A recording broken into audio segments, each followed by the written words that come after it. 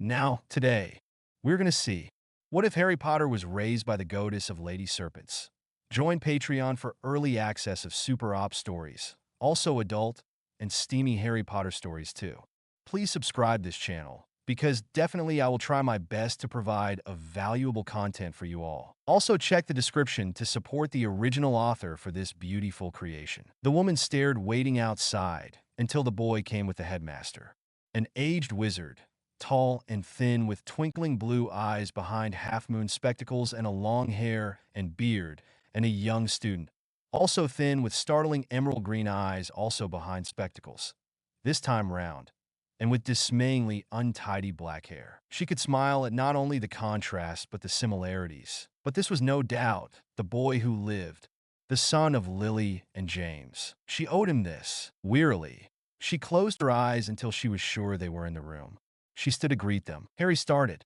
The woman in front was astounding in many ways. The first thing he noticed was her beauty. She was very pale, her skin the color of finest white milk, and equally smooth, which was a stark contrast to her hair, a lustrous deep black, like a river of polished obsidian, and it even looked like liquid, with a headpiece of white beads woven in. She was also richly dressed, in a black coat with a thick cloak made of black feathers, hundreds of them, and strawberry-red boots with silver embroidery. Harry was puzzled. What was the reason for Dumbledore taking him here? And who was this woman? Ah, Lady Athelinda, Dumbledore greeted warmly. I was beginning to think you'd lost your way. Hardly, the lady replied. Her eyes fixed on Harry, a black like shining jet. Her features were exquisitely delicate and reminded Harry of a snowflake. He felt suddenly shabby and untidy next to this, which wished at least that he'd followed Hermione's example and used Sleekeazy's hair potion. The lady walked over slowly, not once taking her eyes off Harry.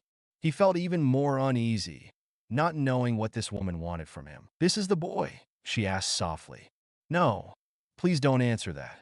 I don't need to see the scar to find out, and I trust that you won't bring me anyone using Polyjuice potion, although that Death Eater was particularly successful in fooling everyone. Yes, Dumbledore said heavily. He did not deny it. The woman, Athelinda, kept her eyes on Harry once again before turning. Please. She gestured with a delicate white hand to the comfortable-looking sofa.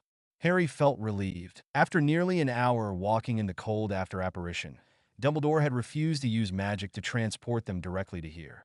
He was happy to sit and see a roaring fire. Two crystal goblets floated towards Harry and Dumbledore and immediately filled with honey-colored liquid. Mead, Athelinda murmured, without even looking at them. Oak matured, Madame Rosmertis. I hope you'll enjoy. She sat down. Harry took the glass and felt the sweet rush of liquid filling his mouth, as well as the rush of warmth that came after. Now, she said after they had drunk their fill. To business, then, Dumbledore? Dumbledore smiled. You know yourself, what you have volunteered. She closed her eyes. I know, she said heavily. But please believe me when I say that after more than 50 years of keeping silent, it is still far from easy to speak at all. Harry was startled. 50 years? This woman couldn't have been more than 30. Dumbledore sighed. Well then, may I suggest that you start at the beginning? It's a good place as any. I'm sorry, Harry said. Professor, you didn't exactly dash. Oh. Dumbledore momentarily looked startled, then amused. My dear boy, surely you must know what the pattern of this particular lesson would be, based on all the previous lessons you've gleaned? Harry was confounded. Well, I thought, sir, that... Dumbledore shook his head, blue eyes twinkling with amusement. But then he grew serious. Perhaps it would be better for the Lady Athelinda to be the one to tell you. First things first, the lady said, her black eyes sharpened. Tell me what happened that night. Harry recoiled. He knew what she was talking about. She shook her head. I know what it is that makes you wish to forget it, she said. But the things that I am about to tell you are no less painful and traumatic for me. Your bare shame for Cedric Diggory, and you were not even to blame. I bear shame for many things. And although he never branded me, I shall never escape the danger, the guilt, the shame, and the pain that I shall always carry with me to the grave. What are you talking about? Harry demanded. Professor, what's going on? Calm. Harry, please, Dumbledore sighed. This is going to be much more difficult than any sane being can imagine. Harry was about to say something, but closed his mouth again. In front of them, the lady, Athelinda, regarded them quietly. Her eyes filled with an emotion which seemed haunted. "Your pain for mine, Harry Potter," she whispered. "And then I shall reveal the secrets not even Death Eaters know." Startled, Harry looked at Dumbledore. The look he received, bracing himself, Harry began to tell the story of the third task, the death of Cedric Diggory and Voldemort's revival. All the while she watched, emotionless, save for a single tear that rolled from her eye. "So he really is back," she whispered, putting her head in her hands. "Did you doubt me in the least?" Dumbledore asked. She gave a harsh laugh. "No, but—" She pressed her lips together. Only he would have come up with magic as twisted and foul as this. Harry felt a chill down his spine. "You know him? I thought I knew him." Athelinda looked up. "And then I woke up with a slap to the face and got to know the monster behind the man." Harry couldn't move. "Does this mean—" He remembered something she said. "You knew him," he stated. 50 years ago. 54 years ago. That was when I met him," she corrected. "I was in Hogwarts with him." Harry couldn't move. He couldn't breathe. He could sense himself getting excited. She took a deep breath and sighed. "Yes," she said softly. "Pain for pain. I only ask, no, I beg for one thing." "What?" Harry asked, momentarily distracted and alarmed. "That before you judge me, listen and hear my story," she whispered. "As I've said, I have more reason to be ashamed than you. I may not have been branded with that sign, but Tom Riddle has left his mark in my heart and soul." Harry didn't know what to say. "Now hear my story." 29 August 1942. Her eyes snapped open in the middle of the night. Her mother was shaking her, trying desperately to wake her. Athelinda sat up in bed and abruptly got out. She knew what was happening.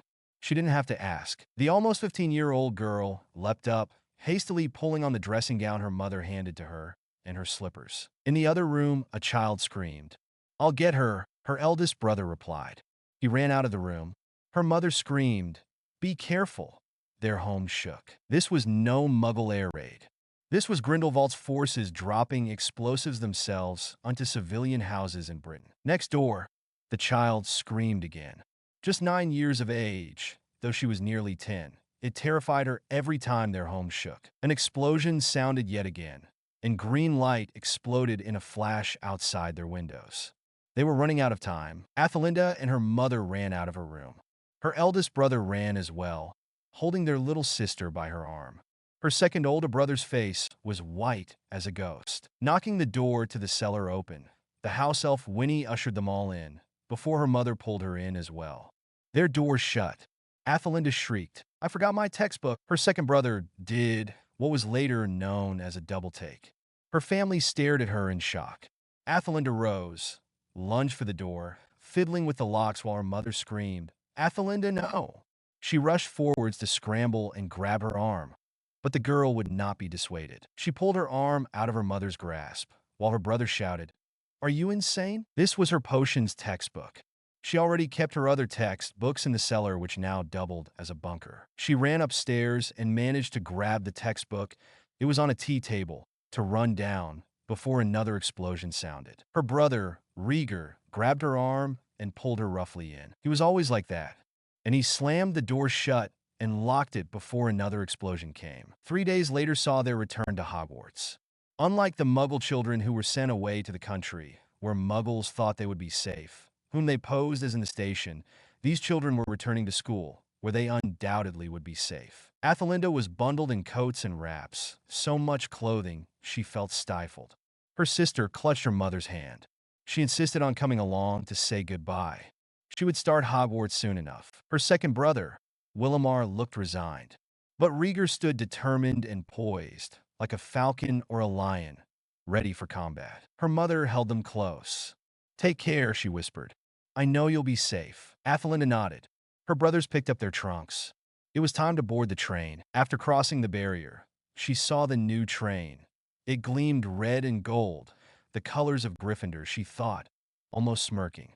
But her smirk was wiped off her face when she remembered where this thing had come from. It was a Muggle device that took the biggest concealment charm ever performed in Britain, not to mention countless memory charms, that was required to make this Muggle invention to be turned into something wizards and witches could use. Only Athelinda could see it. Wizarding society worldwide was going into decline. Now Muggles have learned to fly, and they barely had any groundbreaking innovations for themselves. And they had to modify Muggle inventions instead of making one of their own. How shameful is that? Unhappy with this line of thought, Athelinda boarded the train. She could hear boys and girls arguing and accusing each other of taking their things. Boys and girls showed off new pets. Owls hooted and cats hissed when they were discontent. Parents and students alike all fussed and made sure that their trunks were in place and once again checked that they had packed everything. Parents hugged their children. Children who normally would have fussed about being smothered hugged them back, aware that their homes might not be standing, nor their parents present, the next time they came home. Normally, students would be gushing about the things they did over the holidays, but now there was no real cheerfulness. No joy.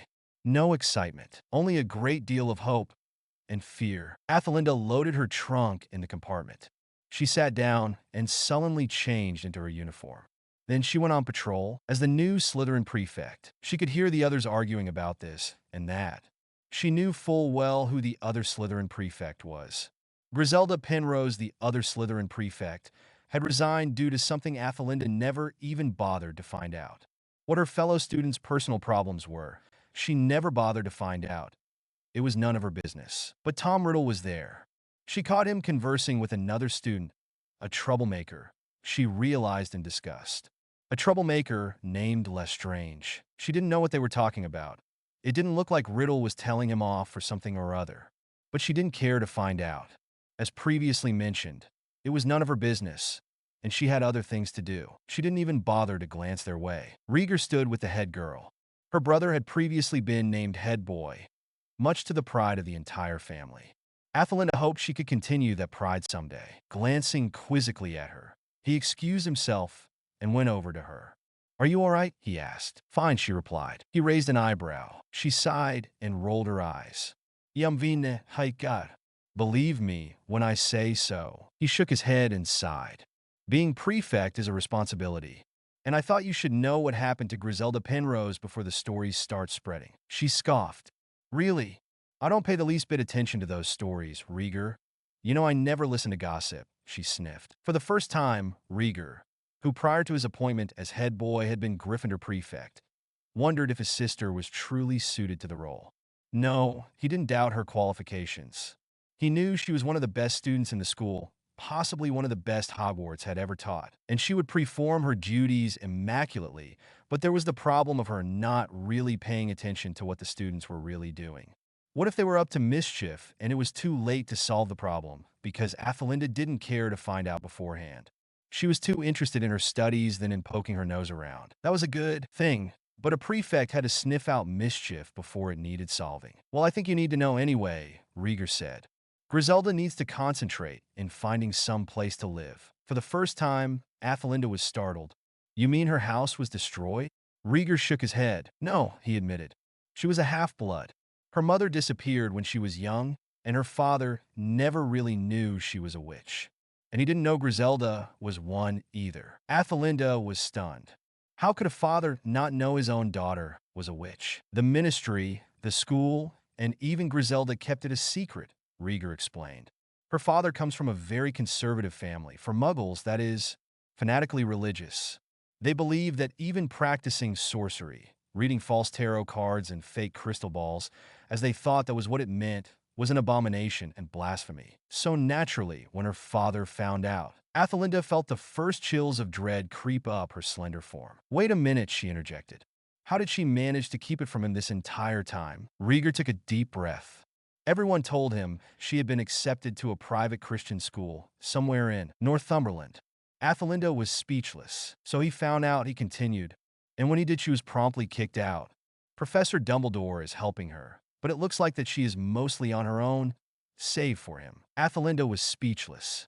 "She was a good student," she whispered, "and a good prefect." She looked heatedly up at her brother. "She helped many students. I assumed that she resigned because she had too much work to do." Her brother shook his head. "She didn't. You're in charge of Slytherin now," he said, "along with Tom Riddle. I know it's not my house, but I can't help worrying about everyone. It's not a happy time, Athelinda." Indeed it wasn't. With that final thought, Rieger went back to his previous conversation with the head girl.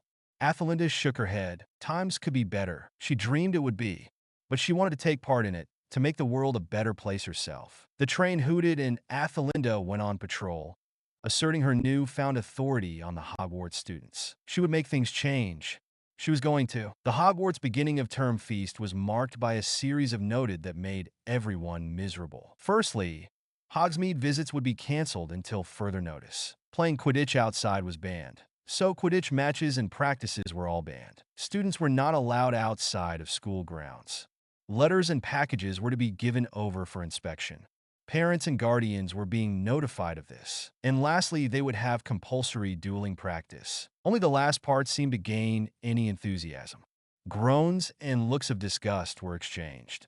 Athelinda popped a chocolate treat into her mouth and glanced at Dumbledore, the Transfiguration teacher. His normally cheerful face was somber, and they had already started rationing. So even Hogwarts had little to give in its feasts. The armed forces, both Muggle and wizards, were making their next move. And she knew this because her father was one of them. Let the Aurors handle everything in Britain. The armed forces would do the real work. Eyes cold, she rose after the feast to guide the first years to their dormitories and common rooms. This was not going to be an easy year. The dungeons may seem cold and dank, but once inside the Slytherin common room, the place always seemed to cheer Athelinda. It was a little formal, but she liked it, and she was used to it enough to see it as her home. Even with the unusual artifacts like ancient skulls and ancient silver instruments decorating the place. It was grand, it was cold, it was mysterious, and that was the way she liked it. Some people even pretended it was a mysterious underwater shipwreck. She smiled at that. The first-year students were gazing wide-eyed around the place. Low-hanging green lamps glowed, and the furniture were made of dark wood upholstered in green and black. Tapestries, including a rather grand one featuring Merlin, hung on the rock walls, and the sofas were dark green or black button-tufted leather. She sighed in delight. She was home. Home where the mysteries and secrets of the past were kept. Home where the great Salazar trained Merlin to be the most powerful sorcerer in history. Home where mysteries and magic were discovered and young minds reared to be great. Or at least they used to be. The smile slid off Athelinda's face. The password changes every fortnight, she announced. She pointed to a board. Make sure you read it at the appointed time, or else you would be stuck outside unless someone is kind enough to let you in. She gestured with her head to Tom Riddle. Boys' dormitory is that way, he announced, pointing his long-fingered hand. For girls, it's this way. All your belongings have been transported there, and you have each been assigned a 4-poster bed. Make sure you sleep on the right one. All your belongings are placed at the foot of your bed. They each took turns telling the students the rules and regulations. The head of the house, Professor Slughorn, the procedures for boring things like laundry, the bathrooms, and so forth. Timetables would be handed out at breakfast tomorrow, or what they wanted to do if they had laundry. What time breakfast, lunch, and dinner would be served. How much recreation time they had. All those things Athelinda dutifully told the Slytherin first years and any idiot who had been to Hogwarts for some time, but chose to forget. She then spent some time telling students off, making sure they were complying with school rules, banning items that were forbidden, making sure to write to their parents and report them to Slughorn or Headmaster Dip Pet if necessary, all the while scowling to herself that she still needed to look at her astronomy chart again. If it was possible, she would redo it. She could always do better. She knew she could, and she would take every opportunity to do so. She guessed Slughorn didn't take much time choosing the new prefect either, she thought as she entered Griselda's former room. The prefect room where the female prefect slept. The 4-poster bed was ancient, ornately carved and hung with green silk and silver trimmings. It was furnished with dark walnut and maple and had an ebony bedside table and wardrobe. The room was very spacious. Athelinda hastily rummaged through her textbooks and found her chart. Waving her wand, she erased everything and sat down at her desk to do everything again. When she was finished, she was satisfied for a while. Sighing, she sorted through her textbooks and redid every piece of homework. They were not bad, but she knew she could exceed everything she had done. And she read the new textbooks again, just to be sure. She wrote notes and made corrections. Time was too valuable. She could gain so much more, erasing, making notes, writing on parchment. She had brought mountains of those, Athelinda was too absorbed in her work to do anything else. That was just the way she liked it. And soon she would achieve much more than anyone had ever dreamed. She would accept no less. Merlin was her hero. He changed the world. She thought, glancing at his tapestry portrait before she went on her way. Athelinda did the usual prefect duty of guiding the first years back to the Great Hall, where the feast was served last night, and where they had breakfast that day. She went to greet Professor Slughorn. "Ah, Athelinda, dear." Slughorn boomed in his jolly voice.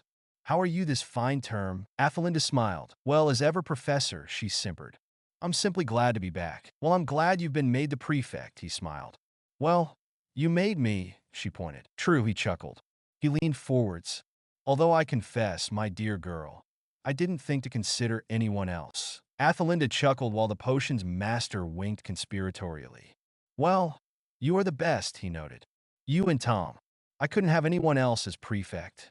No doubt that you're sure to be on your way to be head girl soon enough." "Thank you, Professor. I think you're too kind," she said, pretending to be astonished by his remark. "Nonsense," he said. Although he actually showered his favorites with gifts and job opportunities the less talented could only envy. "I was just speaking with Tom. He suggested that you would be the next prefect when poor Griselda stepped down." Startled by that remark, Athelinda shot an involuntary glance at Tom Riddle. Since when did he take such an interest in her? "Well," she stammered, "I'm honored either way. Slytherin is a great house. Yes, even though some idiots tend to be prejudiced." He scowled. "If they don't mend their ways, soon we'll have the whole ministry behind us, arresting us for being Grindelwald sympathizers. Have you ever heard of such a thing?" "Bah!" Athelinda empathized. She knew what it was like. A number of students in their house came from old pure-blood families with great fortunes. These had ancestors who had fought in wars and struggles against Muggles, and many had thus lost family members to terrible fates such as hanging, drownings, or, God forbid, the witch burnings. When the International Statute of Secrecy was imposed worldwide, this provoked a fury in many of these families. They had sacrificed so much, lost their loved ones, and for what? For their governments to accept defeat and decide they should all cower and hide underground? So they taught their rage and loss to their offspring, and these were passed down from generation to generation. And then Grindelwald rose, promising freedom and the ability to walk in pride and unashamed to all. It was almost too tempting for many. And Griselda Penrose was only one person who suffered at their hands. Even to that day, wizards and witches were not safe. They were lucky enough that the Muggles were distracted with their war, but these were getting out of hand. They discriminated strongly, and some were even arrested, arousing suspicion within the ministry that they might be in league with Grindelwald and were his spies. They were bringing shame upon themselves. Yes, Grindelwald's idea was tempting, but Athelinda was certain murder, torture, and dark magic were not the way to do it. She wanted a different path, wanted to change the world another way, into the shining image she had long since envisioned. Athelinda sighed. "One can only do so much, Professor. It's not your fault these people are deluded. I can assure you, I won't accept any prejudice to taint our image of a great house." Slughorn beamed. "I knew you'd say that, my girl. I knew I could count on you." Athelinda smiled. Of course he could. There was no one who couldn't. If only the monsters like Grindelwald, the cowardly idiots in the ministry, and the unambitious, resigning persons who were content with the way things were could just get a hold of themselves. She saw her brother at the Gryffindor table. He was holding a letter. The look on his face. He looked up as he saw her walking over to him. "What is it?" she asked. "Father's been injured." It was all he could say. Athelinda felt as if the world had opened up a gaping, black, bottomless pit beneath her feet. She staggered and sat. "Easy." Her brother reached out with a warm and comforting hand. "It's not too serious. Soon he'll be patched up. Mother just wrote." "Then what?" she spat. "He'll go back to the front again?" She looked furious. "It's not how I want him to live out his life." "Well, how do you want him to live out his life?" Rieger asked. She looked incredulous. "I want him to retire, return home in peace. To go home, be a family once more." She looked miserable. "I don't want to stay up worrying about whether or not he'll make it home, whether we can bury him, or whether we can even find his body." She looked down at her hands. Hot tears soaked the inside of her eyelids as she thought about how long this war would last and how long she would have to wait listening for every shred of news, until she could be sure father would return home. It wasn't how the world was supposed to be. How had things happened? She thought. How did the world manage to get into such a place? She knew things had to change. One day it would. This much will be. She looked up. Her black eyes met his blue ones. He had deep blue eyes, but almost icy in color. He inherited that from their mother. She didn't know where her black eyes came from. Possibly, it was an effect of the Naga venom. Willamar came over from the Hufflepuff table. His face was ashen. Rieger took a deep breath and prepared to tell the news. She couldn't stay here. She had to console herself. She had to make plans. And plans she did. Yes, I know. Rieger is the name of a prince in Game of Thrones, but I like the name, so I named Athelinda's elder brother after him. Athelinda herself is a variation of the name Ethelinda. I admit I switched the E for an A, which itself comes from the Anglo-Saxon Ethelinda, meaning noble serpent. Cool name for a Slytherin, huh? As for her powers, this will be explained in the next chapter, along with her mysterious background. As for the armed forces thing, well, I don't really expect Aurors, and there are only so much of them in the wizarding world anyway, and they're more like policemen anyway than real soldiers. To be the one to fight against dark lords with vast and colossal armies such as Voldemort and Grindelwald. So, why not have armies of your own? But that will be explained in the next chapter. What in Merlin's name? Rieger said irritably. Willamar looked slightly bored. Rieger was upset. The letter from his little sister had been taken in for inspection, as ordered, but it was still irritating to know private letters between family members were being read and inspected. Rieger knew he could spend little time with his youngest sister before Hogwarts. He was in his 7th year. By the time she was old enough to enter school, he would be long gone, and thus able to worry about her all he liked because he could never be there to look out for her. But then again, she was far from stupid, and he wouldn't even know if she would be in the same house. All his siblings were sorted into different houses. Willamar in Hufflepuff, Athelinda in Slytherin. They hadn't had a Ravenclaw yet, he thought with a smile. And Philomena was a prodigy. There was no denying. In fact, the 4 of them were considerably more advantaged over their fellow students. Their mother was a teacher in Durmstrang, before she decided to resign in protest over the use of dark magic conducted by students who admired Grindelwald, and the harsh punishments the teachers imposed on them, which she called sadistic. Rieger sighed. My year as head boy, he said sourly. I could celebrate. Oh, stop being so sour, Willamar said cheerfully. Everyone looks up to you. And you did have a choice. Casting an irritable glance, Rieger was tempted into disobeying orders and pulling out his broom for Quidditch. Speaking of which, did I mention that I heard from Professor Marathon that the duels would be a series of competitions? Willamar said, not simply to test us, but the one who would be winner over the whole school will be selected to compete in the dueling circuit. What? Rieger was startled. How does this help? He said, overcoming his astonishment. It helps because it might be the doorway to your qualifications to being accepted into the clan's forces, Willamar said patiently. It is what you want after all, isn't it? Rieger was unable to speak. He was stunned. Truly, he said. Willamar nodded. Well, you are in your final year, he pointed, and you are of age. So, why not start preparing, so they would be happy to accept you in training? Dueling champion isn't a bad way to start. No, Rieger said slowly. Do you think the clan leaders will accept me? Do you want to help? Willamar asked. Or do you simply want the glory? I want to help, of course, he said, sounding shocked. Well, Willamar gestured. It's not a bad way to start your preparations. He snorted. I doubt the preparations of Hogwarts would be enough. The clan had an almost brutal ways of preparing their troops. Training could cost a life as easily as a battle or a mission can. Well, we start at the dirt before we can reach the stars, Willamar said. It's a saying, isn't it? Rieger was silent, and he didn't even listen to the last part. He knew what he wanted to do. Athelinda redid, and perfected her transfiguration homework to new heights. She was not pleased for long. She redid it again, thinking she could do better what she did. She could hardly be satisfied.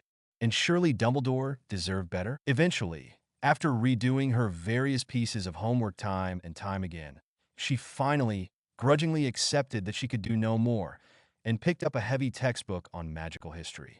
It was a favorite subject, and she could always improve herself. She wanted to do better. After all, She wanted to improve the world. Wait until they all see the plan she had, she thought as she delved into the book. But she had read and reread this so many times that she got easily bored. There was nothing new this textbook could give her. Perhaps she should get another textbook. I'll order, of course. She hated not being able to go to Hogsmeade. Her mind wandered. She then heard students whispering.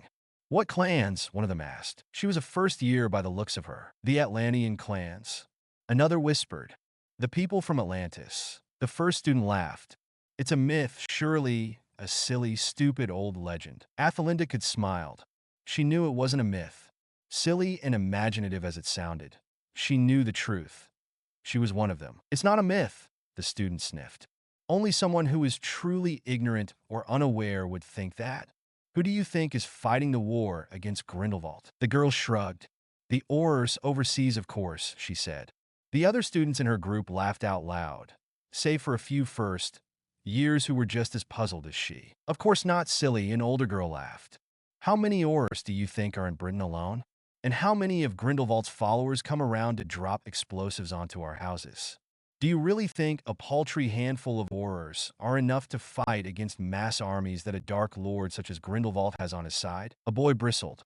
My father's an Auror. My apologies. The elder girl shrugged carelessly. But you know what I mean? No matter how skilled, they're not enough. No, Aurors operate on domestic grounds alone.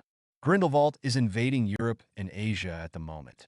Aurors can only operate on their home soil. If they leave their countries, they no longer have any authority to do anything, even law enforcement. No, we need real soldiers for the fight. People who have been trained as warriors since birth. They are the survival of our race. There were murmurs of agreement. Athelinda didn't usually listen in conversations, but now she needed encouragement.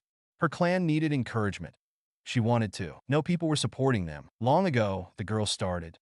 There was an island called Atlantis, and it was unique because it was the only entirely wizarding nation in the whole world. Not like what the Muggles say. It was the greatest human civilization. Think of ancient Greece and Rome. They were babies compared to Atlantis. There were murmurs of agreement. It was a society where the greatest of the great lived, protected by barriers that prevented hostile forces and kept Atlantis hidden from Muggles and their ships. The greatest arcane library was found in Atlantis. Scholars, musicians, artisans of all kind, its home. Nothing could compare. Think of the greatest center of culture. Atlantis was more than 1,000 times its better. The people flourished. They were the richest nation and had the most advanced magic and technology. Some people even claimed they managed to combine mechanics with magic, something which many witches and wizards have tried to produce, but failed to recreate. If only they knew, she thought, that the secret was never lost. Atlantis' own people were different. They aged slower, and they transfigured their own genes so they would be born stronger, faster, sharper in senses, and even more attractive than ordinary humans. But the Golden Age didn't last. Atlantis was destroyed nearly 1,500 years ago by a great cataclysmic tsunami. Yes, Athelinda was bitter. That was the real tragedy. The greatest civilization, the very epitome of what wizards and witches should be, was extinguished. But the people didn't die, the girl continued. Many of them fled. Hundreds of years later, a boy named Merlin and his young sister Igraine arrived in Britain. There was a huge drawing of breath. Merlin? A boy said excitedly. The Merlin? How many of the Merlins do we know of? The girl laughed. Yes, that Merlin. He was taught and trained in Hogwarts and was sorted into Slytherin. His teacher was none other than the great Salazar himself. The Slytherin's pride, Athelinda thought. Merlin, undisputedly the greatest sorcerer in history, was trained by none other than Salazar Slytherin himself. Unfortunately, it was almost all they had. Soon after, Igraine married a Muggle king, the girl explained, and had 2 children with him. The elder was Arthur Pendragon, High King of Britain, and the younger was Morgana, the Dark Witch. A first-year girl sounded puzzled. No, don't believe those stories, another older student sniffed. Morgana has often been mistaken for Morgause, her elder half-sister. For a fanatic, magic-hating Muggle, Uther Pendragon the King had a strange attraction for witches. So much so that before he married Igraine, he had a child with a dark witch who had Morgause. The names are similar, so the two are often mistaken. And we know that Muggles tend to forget Morgause and put Morgana in her place in many adaptations. Hence the confusion. Yes, the other older student replied. Morgana was loyal to her brother. Together, the three of them ushered a golden age, where witches and wizards actually coexisted in peace, and where no mage actually had to fear for his life. Of course, when Arthur died or left for Avalon, according to whatever story you choose to believe, everything fell apart, and Muggles started hunting witches and wizards again, and the other way around. But the Atlanteans survived, she continued, and many of them regrouped and settled in various parts of the globe, mostly in Europe and Asia. They live in lands where no Muggle knows of their existence, and in cities where no witch or wizard can ever enter, except those who are invited. The clans have their own scholars, inventors, powerful mages, artisans, and so forth. And yes, they have the military power that every Ministry of Magic is depending on to save them from Grindelwald. Who's fighting for us? A girl whispered. The Volsunga. The older student replied. Clan Volsung. You may recognize the name from Sigurd or Siegfried the Dragon Slayer. But it's where the Pendragon family and Merlin trace their origins. There was an odd silence. You know, the girl whispered conspiratorially. There's one of them in this room. She gestured towards Athelinda. There was an odd, shocked silence, and then whispers. Athelinda knew it all. It was her family's history, and she would continue it. One day, she vowed, the age of Arthur, Merlin and Morgana would return. And this time it would last. It was her dream, and she would have a part in its making. Rieger stared determinedly. The dueling club was the best part of the new school term. Well, they couldn't do anything else. Students had been roaming restlessly, bored and discontent at the rules disallowing Hogsmeade visits. Several times he had had to break up several fights and bullying miscreants who harassed the younger students and even each other. Parents would be waking up to owls bearing letters of complaint against their offspring, and it didn't matter if many of the old pureblood families spoiled their children and were lax on discipline. Rieger would never be. On top of it all, he was a Newt student, and like his sister, he was a fanatic in doing the best he could. School examinations were unpleasant, but Newt's were particularly nasty. He always erased and redid his homework, like his sister, thinking that better could be achieved, but his ambitions weren't that enormous. In fact, he did not see an immediate need for a worldwide Camelot, the way his sister dreamed. He knew it was going to happen anyway. The international statute of secrecy couldn't last forever, and sooner or later Muggles would, in fact, discover they were more than myth and old superstition. He only hoped they would remember Merlin, the sorcerer even Muggles revere. The duels would take place in the armory. He was eager to see. First years would duel with each other, second years as well, third, fourth, and so forth. The top student winners, excluding the first years, would compete with one another regardless of year, until only one champion remained. That champion would enter the International Duelers Tournament. They could also very well mean that if the student was Atlantean in descent, they could be accepted into the clan's armed forces as a cadet. Taking a deep breath, the students were organized into pairs. Rieger's dueling partner was a spoilt, snotty-nosed boy with limited talents whom he disliked. He blasted him easily, but was severely disappointed in the lack of competition. If he wanted to impress the clan's leadership and gain a gateway into entering the armed forces, he needed to do better. Athelinda had been piling on her studies until the time came for the dueling club. Excited, she was about to show them just how well she had been trained before she even came to school. Blasting her opponent with a stunning spell was easy. The repertoire of charms, jinxes, and hexes she had piled up were extensive and varied immensely. She knew she was not allowed to do permanent harm or to shed the slightest bit of blood, but she did very well nonetheless. Oliver Wormwood came up to her and tried to attack her with a silencing charm. She smirked. She didn't even need to cast her spells verbally. She dodged it. Even though she could easily have blocked it, she wanted the element of surprise and shot a stick-fast hex towards him. It pinned his feet on the ground, and she didn't even pause, shooting a smokescreen spell around him. While he struggled to magically unstick his feet and clear the air, Athelinda threw a stunning spell at him, knocking him out easily. But she couldn't use stunning spells all the time in real life. Her next partner came up. It was Florence Balcroft. She was a pretty golden-haired girl with curls and sparkling blue eyes. And she was smart. Florence took a deep breath. They simultaneously approached one another, whipped out their wands, and bowed their heads. Then they marched back to their places. 1. Professor Marathon boomed. 2. He boomed again. 3. He announced. Florence shot a spell towards Athelinda. It came in a jet of red light, which she easily blocked with a shield charm. Smirking to herself, she cast another spell, the Eve Root Statum, and it threw Florence backwards. She landed hard but scrambled back up and threw another spell at Athelinda, a freezing charm. Athelinda caused flames to erupt in a wall in front of her, and before anyone could find out what was happening, Athelinda cast another spell, the Aguamini, and drenched her with water. Spluttering, she couldn't even cast another spell before Athelinda cast the Entomorphos, and Florence was an insect. She transfigured her back and dried the girl by way of apology. Athelinda cast a glance at Rieger. He was doing extremely well, she thought, better than she had done.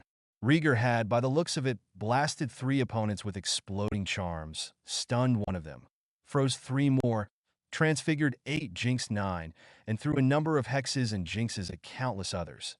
And the morning was still young. This would not do.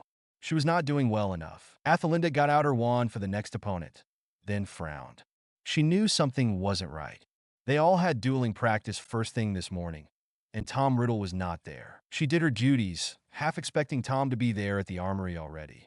But now that she thought about it, Tom Riddle was not present. The next opponent shot fire at her, and Athelinda had to concentrate if she wanted to impress anyone and excel. Athelinda pushed the clothes into place and tucked the loose ends neatly. Her father was home. The winter had arrived, and the snow blanketed everything, so that it was almost a whiteout. She was severely disappointed when she had heard, not because her father had returned safe, but she had expected him to arrive, laden with praises, medals, and promotions. Furthermore, she had long since wished their family name would regain the glory it once had. She had hoped her father would gain some standing, or at least a name that Grindelwald could fear and view as a threat. But no, he had arrived in his usual post, which, admittedly, was higher than most, and with 1 medal for bravery. That was it. So with a sour taste in her mouth, she accepted the news. What other choice did she have in regards to him? But it tore at her, not being able to do anything about anything. In the meantime, there was a dark lord that was becoming more and more powerful than any dark witch or wizard had ever been. Europe was being devoured and ground up, and Britain and other countries that had escaped Grindelwald's notice so far were simply waiting for the same fate. Sighing exasperatedly, angrily, she threw another robe in. It wasn't that she wasn't glad that her father was alive and safe, home for Christmas, no less, but it would have been a chance of joy, enthusiasm, and above all hope if her father had returned a legend. It was too much to ask for. Groaning mentally, she went about her prefect duties. Slytherin House was in good hands. She knew that much.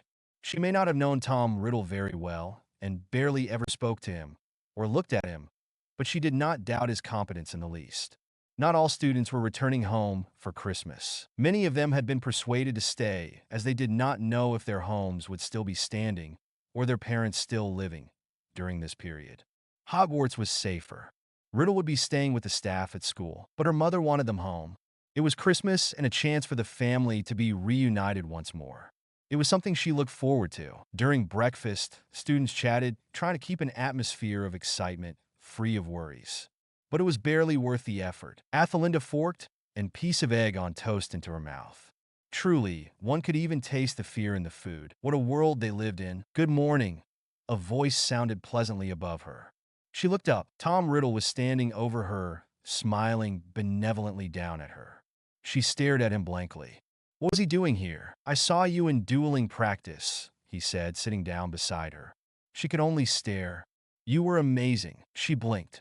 I didn't see you in dueling practice. That is because your brother won against me with a trick spell and a disarming one, he laughed slightly. I was out in no time. There was something not right. I won against 3 seventh years, with blasting hexes, 2 with a variety of jinxes, used a freezing charm on one, stunned another. But, ultimately, your brother managed to use his brilliant mind against me, he laughed. She narrowed her eyes in suspicion. I thought you were in 6th year. I am, Tom said smoothly, which was why after I won, Professor Marathon pitted me against the 7th years. Athelinda felt a strong tang on envy. This boy had won against all his classmates, moved on to the next year group, and won against many, in spite of the limited time period. Even if he had ended up losing, he had done something she could not do. She didn't even get past 3/4 of her year before the time ran out. But there was something else. It hit her and made her wary. Why would he be watching her? Rieger was the most spectacular duelist she had ever seen. Even Professor Marathon and her own father had said so themselves. And he was closer. Why watch her instead? I thought you would have watched my brother, she said slowly, suspiciously. Tom shrugged. My eyes wander a lot when I'm not concentrating. I saw you and watched instead. Now that was unlikely. Possible, but unlikely. Rieger was so spectacular and fantastic. No one would be able to take their eyes off him, especially if they weren't doing anything, as to watch his younger sister over him. Well, she might have been good, and like him, she didn't lose, but there was not a single person on Earth that would not have watched Rieger but her instead. That's very kind of you, she said coolly. Well, I know Slytherin House would be in good hands. After all, only a fool would doubt your abilities. No, not even. Even if Professor Slughorn isn't here, I am certain you would do very well in managing all the students left behind. She tried to sound as dismissive and disdainful as possible. What was he trying to do? She didn't know Tom Riddle well at all. As aforementioned, she barely even spoke to him, never took a good look at him. Even if she did, her eyes never lingered. What did she care? He had a large group of people flocking to him, but he was one of the school's brightest and most promising along with her brother. There was talk that he would replace Rieger as head boy once the latter had left. Tom Riddle had a large group of friends and admirers. That, and his talents and ingenuity, were all she knew about him. She never paid much attention due to the whole idea of it not being her business in the least, but she also disdained them. They ranged in different kinds. Some were intelligent and bright, with promising futures ahead of them. Others were considered dunces, even by some teachers. A number were wealthy with old names. The others were poor or middle class. And a reasonable amount was what she considered to be troublemakers and bullies. She vaguely remembered Griselda Penrose dragging a number of them to Slughorn, or even to Dip Pet. She knew they had a habit of harassing the younger students, although they seemed to be on their best behavior when Tom Riddle was around.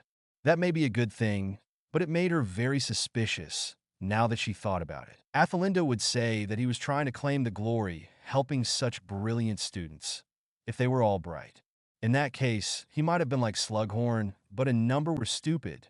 Some were even cowardly. Tom Riddle, however, held tutorials for students, like her brother, so perhaps he wanted to claim that he helped the next generation of brilliant wizards and witches and aimed them to greatness. So, what? Was he trying to recruit her? She scowled. She was not his sycophant. Furthermore, she needed no one's help. Her marks were soaring higher than she had ever imagined. Riddle's people, as she disdainfully decided to call them, revolved around him and depended on him like planets to a sun. They needed him. They were less like friends and more like devotees who worshipped him, she thought. That was the difference between him and her brother, who was utterly warm and at ease with everyone. Tom Riddle, however, now that she saw him, was disgustingly charming with everyone and seemed to pull the strings. She helped the other students with their trunks and boarded her sleigh after her own trunk went in. She felt the winter wind whipping her face as the sleigh rode forwards and felt the heat in her cheeks counter it, flaming with anger. He wanted to claim responsibility for her achievements. She hated that. No one would claim responsibility for her achievements or failings, not even her parents. Everyone just had to accept that. Never would she walk in anyone's shadow. Not even her brother's. Never. It was good to be home. The lights glowed and Christmas was certainly on the way when Athelinda, Rieger, and Willimar arrived home. Philomena squealed and ran to greet them. Rieger caught her and spun her round in the air, while she cried for joy. Athelinda entered the manor. It was the family home in England, and she had a number of others. Wrapped in an ermine mantle, she was grateful for the warmth when she stepped indoors. The large atrium glowed with its chandelier, carved from crystal, not candles unlike other witch and wizard homes. It was handsomely decorated, the walls paneled with warm wood, ornately carved, and above it the walls were painted the color of honey. The furnishings were elegant and tasteful, and it was decorated in undeniable taste and beauty.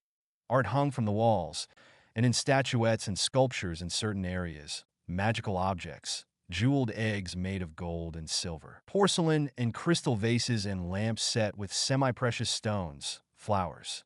Not too much, but most certainly wonderful and impressive. She smiled, and in the living and drawing rooms, warm fires were burning.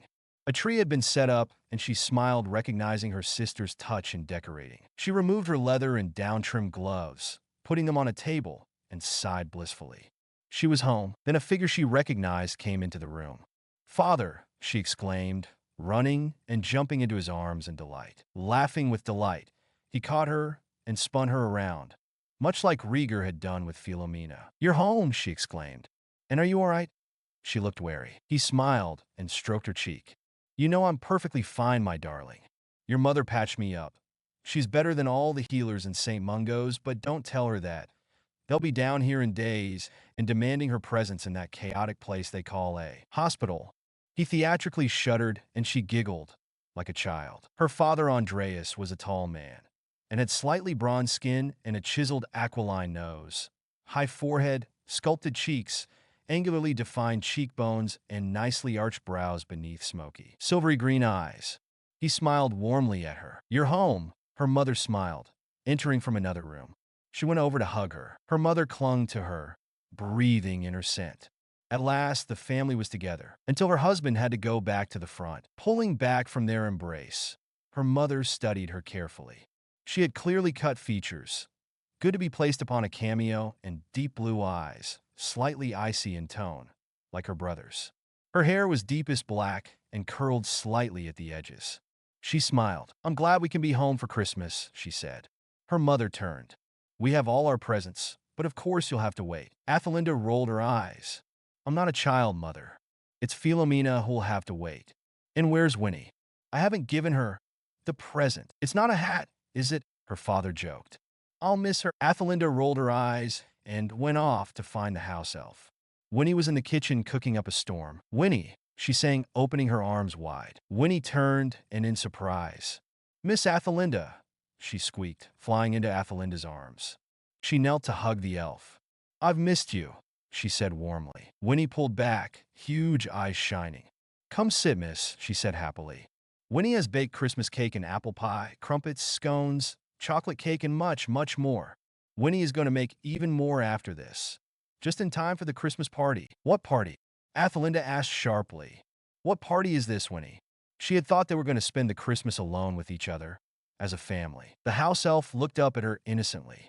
"The party the master and mistress organized for Miss Athelinda's debut." "Debut?" She was alarmed. "Miss Athelinda's father wants her to meet society wizards," Winnie squeaked. "He wants to invite wizards and witches for Christmas, and everyone can celebrate and have pudding and cake and turkey." Athelinda drew back in alarm.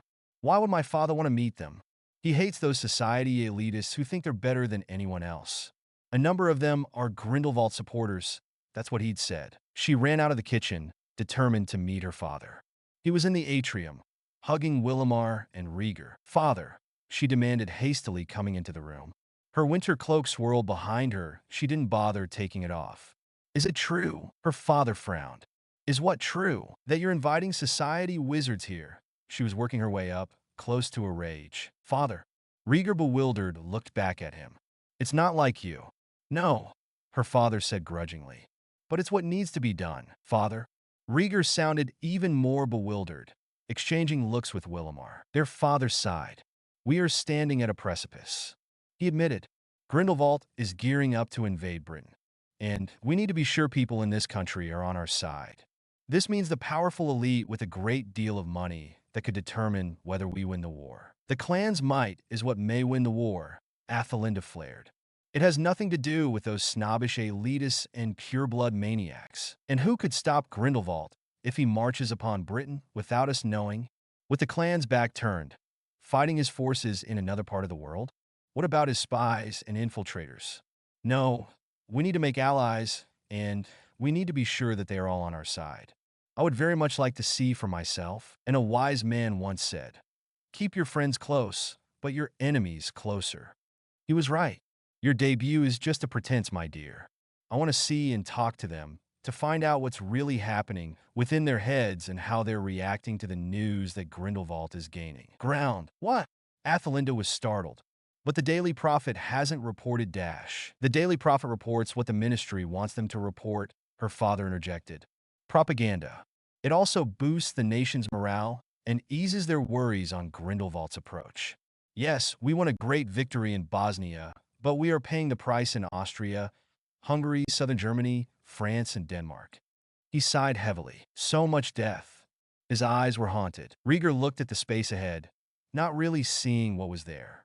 This was what needed to be done. The Volsung clan needed soldiers. Her father opened a carafe of brandy and poured a glass. He downed it. I am weary, he said, but I cannot rest unless I know you children can be safe in Britain and abroad.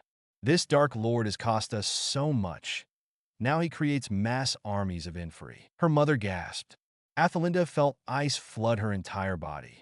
No, not even that much, possibly. But her father knew. The numbers of inferi he created numbered 10,000 when they attacked us in southern Hungary. His eyes were hollow. Not just muggles and magical civilians, but his dead soldiers which had been transformed by his orders and our own. Dead comrades, good soldiers that shared our meals and stories, laughed and defended us in life, costing their own, animated to attack us. He wants to spread fear and chaos, but he knows against the Volsunga it is a puny effort. So he's increasing his power. I don't want to use you, her father said, looking up. But this is for your own safety as a whole. I'm getting tired, my darling, and I want this war to end soon, with as little casualty as we can hope for. But we cannot afford to lose this war, as it will mean the loss of everything we know of and hold dear. Rieger was silent, contemplating. The clan needed more. They weren't the only clan fighting Grindelwald, but he looked up and he strode off. Their mother was a statue. I knew Gellert Grindelwald, she said. He was a few years above me in school. She was frozen.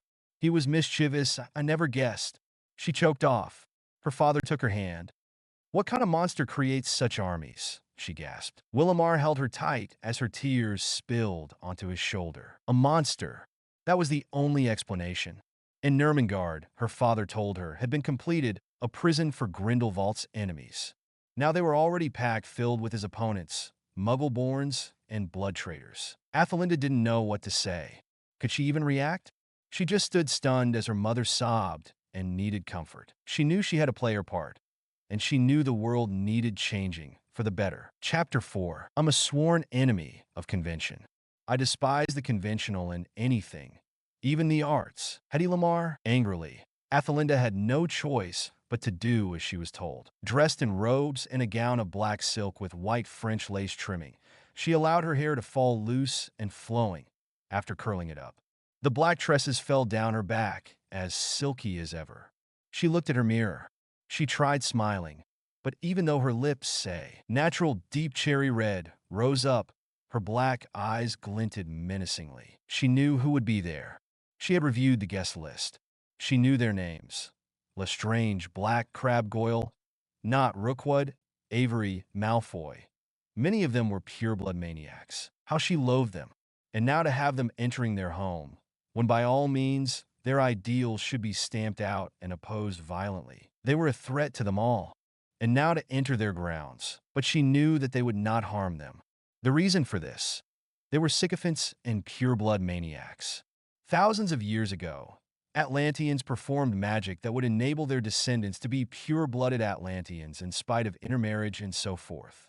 There were no squibs produced in any of the clan's families, even if they married muggles. And of course, to safeguard such atrocities, those fools would be edging their sons forwards to Athelinda in hopes of an engagement. And not to mention, they were one of the wealthiest families in Europe with powerful connections. So, let on, she thought bitterly as she left her room. The ballroom would be lavishly decorated in style. The guests were certain to be impressed, even the most snobbish, and entered the ballroom, and she noticed everyone turning to glance at her. She understood her father's reasons, but at the same time, she wanted to scream. How could you do this? Someday she would never have to do anything like this again. Someday, pureblood fanatics would never be a threat. Black silk embroidered with pearls flowed in a graceful train behind her, and a shower of diamond stars. There was white lace on her bodice. A black diamond graced her throat on a matching velvet choker. Her hair had diamonds woven in and a coronet as well. She made quite a sight, as she should, regally holding her head high. She was determined that if she should socialize with snobs who would look down on her differences and beliefs, the ones that would laugh at all her ideas, she would be snobbish to them in return. Athelinda knew that with her majority not far away, only a few more years, many of them were looking for the opportunity to secure their bloodlines by marrying into an ancient Atlantean line. They would be severely disappointed. Athelinda would change the world, and not in the way they wanted. Drinks were served all around. Champagne, martinis, fire whiskey, butterbeers, elf-made wine, brandies and mead, served up in their most prized crystal glasses. She loathed the idea that they were serving their best crystal to these maniacs. If only they could poison them. Athelinda sniffed and went to find her brother. At least she could enjoy some company. Her other brother and sister too. He was waiting for her. True enough, there were a gaggle of girls hanging on to him. They didn't need to be pushed by their families. Rieger was one of the handsomest young men they had ever seen, if not the handsomest. They were so unimaginative, so shallow. Athelinda. Rieger drew himself upright. Rieger Greengrass. Avery, she acknowledged the girls coolly. How do you find the party? Her brother raised an eyebrow at her stiffness, but he knew full well why she was like that. But he needed to remind her of the need to be polite to their guests. Her mood soured further. The party's fine, Rieger said. I rather like it. He shot her a warning look. In fact, these girls were just telling me. Yes, one of them, Lucretia Greengrass, gushed. The whole place is breathtaking. She breathed out the word, and Athelinda could see that she was sincere. Her mood softened. I love the decorations, gushed Majira Avery. And I especially love the way the whole place is lit, Lucretia finished. I'm glad, Athelinda said. And I'm glad you could make it. Many people will be staying at school. Yes, including Tom, Majira said regretfully. Yes, he's staying as well, Athelinda said. Someone has to make sure the Slytherins are behaving all right and help poor old Sluggy. The girls giggled. You know he likes you. Lucretia pointed, eyes gleaming. Athelinda took a step back. What? The girls giggled harder. We saw him, trying to talk to you before you left. And again, watching you during the dueling club. No wonder he lost to you. Although you were amazing, she breathed to Rieger. Athelinda blinked. Just because Tom Riddle watched me duel and said some words before I left does not mean he likes me, she said irritably. She was annoyed. Typical girls, no wonder their studies suffered. She should recommend them to Tom or Rieger for tutorials, she thought. She was annoyed now. Even further, Rieger tried to stifle a smile. I think I would know if Tom Riddle fancies my sister, he said. Merlin's beard. Where did you get that idea? Isn't it obvious? Majira said, giggling. We saw him looking at you many times. Athelinda was shocked, but not because she thought Tom Riddle fancied her. She wasn't a fool. This was not the type of boy to have had any attraction to anyone. She might not have been an expert at gossip, but she knew that he had never bothered to take a girlfriend. Not even Florence Balcroft, Lucretia Greengrass, Majira Avery, and Irma Crabbe. Not any of the girls who drooled upon his parchment and gazed inanely at him, just like they did to Rieger. She knew people had hoped he would get together with Griselda Penrose, but they never did. Tom was courteous, that was all.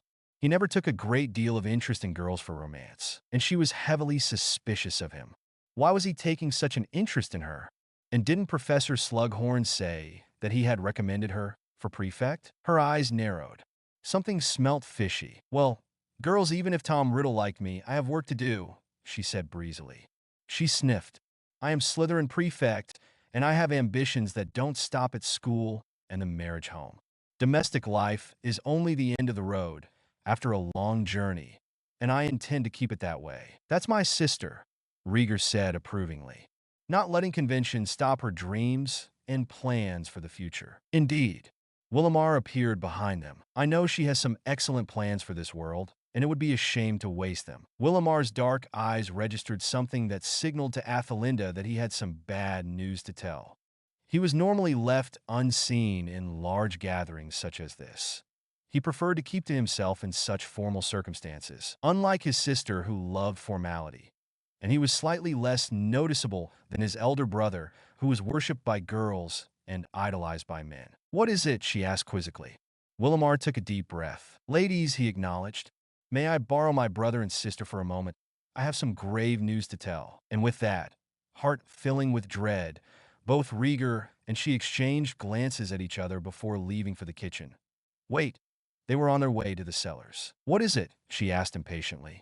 "Willamar, what's happened?" Willamar took a deep breath. "Theodora Williams is dead." A lightning bolt of shock hit her.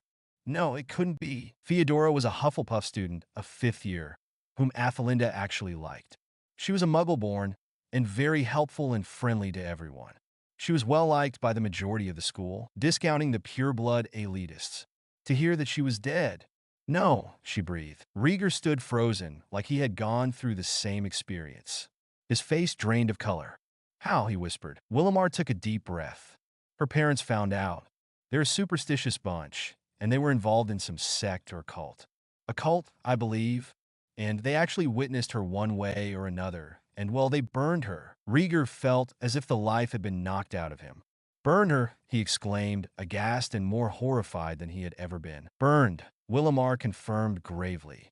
"I like her enormously. She was one of the kindest people I'd ever met." For the first time, Athelinda saw tears shimmering in her brother's eyes. "But they'll catch them, won't they?" she blurted. "Murder is illegal for Muggles as it is for us. They won't let them get away with this. Even Muggles would know if a crime was committed and an underage child had disappeared or been killed." But Willamar shook his head. "Don't get your hopes up," he said. "The Ministry doesn't want the Muggle police to find out. It could mean our exposure in involving themselves with a crime such as this. And it's looking the other way. They're sidelining it, focusing more on covering it up rather than risking people finding out and more support for Grindelwald in this country and abroad." Athelinda was speechless. She couldn't believe it. Theodora was one of the kindest people there ever was. And now they were covering up a crime, simply to ensure their own power was not threatened? This was not the way to deal with such things. If they wanted to show the world they were worthy of support, they could have brought those heartless monsters to justice. Instead, if and when this story leaks out, was it any wonder she thought that Grindelwald was gaining more and more support? The ministries were corrupt, more interested in securing power, importance, and wealth rather than doing any actual good in the world. More interested in keeping the peace and hiding ugly truths than solving the problems themselves. And the only other alternative was through monsters like Grindelwald, who employed dark magic the way people used washing water, who advocated the extermination of Muggleborns. The world was a sick place. A long time ago, it wasn't like that. A long time ago, there was a man, Arthur, they called him, although he was little more than a boy when he first started.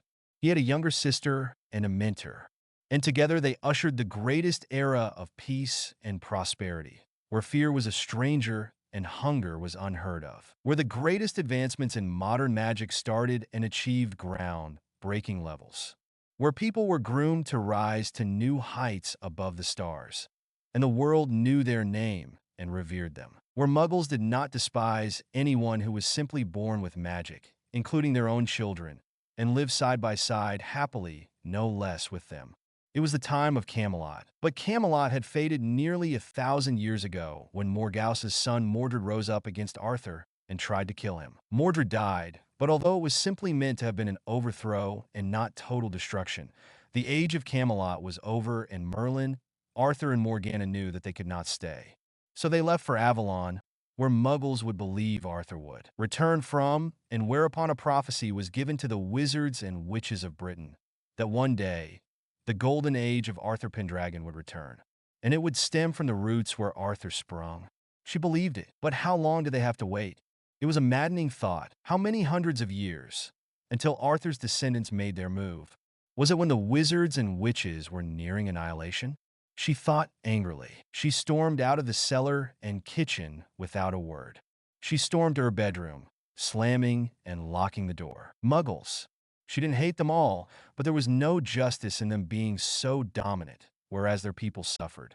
There was no fairness at all in the way the ministry had gone weak and corrupt, and other ministries worldwide were following the same pattern. And the only option was a monster and a lover of dark magic, like Grindelwald. She wanted a society where everyone would hold their heads high. And it was a society no one was going to get. The sickening feeling appeared, and so did a green snake head. It crept from its hollow and slithered all the way to rest comfortingly on her arm, as if sensing her distress, slithering all the way up, gently nudging her head with his, where she sat on the floor with her hands around her knees. She looked up, tears blurring her vision. She saw that it was Vasuki, a favorite friend. She smiled through her tears. "Hello, my dear," she hissed in Parseltongue. "Just when I needed you. Your comfort is greatly appreciated." "I have missed you," the snake hissed in return. "I thought you would have forgotten me. Your house elf does not like me, or any of us for that matter." His tail flicked slightly. Athelinda sighed. "I'm sorry about that, you know. She just isn't used to us in outways. She's scared she might get bitten. And she wants to clean the room, which she very well cannot since you are still here when she arrives. Maybe I should set an assigned cleaning time, and then you would all leave and come back at twilight." "Maybe," the snake responded. Vasuki flicked out his forked tongue. "Come, the others have missed you." He slithered away. Athelinda smiled and got up. In her room were several large urns and vases. Opening a lid, she hissed and cooed softly in Parseltongue. Soon enough, a pale snake head emerged, followed by her slithering body. Athelinda smiled. Manasa emerged. She held out a hand, extending it slowly and smoothly, the way snakes liked. Manasa slithered on it, curling up comfortably. Soon enough, she lifted more lids and whispered softly in more vases. The snakes, one by one, all came out. There were dozens of them. A number were small, but she had one large one. Ceresa slithered from her urn. She occupied the largest, simply because she was the largest. Her coils could wrap around a tree trunk more than twice. Ceresa hissed in joy when she saw Athelinda. She slithered to her, nuzzling her affectionately. Athelinda beamed. "Words cannot describe how happy I am in this moment," she said softly. With the snakes, she forgot about her troubles. Ceresa rubbed her head against her leg. "Something troubles you?" she asked. Athelinda sighed. "The world is a horrible place." Ceresa looked at her, unblinking. Athelinda sighed again and proceeded to tell her about what had transpired. Ceresa and the smaller snakes all slithered around her, wrapping and coiling themselves everywhere, knowing she needed their comfort. She loved them. She did not see the fear other people had when they encountered snakes. They were like humans. They were simply afraid of them because they did not understand. They did not understand if a snake was angry, and that a snake would be frightened that they would be attacked by something that could trample them. They were afraid of getting bitten. Well, snakes were afraid of getting crushed, burnt, and anything else a human might do to them. These were the friends the fluttery girls at Hogwarts could never be. Athelinda had been born different. She had been born in the rainforests of India. Her parents had not known they were expecting when they were called to the aid of another Atlantean clan that resided there. Her mother was a scholar and a teacher of renown, and her father was needed to train young boys to fight against invaders whom she forgot about. The Volsunga had given their permission. It was on this mission, during a trek in the rainforest, that the couple's baby daughter had been born. After laying her to sleep in a makeshift crib, they had nothing else, and they were stranded. Her parents tried to contact others. But while their backs were turned, a being of a magical, powerful, yet unknown kind arrived at the scene. It was a Nagini, a female Naga. Nagas were beings that were similar to the centaurs and mare people in the fact that, like them, they seemed half human and half animal. It wasn't true. Although centaurs were equine as well as sentient, and mare were fish as well, they were beings and creatures in their own right. Not the half-breeds people rudely assumed them to be. And so were the Naga. They seemed to be half-snake in the fact that they were reptilian, and they had a scaled lower body, the torso and tail like a giant snake's. Their eyes were slightly snake-like, and they had snake fangs hidden in their mouths and sharp talons. But they were ambivalent beings and could either be good or evil, the way other beings could. Their language was also Parseltongue, like snakes, and they featured heavily in local stories, being either malevolent, a muggle's perception, mostly ambivalent, or wise and benevolent with advice that, if ignored, could cost the receivers great peril. This Nagini had lost her husband, and her eggs had not hatched.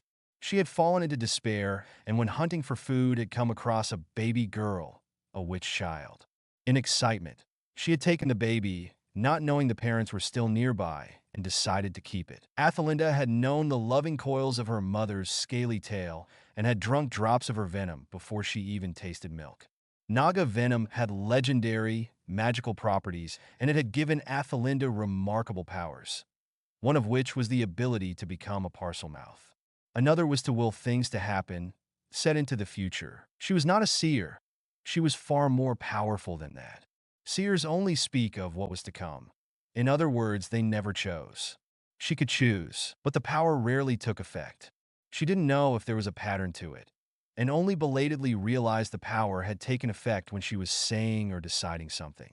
It rarely ever happened, and she could never affect her own future. That was the depressing realization. There were limits to her powers which she did not even understand. She sighed. Ceresa, she had named after her Naga mother, although her parents gained her back. She was heartbroken when she learned Ceresa had died, and thus named a new snake after her, the biggest of the snakes that she had. But her power reminded her that she was far from helpless, and thus, she should stop acting as such. Athelinda stood. She had talent, she had brains, she had power, and above all else, she had a will for the world to change. And Camelot will return. This much will be. Chapter 5. A note of caution. We can never achieve goals that envy sets for us. Looking at your friends and wishing that you had what they had is a waste of energy. Because we are all unique, and what makes another happy may do the opposite for you. That's why advice is nice, but often disappointing when heeded. Marcus Buckingham. The return to Hogwarts came almost as a relief to Athelinda. She wasn't looking forward to her father returning to the front, but he told her he was leaving to negotiate more agreements with the other Atlantean clans to convince them to join the fight. Athelinda knew he would be successful, but not completely. This was Rieger's final year, and he was training hard for Newt's and for entering the clan's armed forces. She didn't know what to think. This was her brother, her elder brother. He had always been there, and soon he would go. He would be brutalized and hardened. He would risk his life countless times, and he would go on to glory, become a legend. She felt it in her blood and bones. He would soar to the stars.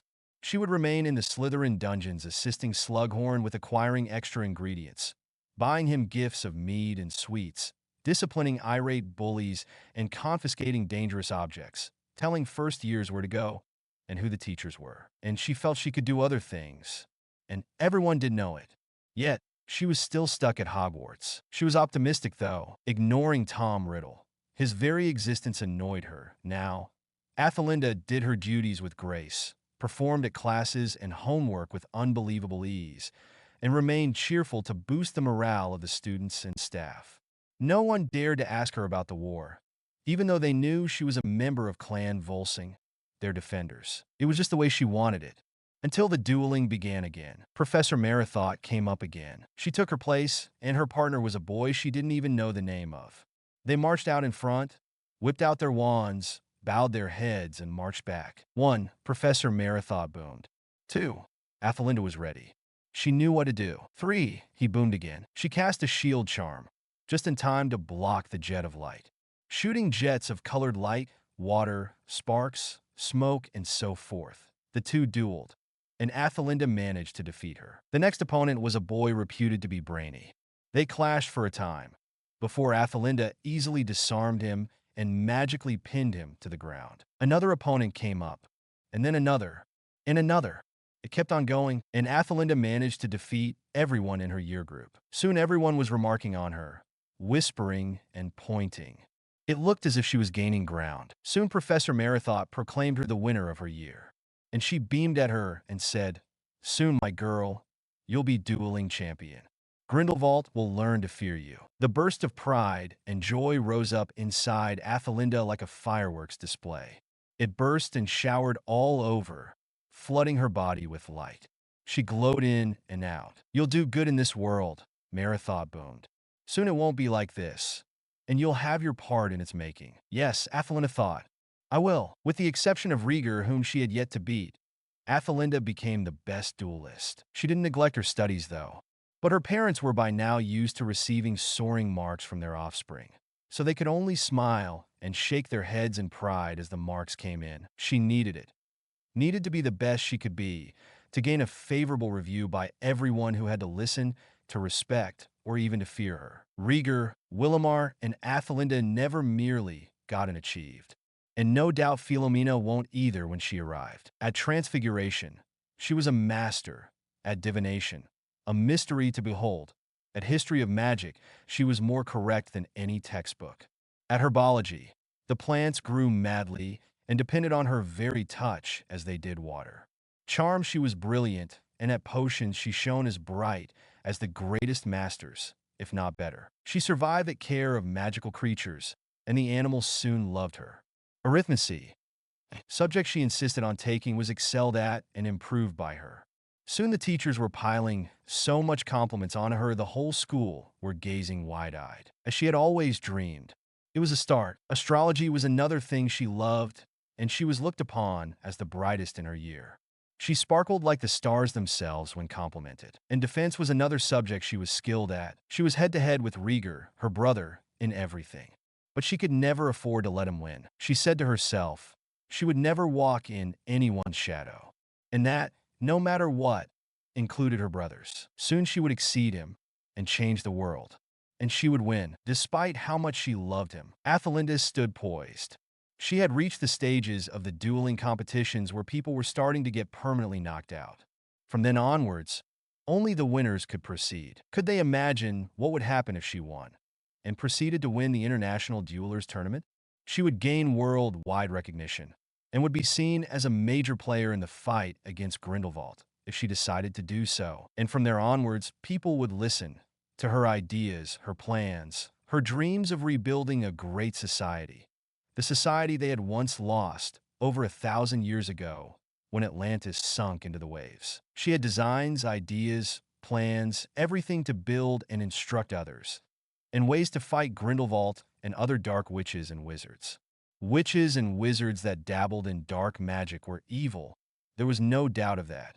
And if they could be taught, things were different. And if those that persisted learned to fear her. At the third stage, Athelinda had long since beaten everyone in her year group. The champions from 5th, 6th, 4th, and 3rd year as well.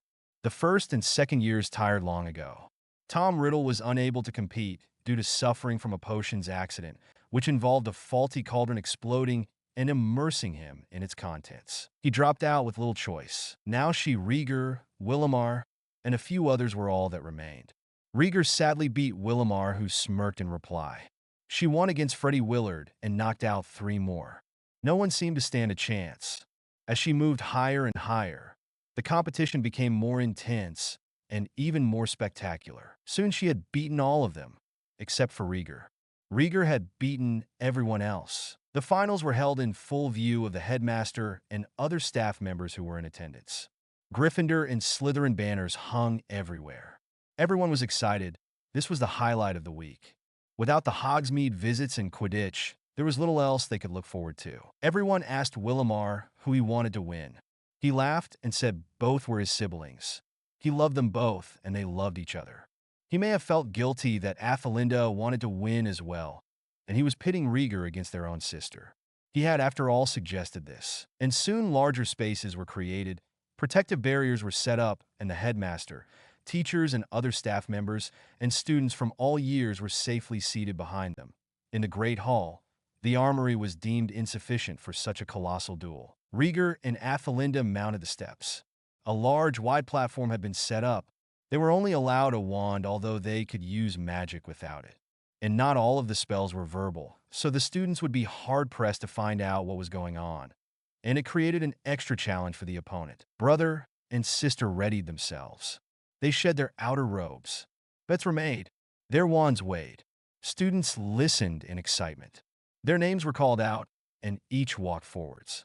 Rieger and his sister Athelinda, the best duelists the school could provide. No one noticed that another audience member was quietly watching. Willamar looked resigned. They whipped out their wands. And at the command of Professor Marathon, both siblings strode forwards, held their wands in front of their faces, and prepared to bow. "Good luck," Rieger whispered. He winked. Athelinda gave him a smirk. They bowed their heads, and both strode back to their original places. 1. Professor Marathon boomed. 2. He started again. 3. The signal was given. The two students dueled like they had never dueled before. In a way the teachers never imagined that students even could. In fact, many of them gasped and in awe said that they believed only the greatest witches and wizards were capable of such spell work and combat. A great deal of attention was given to Professor Marathon, but even he couldn't claim credit for it all. The Avanador siblings had been trained since they could stand firmly on 2 feet. With physical combat and accidental magic, even children needed to defend themselves lest the adults were down, their father said. And even wandless magic and nonverbal spells that were very difficult for even grown witches and wizards to do. The siblings, who had trained with each other many times anyway, were unstoppable. Huge jets of light shot out of their wands, something which looked like a cross between lightning and fireworks. Smoke, mist, ice, fire, fiend fire, which normally would have been banned, but the siblings had learned to use a minor version, aqua eructo, both jumping around, spinning, shielding themselves, finding new things to throw at each other, creatively improvising and quickly planning. And strangely, not once did they utter the spell out loud. It was just as well. After all, with expert duelers such as those in a tournament, nonverbal spells were the normality, if not the requirement. This was as much a test of physical combat as much as skill in defensive and attacking magic. So taking a great deal of their set time, the two dodged and threw spells at each other, using skillful, almost gymnastic-like in quality, maneuvers which made everyone gasp in astonishment. Rieger shot a jet of powerful lightning-like light. Athelinda defended herself with her own light and threw fire at him. The safety rules had been bent for this one dueling match. She threw a smokescreen spell in front of herself to shield her from her brother's gaze while she threw another attacking spell in shots of light. But he saw and dodged that one, and she could hear someone clapping at her own. Ingenuity sounded like Slughorn, and Rieger threw his own spells at her. She spun and threw fiend fire yet again. Fire had never been a preferred weapon of hers, but now she wanted the duel to end. Rieger would never admit defeat, and neither would she. She had to finish this once and for all. She had to become the winner. Then she could achieve her goals. But Rieger saw, and Rieger knew. He extinguished it and threw a water spell at her. It came in a strong jet, but she could easily cast a shield charm. But that was what he was hoping for. She had occupied herself with casting that charm for the water, and Rieger, using her distraction, aimed another spell and threw colorful sparks above her head where she didn't expect them to be. Startling her, the shield dropped, and Rieger cast a trip jinx. Athelinda gasped as she felt herself being pulled off the ground, off her feet even. She landed on the floor on her back, and the shock was enough to send her wand flying. Just before it could clatter on the floor, Rieger cast another spell, which pinned her to the ground and prevented her from using wandless magic. She was trapped. The duel had been won. The winner was Rieger. There was a shocked silence. And then Rieger released the spell that bound her. Then all of a sudden cheers erupted throughout the great hall. Everyone was whooping and clapping so hard. It was a miracle no hands fell off. The headmaster and the teachers themselves forgot their roles and cheered as loud and hard as the other students. The duel was over. Athelinda, stunned, not magically, got up. She staggered to her feet as her brother used magic to transport her wand to her. She caught it numbly, still in shock. What in hell happened? Students came pouring in as the barriers around the duelers were let down. Gasping, Athelinda pulled herself to her feet as students ran towards them, her brother and her, the winner and the loser. Even Dip Pet was laughing and clapping with the rest. Slughorn was clapping enthusiastically and booming. Well done, Athelinda M. Girl.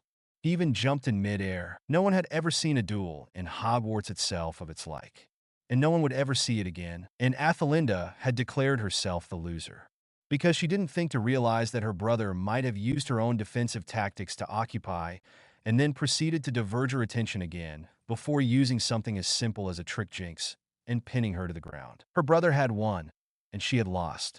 Now history would record her the loser, and history would say she bowed down before her brother's greatness. Never would she usher in a new age of Camelot. It was not her. It would never be her. Instead, it would be Rieger, if it was anyone that ushered in the new age. And the ground, she wished, would open up and swallow her whole. She slowly rose. Students were flocking around her, and determined to touch her, to pat her, to shake her hand, even kiss her. But she didn't care. Didn't notice their worshipping smiles or hear their overawed compliments. All her great ideas, all her dreams were ground up to dust by the person she loved. And she would vanish into nothing and see nothing fulfilled. She was still stunned as everyone congratulated her brother and complimented her. Their congratulations were for him. He'd won entry into the tourney, and he was sure to win. Athelinda accepted her brother's embrace numbly and felt his kiss like a blessing on her head. It spoke of love, but it was not a blessing. But something came as an even greater shock to her. Why she was surprised in the first place, she didn't know. It wasn't as if Rieger had never beaten her before. Rieger, she remembered hearing someone cry out joyfully. I knew you'd win. Ice hit her so hard she almost fell again. Normally, she would have realized it was nothing more than a compliment for her brother's performance. But this time, after putting up such a fight, she thought she had come close. But was she really that inferior? She remembered little of what came afterwards, only that she bathed and changed into fresh, clean robes. She didn't even try to listen to what other students were gushing to her about. She walked slowly back to the Slytherin dungeon. But she did not even have to get far before she, even in her numbed, shocked state, fell upon her. The stare of eyes. She was in the entrance hall, passing, wandering, aimlessly lost in her desolate, shocked, numbed thoughts, before she returned to the common room and dormitory when she felt them. She turned her head over her shoulder. There, next to a statue, stood a tall, dark-haired figure. Tom Riddle watched her, and it looked like his eyes would never leave. Chapter 6. I had to force myself not to be overly protective, because I had lost one child. Diane lad. Andreas looked up from the letter. He silently took a swig of his pumpkin juice, secretly mixed with a bit of mead, unbeknownst to his wife, and set it down, staring blankly ahead. He had read Rieger's letter. He knew what it said. Rieger had been proclaimed dueling champion and was on his way to the tournament. And soon he would be on his way to the armed forces. All his children, including Rieger, was destined for great things. He felt it in his bones. And he didn't need to consult the Volva, their seer, to find out. She knew what she promised, and Rieger would soon become a great, if not the greatest, warrior and leader. He would have a reputation to rival Arthur himself. Katerina walked into the room and stopped in her tracks once she saw him. What? She asked breathlessly, wordlessly. He handed her the letter and drank a swig of the juice again. He saw her deep, yet icy clear, blue eyes, so much like Rieger's, widen when she read what their son had written. Is it true? She asked. She clutched the table. Andreas took her hand. He stood and held her. It's not our choice, he said quietly. I'm taking him to the initiation ceremony anyway. He's finished his education. According to Dumbledore, who's written to me, he finished his newts. He's already of age, and I have to take him to the annual gathering. He'll be accepted as an adult member of the Volsunga, and soon he will start training for the armed forces. Katerina gasped and paled. He couldn't blame her. The forces had a brutal way of training, and if one survived, but it wasn't as if Rieger hadn't encountered anything like this before. It was just the horror and the dread that he might have to again. This wasn't what was supposed to be, his wife exclaimed, pulling back. Andreas sighed. Then what? We were lucky to get him back, but did he truly come back? The boy we remembered is gone, forced to grow up, least he never received that chance. Forced to do and go through what no child should have had to. And when he came back, we were lucky to have him back sane, instead of just safe and sound. But something's happened to him that we can't reverse. And now he's a grown man, whether you like it or not. They're all growing, and soon they'll leave. His voice turned bitter. It's the way of the world. Better that then they stay behind and turn to rust in the home they grew up in. This is Rieger's choice, Andreas reminded his wife firmly. And soon he will be in the armed forces. I have no doubt he'll survive, and I'll pray every night for him to return. There is nothing more that we can do but to trust in his competency and abilities. Katerina turned away. You've consulted the Volva, haven't you? He didn't answer. She asked him. What did she say? He sighed. What will happen will happen. But it's not Rieger's fate to die in battle, nor for the longed-for prophecy to gather dust in a shelf. It's going to happen, and I have a feeling our children, or even our grandchildren, will have a part in its making. she told me. Herself. Katerina was silent. Then make sure you put him in good hands.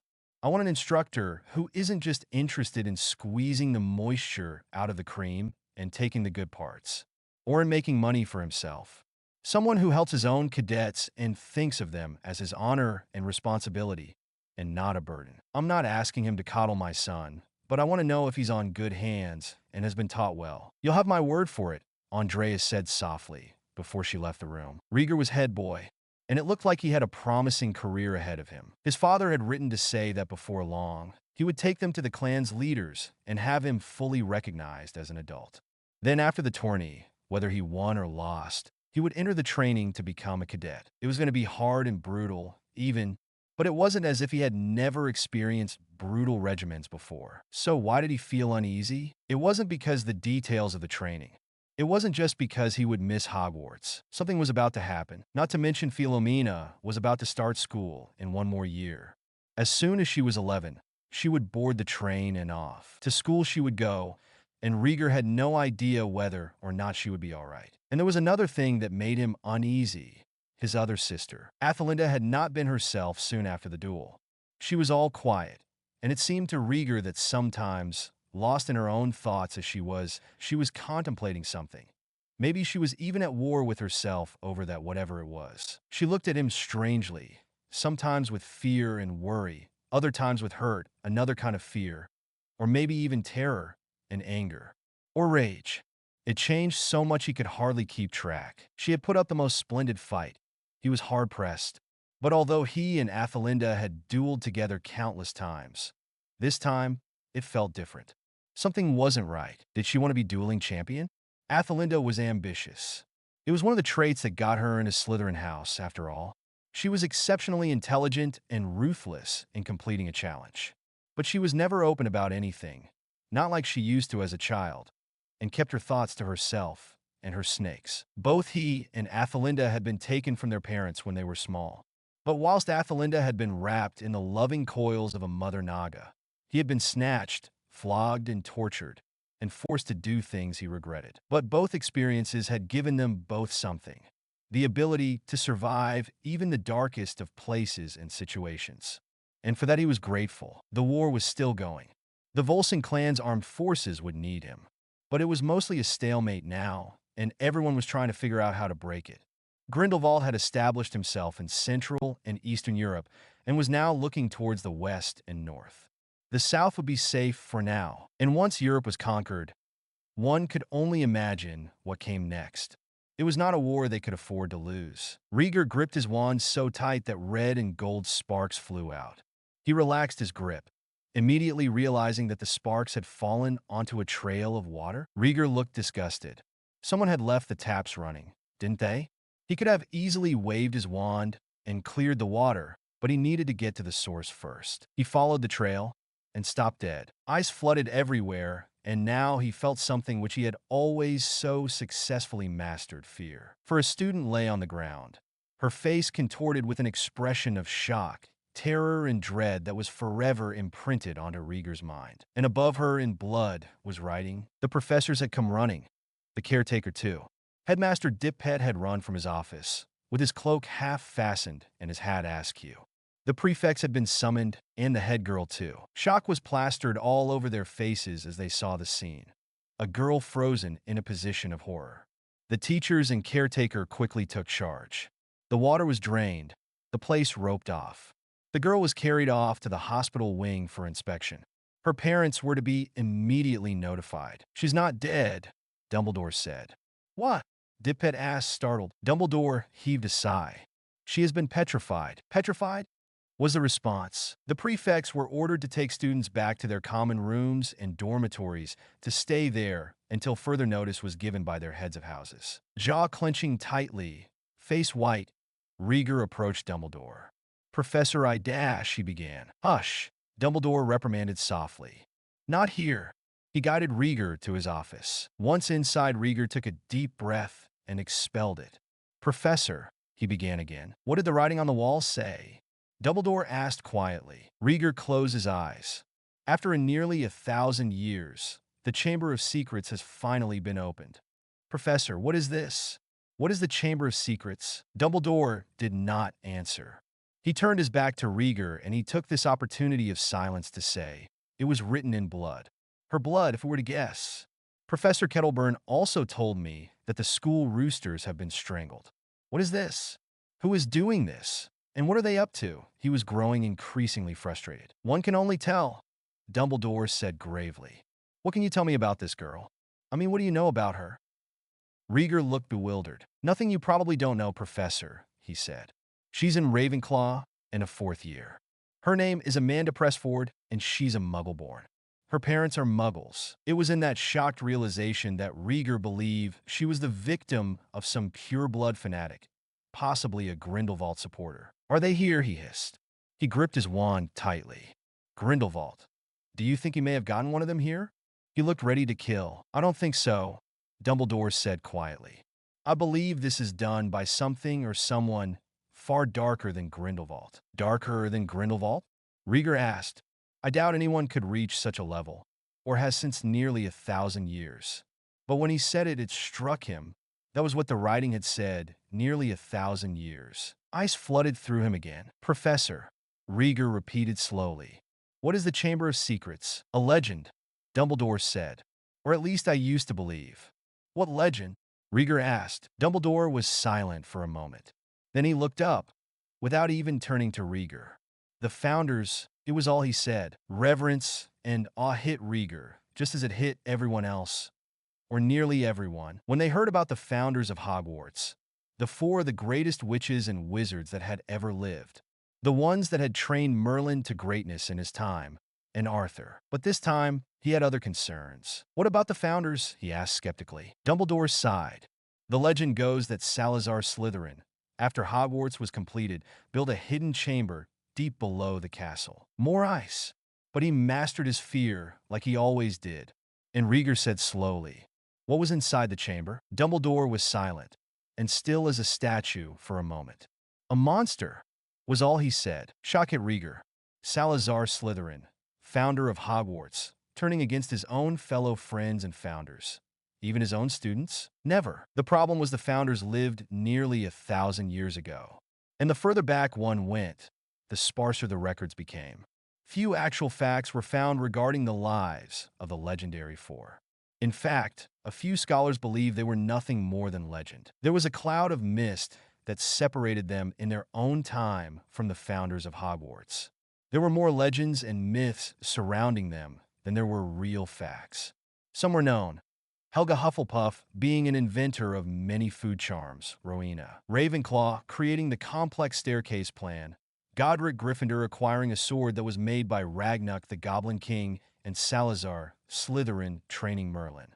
That and a few other facts were all they knew. They were revered and held in awe for their legend, knowledge, and power.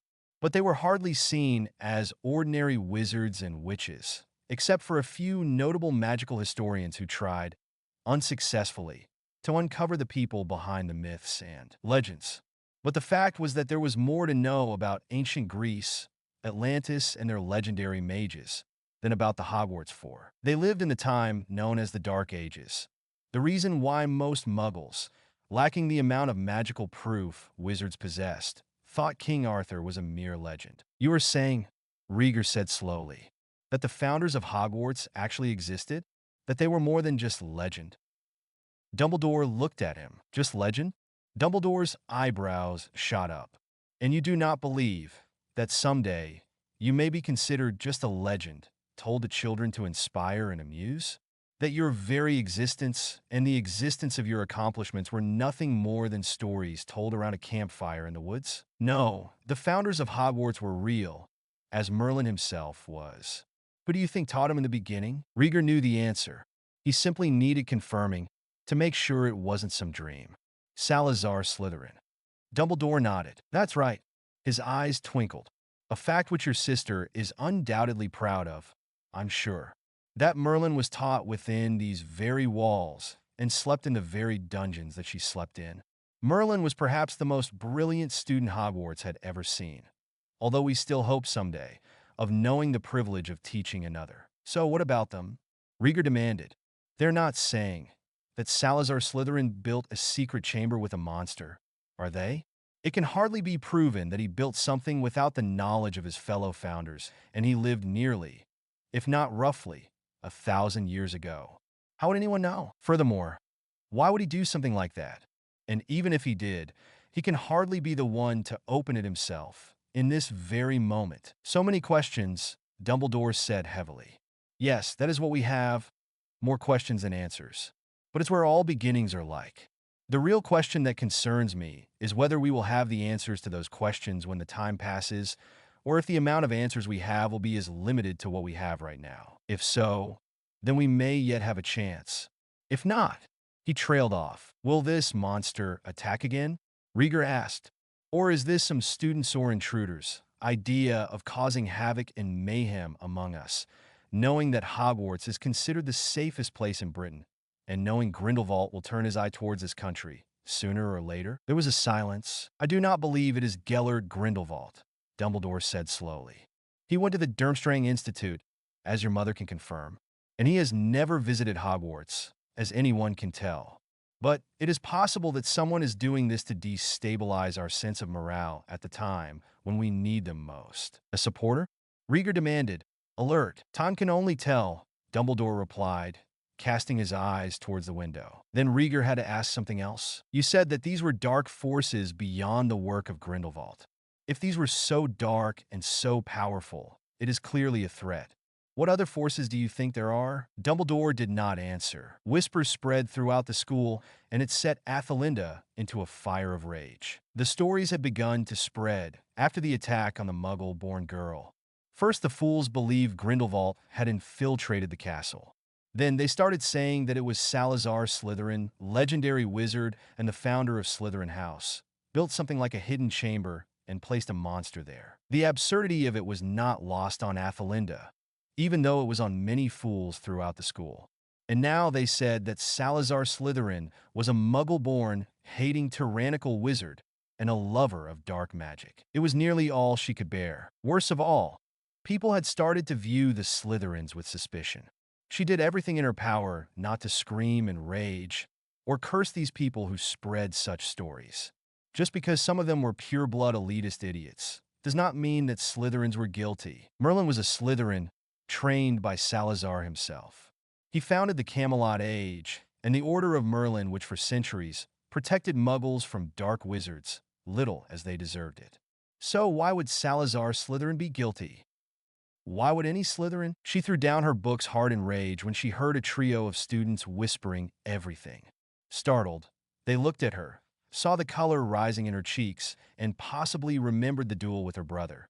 Turned and fled, as fast as their legs could carry them. Good.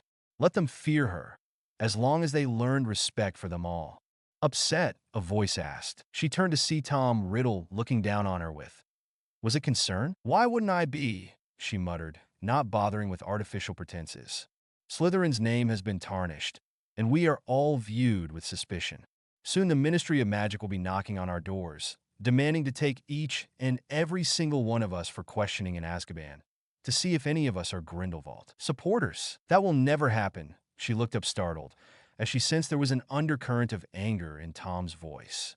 She stared. What makes you think that? She asked without thinking. I will never let them, Tom said, and there was something in his voice, the absence of which would have allowed her to laugh, that convinced her he would be capable of doing such a thing. She sat back down, staring at him. They were in the library. You're in 6th year. She said. You're a student. They would never listen, Dash. Yes, they would. Tom said. Again, there was that note. Well, maybe teachers can persuade them not to take us, she noted. Her mind went to Dumbledore. If there was anyone who actually would, it was him. We don't need the teachers, Tom Riddle said, his dark eyes glinting. They were as black as hers. We have ourselves, the young, the intelligent, the ones with enough ambition, intellect, and will to change this world. This society, if you can call it that, is corrupt, rooted to its very core with weakness and a desire for their own purposes. They do not know or think that anything can be achieved in this society, and they do not want it to change. Not if it means handing their power, ill-gotten as it is, to another with enough strength, energy, and brains to change the society, for the better. She sat there gaping and stunned. Who was this boy? Things have to change, he went on. Do you deny that? She didn't. Be careful how you talk, she hissed. If anyone hears you dash, they will suspect me of being a Grindelwald supporter, Tom said smoothly. He actually rolled his eyes. Yes, I know. Is that the way things in this world are then? She asked edgily, testily. That you are either a Grindelwald supporter or a fat, lazy, corrupt ministry official? He smirked. Well, that is the way things are supposed to be. She looked at him icily. Just because things are supposed to be like this, she said, building in temper but trying to keep it cool, and thus far successful dash, does not mean they should be this way. We have the power and might to change the world. And why should anyone stop us? She stood and placed her face closer to his. Because they're afraid? She asked softly. He smiled. She drew back. Well, I suppose someone has to, don't they? So you will. Why not? He raised an elegant eyebrow. She smirked. Then go ahead. She gathered up her books and prepared to leave. We're Slytherins, Tom Riddle, she said. Just like Merlin. We don't walk in anyone's shadow. And with that double meaning, she left with him still staring. Rieger had had it. His temper was frayed as it was. Snapping at them to quieten up, he turned their attention towards him. The Gryffindor common room was one of the coziest places in the world. To him anyway. But this day, it did nothing to relax him. It wasn't as if anything had been redecorated. It was still the same. The round room was decorated with red tapestries embroidered with gold, portraits of famous Gryffindors, who were the only ones to notice that he looked ready to explode. Soft, squashy armchairs, and handsome oak and chestnut furniture. There was a fire roaring in the grate, but his mood didn't lessen. Not this time. He was ready to explode. He glared at them while they took their time sitting down and intensified the glare further. So many of their voices faltered, and they ceased talking. A pity. He would have made an explosion out of his wand. But it would come soon enough. So, he said in a dangerous voice. They looked at him fearfully. They had never seen him like this. You've decided to be somewhat lax in mannerisms, have you? Now that there's a monster loose and Quidditch matches have started up again? There was a silence. He glared further. They recoiled. No one gives a damn about how much points you win for Quidditch if you're going to lose them anyway. How dare you besmirch the name of the House of Gryffindor with your behavior? He sounded so dangerous, many of them paled. He glared at them, looking each and every single one of them in the eye. We are at war, he reminded them in a voice so frightening they would never forget, unless memory charms were employed. Currently, forces are struggling abroad, and you sit here, gossiping and insulting your fellow students whom you've seen every day for the entire time that you've lived here. His voice had gone louder in volume and was now openly shouting. So, you would turn over your fellow students at the first given moment, isn't that right? He asked, terrifying them further. As long as they aren't in Gryffindor? Or maybe you just want them out of the way so you can win the House Cup. Several students stuttered in protest. Many tried to say something, but quailed under his gaze. You should indeed be ashamed of yourselves if what Rieger said is true, a voice near the portrait hole said. Everyone's head turned to see Professor Dumbledore, Transfiguration teacher and head of Gryffindor House, looking grave. Professor Dumbledore, Rieger said. I was just saying dash. Dumbledore held out a hand. I understand, he said gravely, and I fully support your reasons. He looked sternly at them, but also seemed to have compassion. Hogwarts, he began, is a school where young minds and talents are nurtured.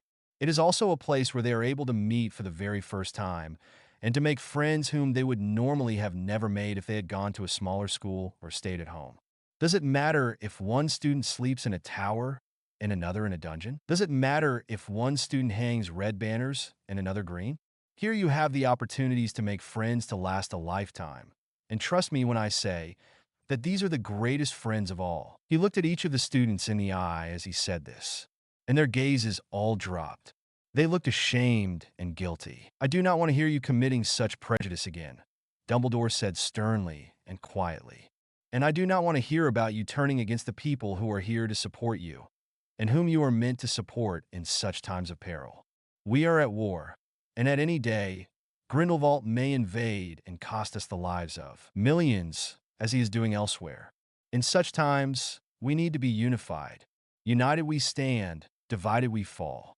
And the day we cast suspicion upon our fellow friends and allies is the day when we have isolated ourselves and made it easy for us all to fall prey to such evil. In this time, I hope I have made you understand that in such dangerous times, if we want to prevail and live the way we wish, we must have faith in our friends, including the ones we rarely speak to. The House of Godric Gryffindor has never been biased in whom it supports an admission to the school.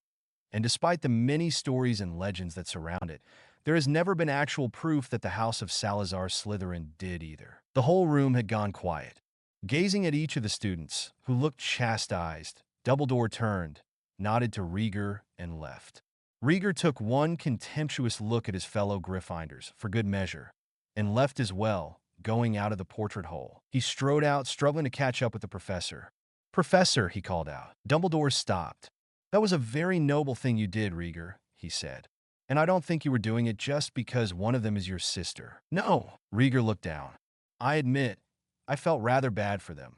After all, even if the culprit was of them, it does not mean the rest of the house are guilty." "No." Dumbledore smiled for the first time that day. "And everyone should be given a chance to explain themselves," Rieger continued. He sensed Dumbledore's approval. Rieger sighed. "I have been researching on the stories about the founders," he admitted. "And few of them offered me consistent facts. Most were just stories, with no actual proof or any backing of evidence from other sources." "Indeed," Dumbledore said. He sighed. "But I did find something," Rieger persisted, "and it sparked my interest and raised more questions." Years after the school was completed and gained renown, Salazar Slytherin disappeared. The book said that he went missing and was never found. There is no mention of him after that. "I should think not," Dumbledore said slowly. "It is all very suspicious. Unfortunately, we are not able to find out more. Salazar Slytherin is long gone, and the details of his life are, in most part, lost to us." Rieger sighed. "One would think," he said, "that 4PF, the most academically brilliant witches and wizards in history, would have documented so-mething about their own lives. Instead, they deemed it enough to name the houses after them." He shook his head. "There have been 3 attacks, all of them petrified. How strange is that? They have no injuries, no deaths, but they're frozen in horror. The only thing I can think of with a similarity is the Avada Kedavra, except that they are very obviously not dead." "Yes," Dumbledore said regretfully. "It is just like that, except that it is not." "Do you really think that it's a monster? Or the work of a wizard?" Rieger asked. "I don't believe any student could do this by themselves. This is beyond any magic ever performed by adults." "You are keeping an open mind," Dumbledore said approvingly. "That is very good. Most people would jump on the rumors and the myth." Rieger laughed slightly. "I am not most people, Professor. I have a tendency to step back and think outside my square. I consider other people's thoughts and feelings and the actions they would take, which is why you would make such a great leader." Dumbledore said, "You know no such favoritism nor prejudice, and you take others into consideration, placing them above yourself." Rieger looked startled. "Me? A leader, Professor?" "Surely, Dash," he trailed off. This was sounding eerily like his father. He had high hopes for him, and that lack of arrogance and surety in yourself is what will make you a good one, Dumbledore acknowledged with a curiously wistful look. "Tell me, Rieger, did your father ever speak to you about leadership?" Rieger blinked. "He did more than once," he reluctantly admitted. "But I just can't understand why he wants me to be a leader. Of course, many parents have dreams on what their child will be, but it's as if it is less of a want and more of a need, as if something else would happen if I don't fulfill that role." He looked at Dumbledore in frustration. "It's not as if I'm the unfortunate descendant of Arthur everyone keeps waiting for, destined to fulfill the prophecy." Dumbledore sighed. "Only time can tell if that prophecy will happen in our lifetimes." Rieger looked grim. "But Grindelwald wants it. He wants to have the descendants of Arthur found. Does he want to control this universal utopia and place wizards in charge? Or eradicate any possibility that muggles and wizards may live together in peace?" Dumbledore shook his head. "Alas, if only we knew what goes on inside Grindelwald's mind. He's costing us greatly, sir. My father keeps writing to me of the reports. So many are dead." Dumbledore himself looked deadened. "Yes," he said quietly. "It's time to act." Athelinda bit her lip. She might have misjudged Tom Riddle. She admitted that. The boy appeared to have shared her dreams and ambitions. In him, maybe she found a kindred spirit. Maybe there was a reason why they were more like followers than friends, because they felt he was a leader that he had what it took: strength, willpower, brains, and talents to lead. At the same time, maybe he was so distant, so isolated and detached from them because he never really belonged. Like her, she was more comfortable with snakes than with giggling, fluttery girls who gossiped and discussed only fashion and boys. She never liked the stare she received, and the attention the boys gave her was unwanted. Domestic life would hold her down, as she would not have a chance to live before her life was set in a familiar pattern, and she would fade into obscurity, as if she was good at nothing else. Boys tended to underestimate her, even covet her. It was disgusting, as if she was nothing more than such an object. All those giggling, fluttery girls who obsessed about boys more than they themselves would ever obsess about girls were an embarrassment. It was because of fools like them, needy, vain, insecure, and hopelessly enamored with the idea of romance itself, that boys tended to look down upon them. It was a weakness which she swore never to fall for. She had more pride and dignity than that, but she never thought that Tom Riddle underestimated her. She never really noticed him until recently, but she knew he didn't think her a fool like all the others. Her actions would prove that, in her mind. She never saw him covet a girl either, or go out with any of them, only to move on to another. Why did girls obsess so much over boys when they themselves were too absorbed in other matters, if not just themselves, to reciprocate?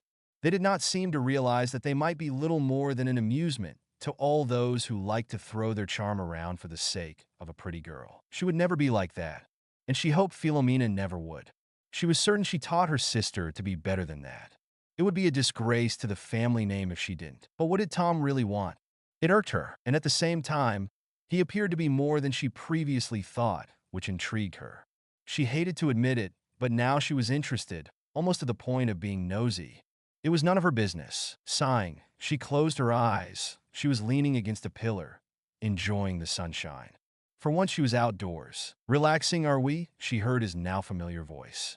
Athelinda opened her eyes and turned her head slightly. "Oh, it's you," she said in a tone that was meant to be dismissive, even bored. "What is it now?" "I'm already in the Slug Club. What are you trying to recruit me for?" "Recruit you?" Never had Riddle sounded more alarmed. She said. "I'm not daft, you know. And neither are you. Or at least, that's what everyone tells me. So I'll say this one more time, and no more than that. I will never walk in anyone's shadow." There was a moment of quiet. "No," Tom breathed quietly. "I don't think you would. You had best believe that." She looked at him coldly. "Since everyone is talking about Salazar Slytherin, I might as well say, there were 4 founders, and they were all revered as equals, none greater than the other. If my brother must go to greatness, then I shall do so in my own way." She smirked. "No, I did not think you were stupid, Tom." Tom Riddle was about to say something when a green head appeared from around the hem of her robes. He watched in astonishment as it slithered up and rested itself on her shoulder. The snake was warming itself in the sun. Athelinda opened her black eyes again and regarded him. There was power in her gaze and coldness. Of that she was certain, due to the way Tom Riddle was regarding her quietly. "You are clever," she said, "but you have yet to notice things that I keep hidden." The snake and the girl both regarded him. "You keep it?" Tom asked, astonished. "Surprised?" She asked. "A cat, an owl, or a toad does not suit me. I prefer a snake. In any case, they are more comforting and trustworthy as companions than humans. I can relate." Tom looked at her wide-eyed. So she had succeeded in shocking and impressing him. "You're a Parselmouth," he said, astonished, the realization hitting him. "Surprise indeed," she said lazily, leaning her head back and closing her eyes again. But she regarded him between her eyelids. "I told you, I have reasons not to be in anyone's shadow." Tom spoke in hushed, almost excited tones. "Is that in your family?" She let out a mocking laugh. But it didn't sound as scornful as it should, and Riddle's face was almost stunned. "No, no." And she proceeded to tell him the story of her birth and infancy. He stood stock still as she related the tale. "Surprised now?" she asked. He regarded her thoughtfully. It was almost in wonder. "Athelinda," he breathed quietly. "You are a wonder." And there was something in his voice that astounded her, although she tried to hide it, but it made her brow furrow. There was something other than the soothing charm he employed on the teachers and the other students. At any rate, She had hoped to earn people's respect and was thus glad to have earned his awe. It reminded her of her power, and she needed little more than what she already had. She was glad. This boy might not be so bad after all. Well, I'm wondering what you think about her.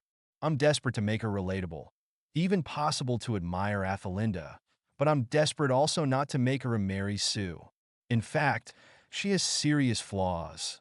Understandable, maybe, but it's obvious why she would start to regret her actions later on in life, isn't it? Clearly, we all know who Tom Riddle is, and we know his motives. She's impressed him, intrigued him, and he might be developing an obsession with acquiring her, if not more. Yet she's ambitious, and is becoming increasingly blind to which are her ideals and which are her own personal ambition.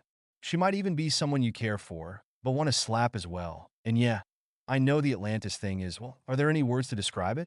But isn't it strange that they live in underground communities alongside Muggles? And there is little doubt, Muggles have learned to fly. What groundbreaking innovations do wizards and witches have since something like that happened? When Harry was in Hogwarts, he listened to radios. Where's the T, the V equivalent for wizards? And trains, buses, and cars are Muggle inventions. Why do they have to modify them instead of making something of themselves? They need to get a hold of themselves.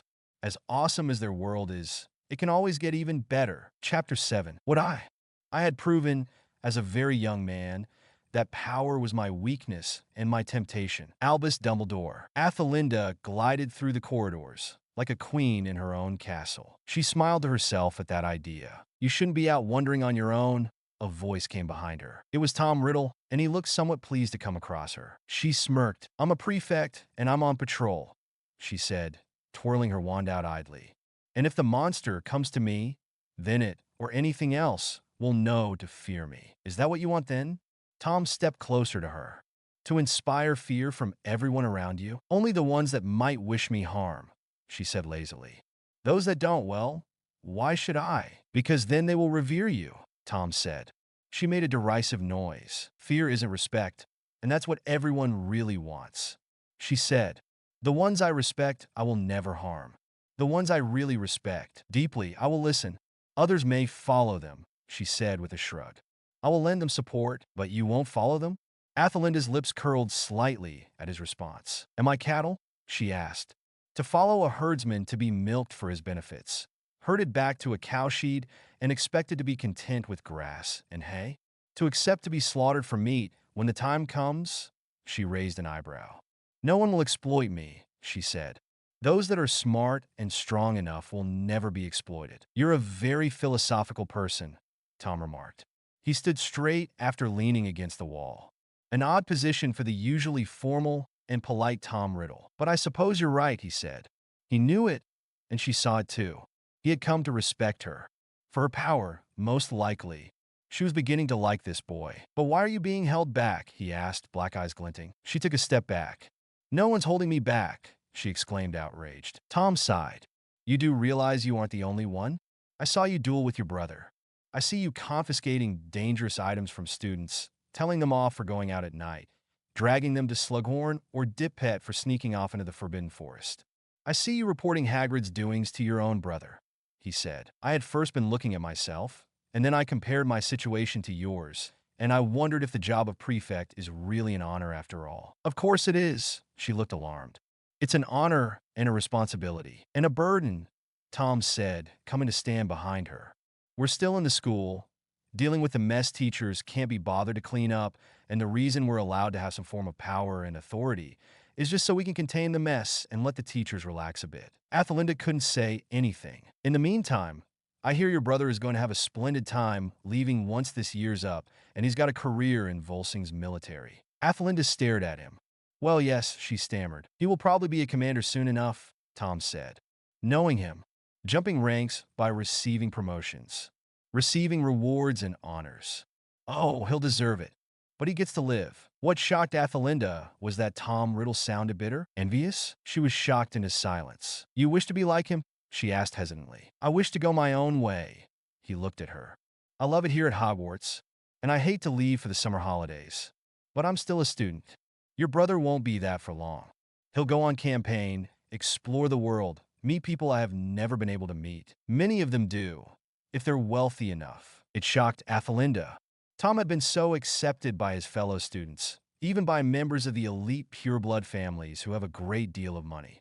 They generally looked down on everyone else and envied and sought to gain advantage over those richer than them. How did this boy earn their respect then, if he was not wealthier than they? For the first time, Athelinda found herself wondering at this boy's background. It was something she would generally rather not do, partly because it was none of her business, but mostly because she had better things to do. Most of all, though, she felt it was far beneath her. "You'll have plenty of advantages once you've left," she said. "You are one of the best students, that's fact." Tom's lips twitched. "Maybe, but the ministry tends to prefer the ones who come from wealthy, advantaged backgrounds with a good family name. How many riddles do you know work for any government?" She sighed. "Well, then that just has to change." Her eyes took on a steely look. "But it won't be easy," she said. "I may be one of the elite, an Atlantean as well, but I've never accepted convention. This will be something against me." She gave him a wry smile. "But you had better start doing something yourself, Tom."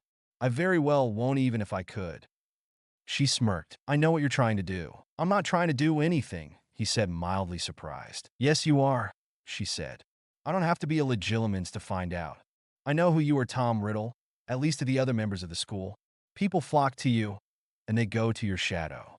You tell them to do whatever you want, and they will not hesitate." "You are very prescient," he remarked. "But you misunderstand me." She sighed. "You're a difficult one," he remarked. "But do you want me to convince you?" She smirked further. "How?" He had a gleam in his eye. "Hogsmeade," he said easily.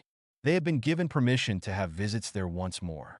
2 o'clock Saturday. She looked skeptical, but at the same time, there was a glint in her eyes. She would be there, but she may have found a kindred spirit, although it will take some convincing. She would never be lower than him. Rieger looked haunted. There were dark circles under his eyes. His skin looked pale. Willamar noticed sitting from the Hufflepuff table. "Are you all right?" he asked when he walked over to him. "Fine," Rieger said. He was lying. Willamar sighed. "Rieger, don't Rieger me," he snapped. Willamar frowned. "You had a bad dream, didn't you?" Rieger closed his eyes, a flush creeping up his face. "It was nothing," he said with a stone edge. "It was not nothing," Willamar said softly. "You know it never is." Rieger looked down. He wasn't fooling him. "Was it the time they whipped you?" Willamar asked even more softly after a while. "Or the time they used the Cruciatus curse on you?" Rieger looked up at him and gave him a bitter smile. "The time they turned me into a monster," he said simply. "In other words, the time they made him kill an innocent for the first time." Willamar didn't say anything for a while. "It wasn't your fault," he said quietly. Rieger didn't say anything. "Dumbledore told me," he said slowly after a while, "that I would be suited for leadership." "He's wrong. You're not a monster. You aren't even the same person they brutalized," Willamar said, sitting down beside him. "Aren't I?" Rieger asked. "What if I become one, with power at my disposal?" He shook his head. "It's not worth the risk." Willamar was silent. He couldn't dispute that. "It's your choice," was all he said before he rose and turned to walk back to the Hufflepuff table. Rieger watched him go. Dumbledore was wrong. What happened to him years ago changed who he was and who he should have been. No one could trust him, not even himself. Looking, without even seeing, inside his goblet, Rieger swirled its contents. Pumpkin juice. But it wasn't juice he saw. The juice darkened from orange to red. He saw a reflection of someone inside the liquid. Not a 17, almost 18-year-old student, ready to leave school and enter the academy as a soldier. But a boy. A boy with blue eyes and black hair, swirling around in matted clumps around his white face. One eye was badly swollen and bruised, and there was blood splashed on his face in crimson streaks. Rieger looked up. Instead of the Great Hall, instead of the house tables with students chatting, sitting at breakfast with more students walking in, he saw something else. A burning settlement. Shacks, bungalows, cottages, and lodges. Many of them made of wood, ripped out and torn with the pieces lying on the muddy ground. There were puddles, some were water, others blood. Some were a mixture of both. Rieger looked up and stood from where he'd been crouching. A body lay in front of him. A young man. He was strong, healthy, in his 20s. His blonde hair lay strewn, caked with water, mud, and blood. His face was blank, and his green eyes looked sightlessly at the sky. His blood stained Rieger's front. Rieger calmly walked past the man's decapitated corpse, wand in one hand, sword swinging lifelessly in another. He feared no opponent, nor survivor seeking vengeance, no fighter ready to save anyone else from dying. The fires burned. They had ordered them lit. Rieger picked up a burning log and tossed it onto the nearest house, a small lodge. He lit his wand's tip with flames and threw it onto another lodge that stood too intact for his liking. Two of his comrades held a woman down. She was screaming, dress soaked in blood. Their snarls only terrified her. Her blue dress was ripped and torn, and so were the skin on her legs. The mud would infect her. Rieger walked over to her, emotionlessly. He lit his wand again. He threw the flames onto the woman. The woman screamed as the fire caught her dress. She screamed as the flames, fueled by the magic of the caster, rose higher and gained power. She screamed as it engulfed her, like the witches of old. Rieger looked into her eyes, agony and terror within them. And for the first time, he felt something, horror and revulsion. And it stunned him because before then, he had always been so calm. Rieger. Rieger looked up startled from his goblet. The head girl, Marguerite, looked at him in concern. Are you all right? It took more than a second for him to recover his wits. Fine, he lied. What's wrong? She frowned. Nothing's wrong. I was just reminding you of our newly assigned duties before we escort the students to Hogsmeade. Her brow furrowed in concern. Rieger looked sheepish. I'm sorry, I was distracted. I have a bit on my mind lately. We all have, she smiled in understanding. Rieger looked away. He didn't deserve it. Didn't deserve any of this. Well, I asked Professor Dumbledore, and he said that we should wait at the entrance and escort the students to the train. She looked skeptical. Then we are to escort them back to the castle and to their common rooms. I think they brought back the Hogsmeade visits to get the children out of the castle, Rieger said dryly. Not to mention, to take our minds off everything. Yes, she responded. Well, if it works. Marguerite nodded to him and walked away. Rieger watched her go. She didn't deserve this. He felt repulsed for every one of them, knowing they have to sit and interact with a monster. With him, Rieger felt the wind swirling around him and struggled not to scowl. He had been looking forwards to this, but the weather was abominable. Arriving at the Hog's Head, he stamped his feet to get rid of the snow and the cold that still clung. Shaking his head, he looked up. Wilmar was there. A few of his friends. Rieger was glad to see them. Sitting down with them, tankards of butterbeer were presented soon after, steaming hot. The foam on its surface looked heavenly. He drank deeply. Anyone seen Athelinda? One of the Marcus asked. He frowned. I asked her to meet with me on Tuesday. She said she would. I haven't seen her since. Rieger frowned. What?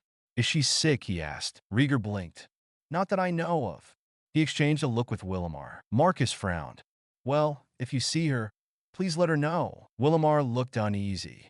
Athelinda had an excellent memory, and he was certain he saw her on the way to Hogsmeade. After the 3 broomsticks, the boys decided to go to yet another pub, just for fun. Rieger wondered if he had a death wish, in order to drown himself and forget what he tried to forget. If only they made it. But he saw her. She was walking down a familiar path to the Shrieking Shack. And unusually, she wasn't alone. Tom Riddle walked next to her. Was this what you wanted to show me? She asked. She had seen this many times. He smirked. No, I want you to see it. See it for what it truly is. An old rundown shack filled with rumors of malevolent ghosts, she said bluntly. He laughed.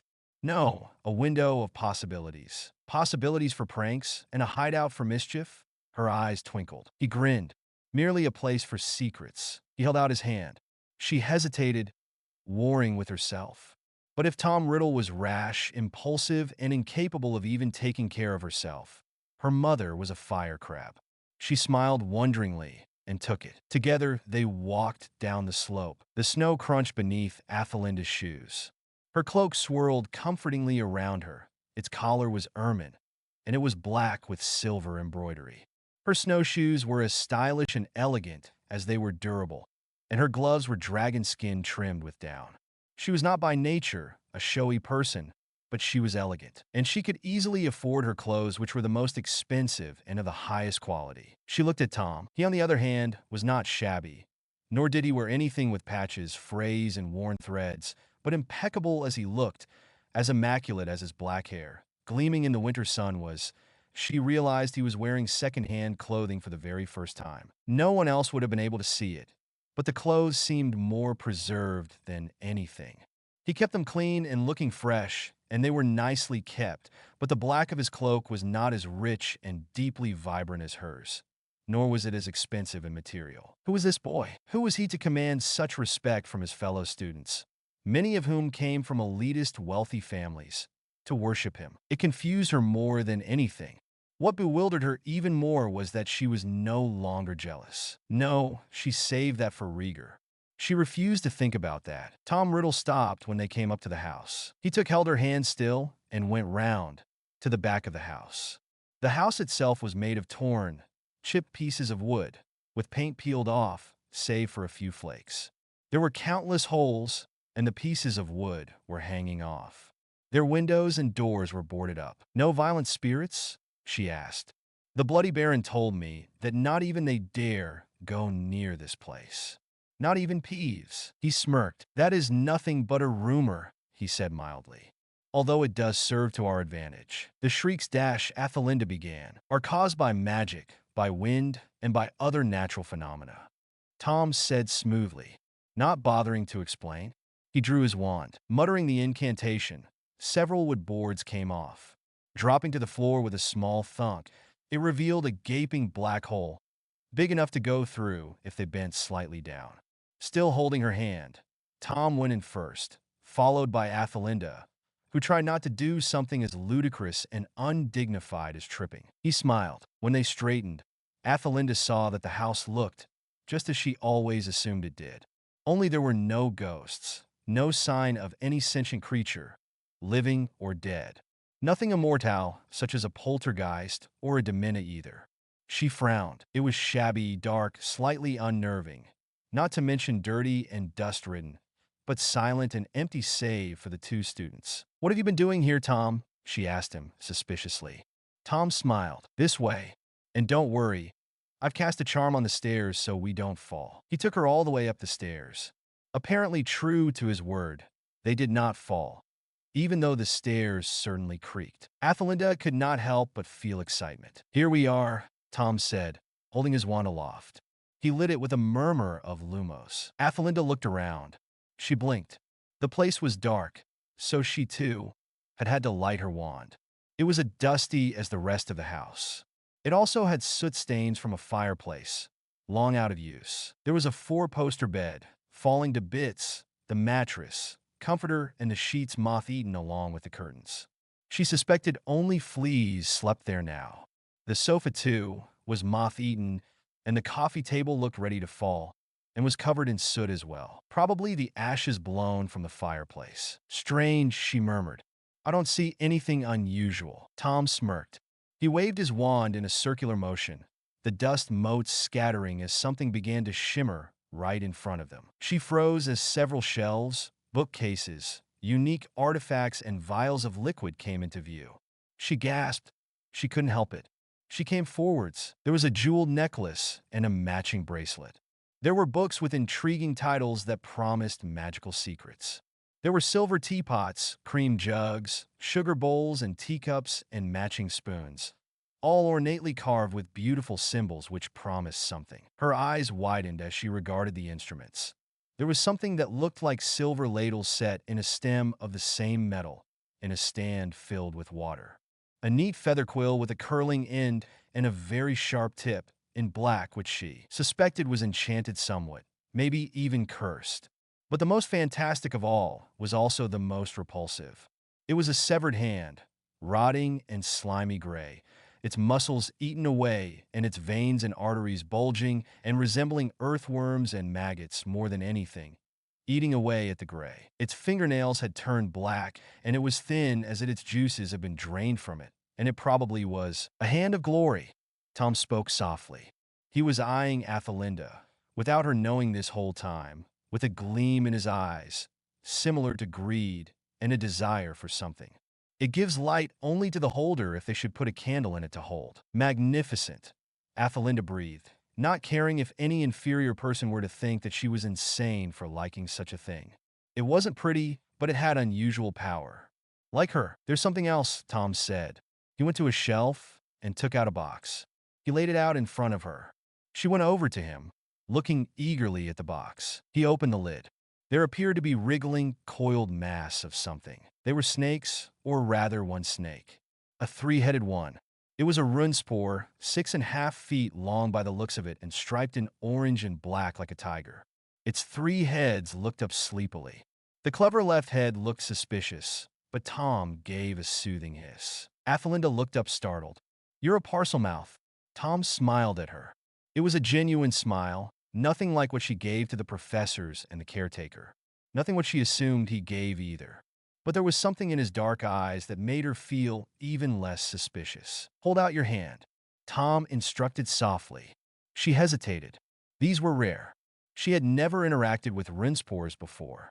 In fact, she wasn't even sure if it was legal to bring them out of Africa. But she held out her hand. Tom took it. It was warm, she thought with mild surprise. He smiled and guided her hand to the box. She flinched inwardly. Snakes didn't like jerking movements, so she knew better. But the runespore raised its 3 heads. Tom gave several hisses. She knew what he said. "She is a friend," he said, "and a speaker.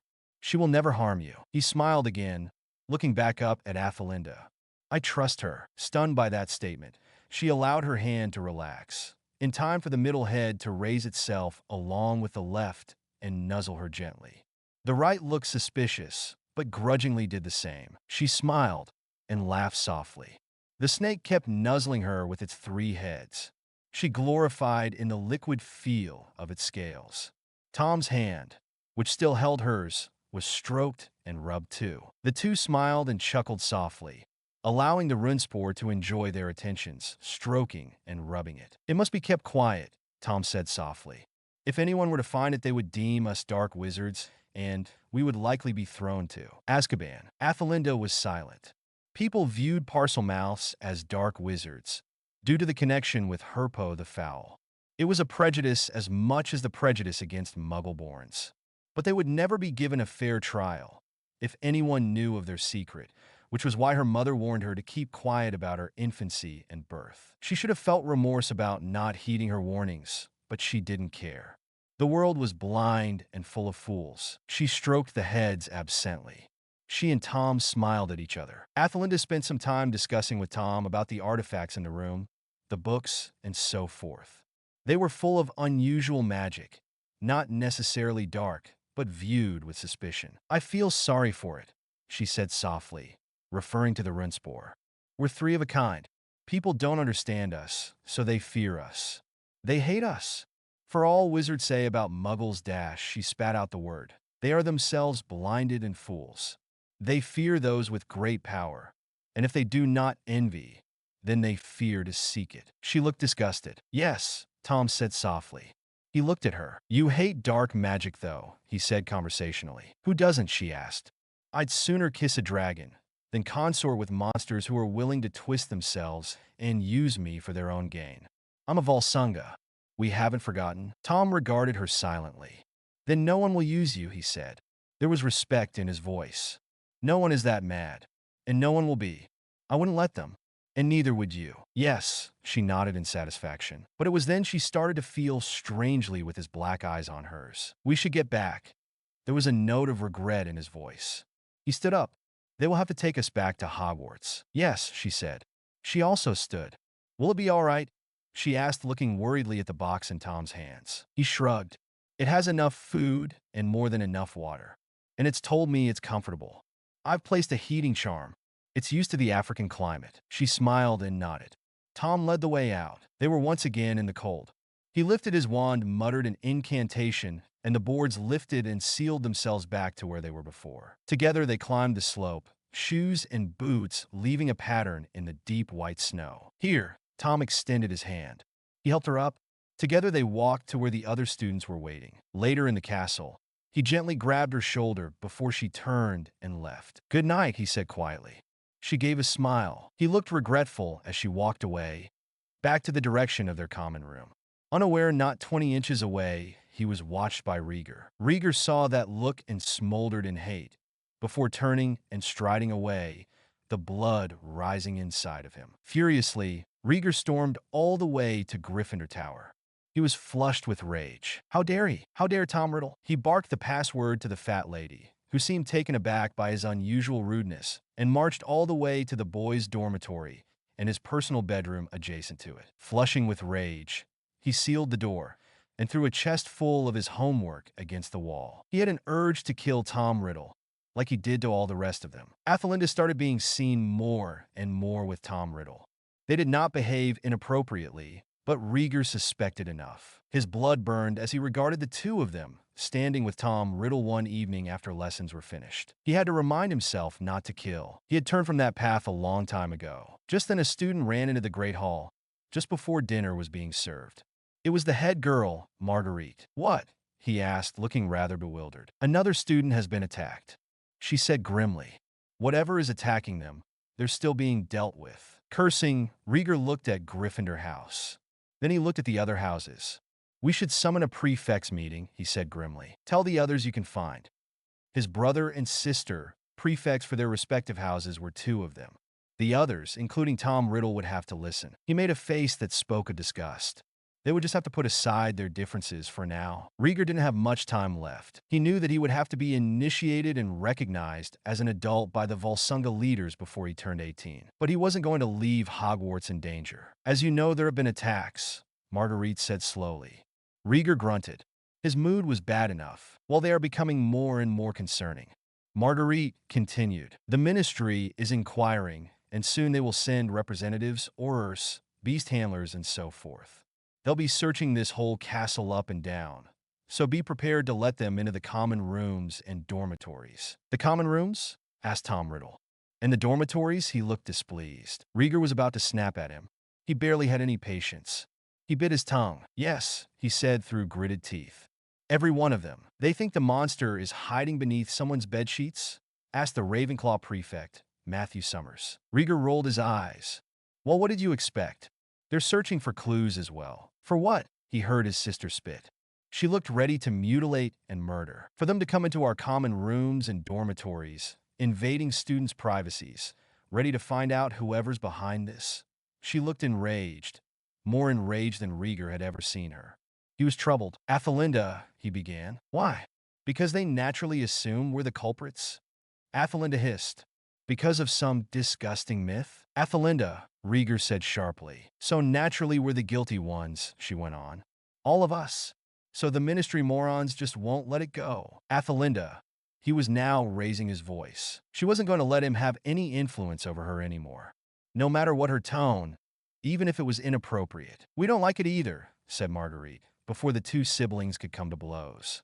Willimar looked alarmed and troubled. "But we have no choice," she finished. "Need I remind you, Athelinda, that these are Ministry officials, and we are required to give them respect?" Rieger asked, his tone still rising. "Typical of my brother following everyone's rules." Athelinda snarled before spinning on her heel, without seeking anyone's approval, and striding out. They stared at the closed door. Rieger was shocked and embarrassed. Willimar too. She had never been like this. Athelinda knew when to give respect. But apparently, Rieger closed his eyes. He needed to perform this one humiliation. "Please forgive my sister," he said. "We have a lot going on in our family at the moment, and here as well. This is not an easy time." Marguerite sighed. "I see.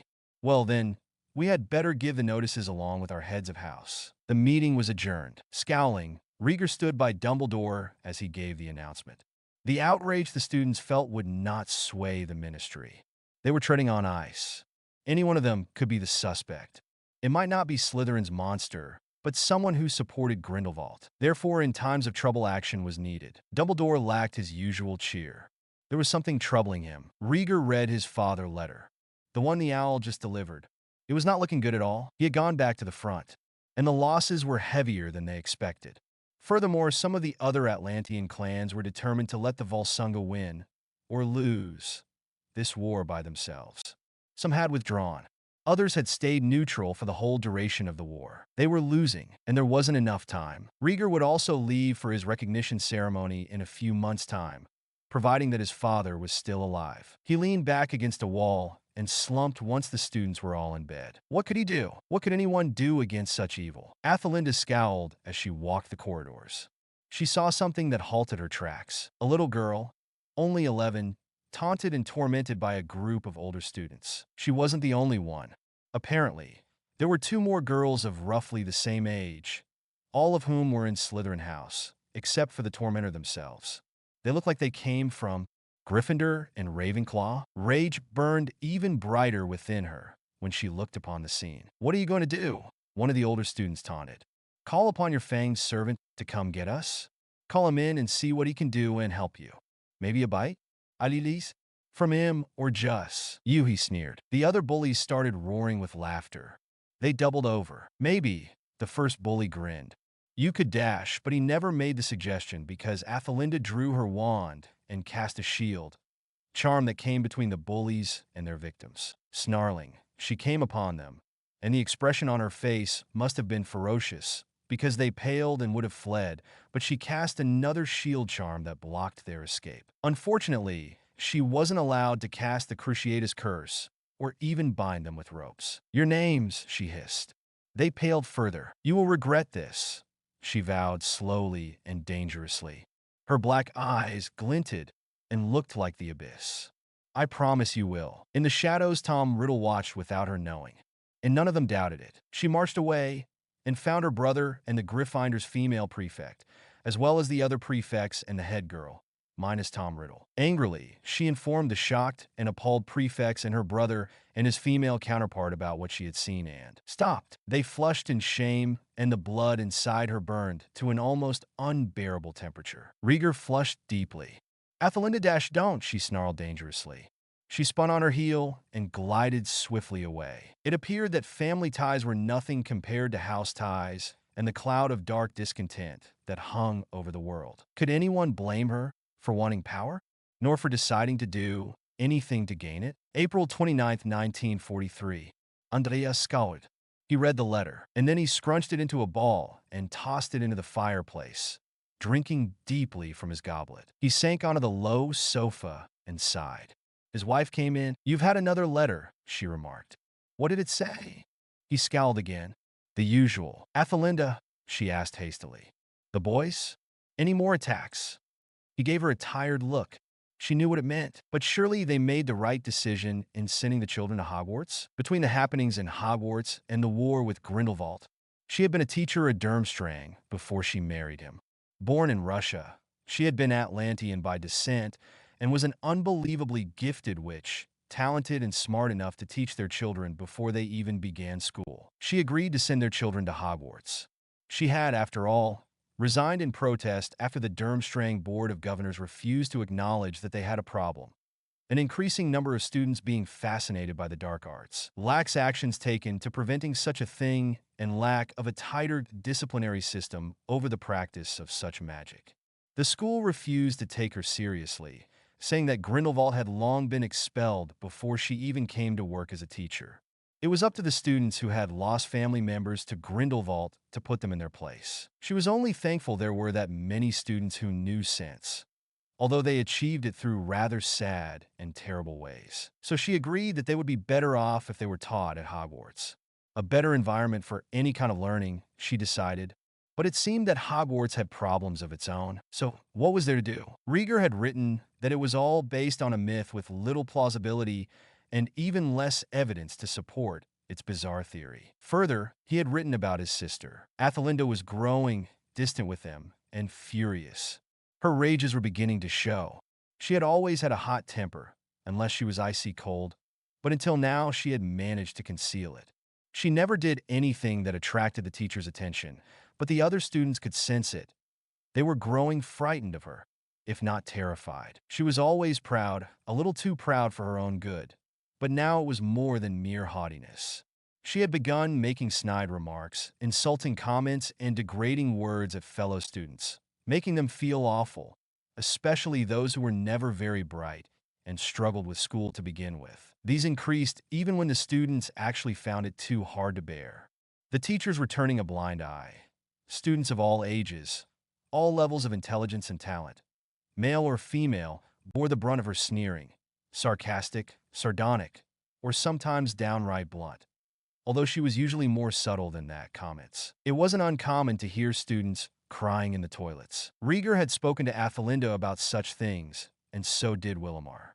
All they got was a shouting match, with a silencing charm at the doors and windows of the empty classroom, and Athelinda giving them the same treatment except on a larger scale. It particularly hurt, especially because they could almost believe she hated them. Andreas had considered sending her a howler, but he would never humiliate her in front of everyone, and furthermore, damage the relationship with her brothers, which was becoming particularly strained. Neither did he want to turn her against her parents.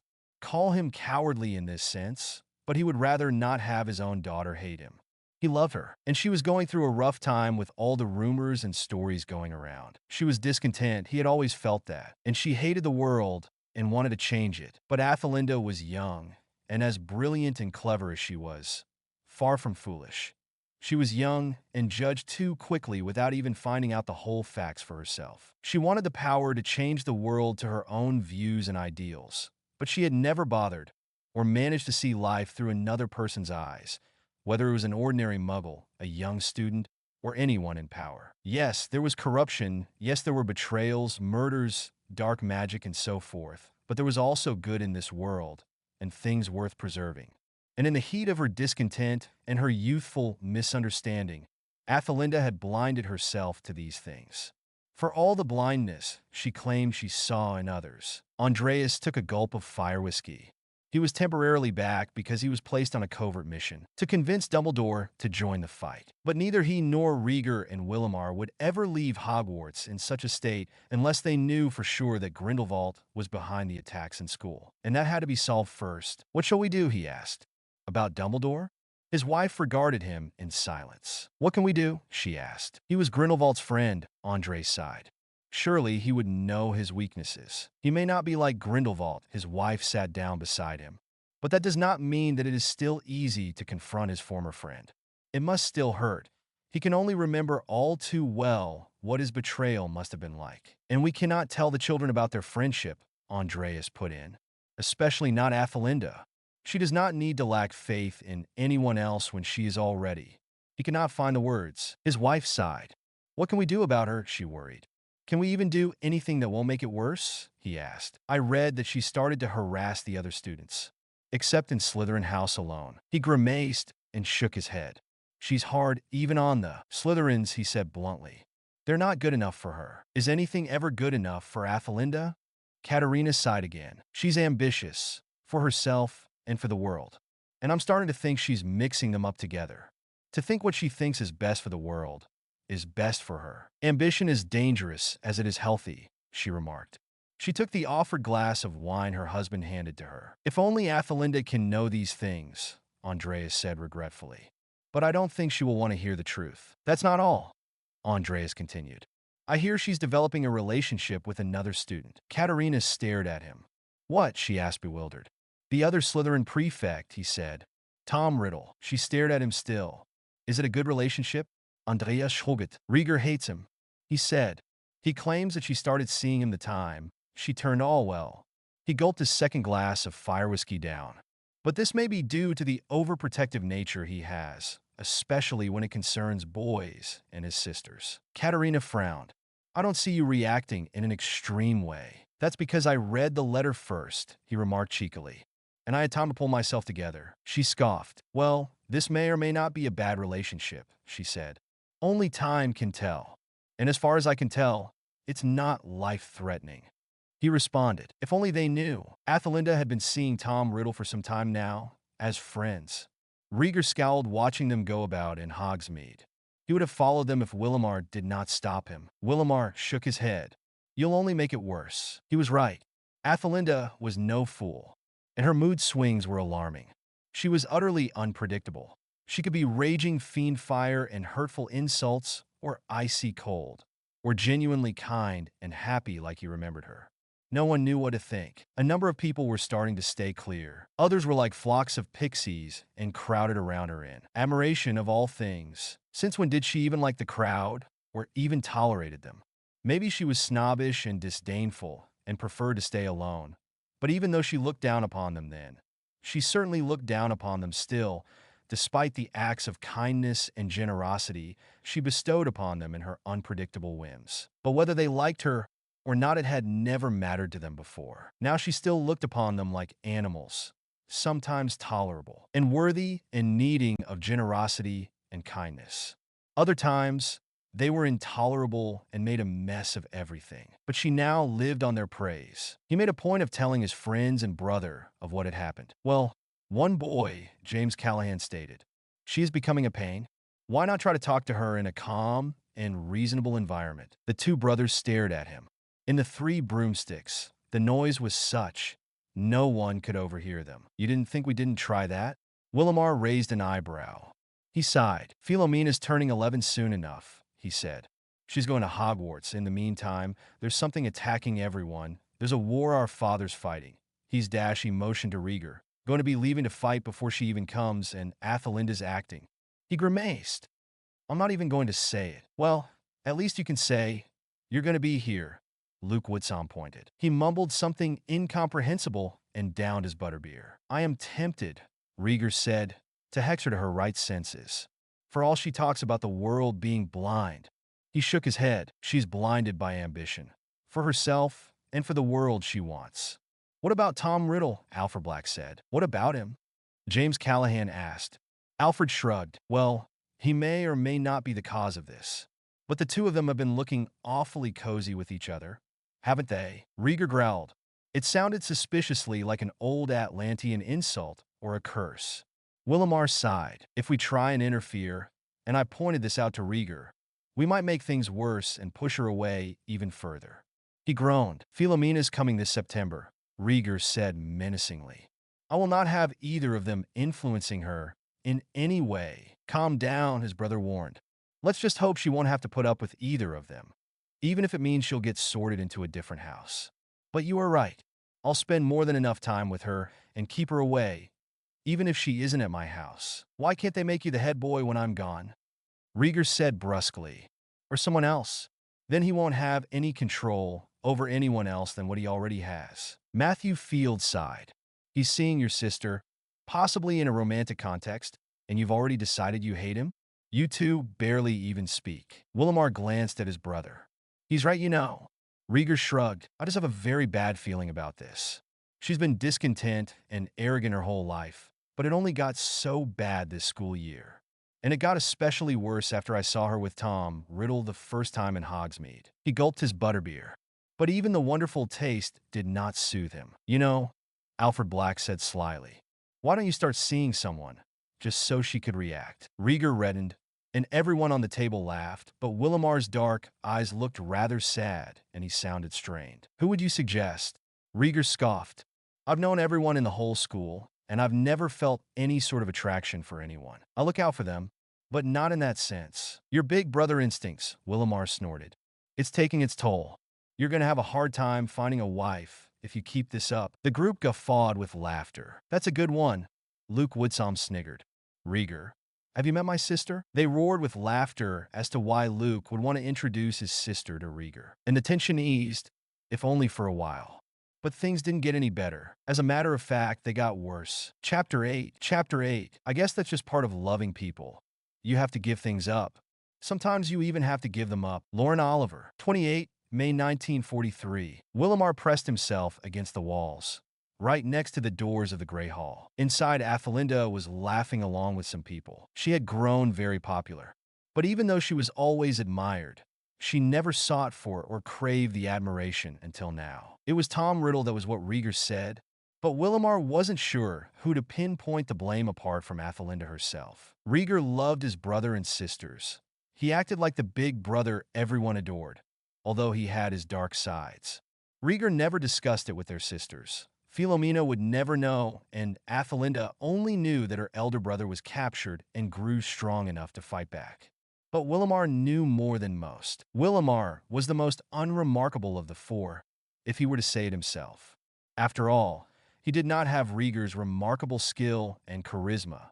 Although people tended like him as well, he wouldn't be anyone they would follow as into battle. Nor did he have Athelinda's sizzling and alluring charm and her fascinating ambition. Philomena was sweet and very bright, eager to please, Even she would have more to shine out than he did, which was why people would be forgiven if they thought him the weakest of the four.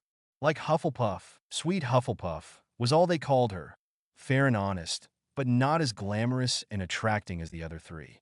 She didn't prefer the brainy ones like Ravenclaw, didn't prefer the courageous and combatant ones like Gryffindor, nor did she prefer the mystery and prestige, cunning and driving ambition that was Slytherin's hallmark. She took all the rest. She took the honest ones and the fair ones. But anyone could be honest and fair. At least that was what they thought. They had no idea. The Sorting Hat certainly knew what he was doing when he placed him in Hufflepuff. It suited him, and he often found it useful when he was overlooked, such as now. Willamar closed his eyes to concentrate. They were in the Great Hall, his sister, and her admirers, her toadies, for those who could see them for what they really were. The girls were shrieking with giggles, sounding rather mad, he decided. The boys were grinning idiotically, hanging at her every word. And were some of them drooling? Disgusting, he decided. He craned closer to hear what they were saying. Of course, I wouldn't dare make assumptions, Athelinda purred. He shuddered. This was definitely not the sister of his childhood. Women spend more time worrying about what men think than men spend thinking. There was a resounding roar of laughter. So naturally, I can't assume to know what he likes, or whether he decides to like it at all. Before tumbling me down, she smirked, and again they roared, or howled, spluttering over their sniggers ass. Athelinda entertained and admired them. Did they even know they were being insulted? It saddened him. His sister had changed. Since when did she thrive on the admirations and thoughts of others? She had a great deal of wit, and her charisma and good looks may have attracted and fascinated people. Her charm kept them from taking offense, and her conversation entertained them. She was intelligent and responded quickly and well. Even if she mocked people, her wit could amuse and kept them glued to her. She was vibrant and fascinating, and she was misusing all that. Willamar was sickened. He took a glance inside. Athelinda may be beautiful, but she knew it. She wasn't overly vain. She had always been arrogant, but that wasn't what people saw. She was confident, strikingly so. She had a strong aura of mystery about her. She was always elegant and immaculately groomed. Her clothes were elegant and stylish. She looked expensive. Even with her uniform, he thought with unease. No one dressed like her and carried themselves the way she did. She had the perfect posture and graceful, fluid movements, like the snake she so loved. Like a Nagini, that graceful, sinuous walk that didn't look like she moved on two limbs.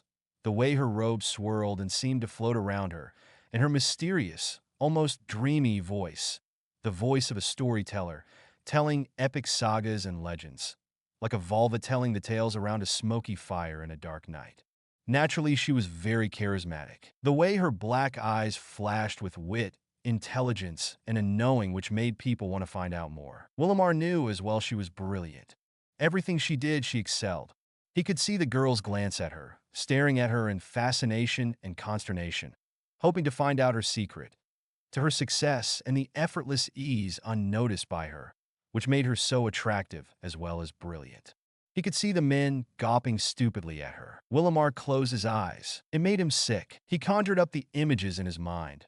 A young girl laughing and playing with her brothers, asking questions about the use of this herb or that root in this potion or that solution, scowling, but then laughing when she was helped up after being beaten in dueling practice. This was not his sister. He walked away in disgust. Whatever Tom Riddle did, Athelinda, unless she was under the imperious curse, agreed to it. Maybe Rieger was right.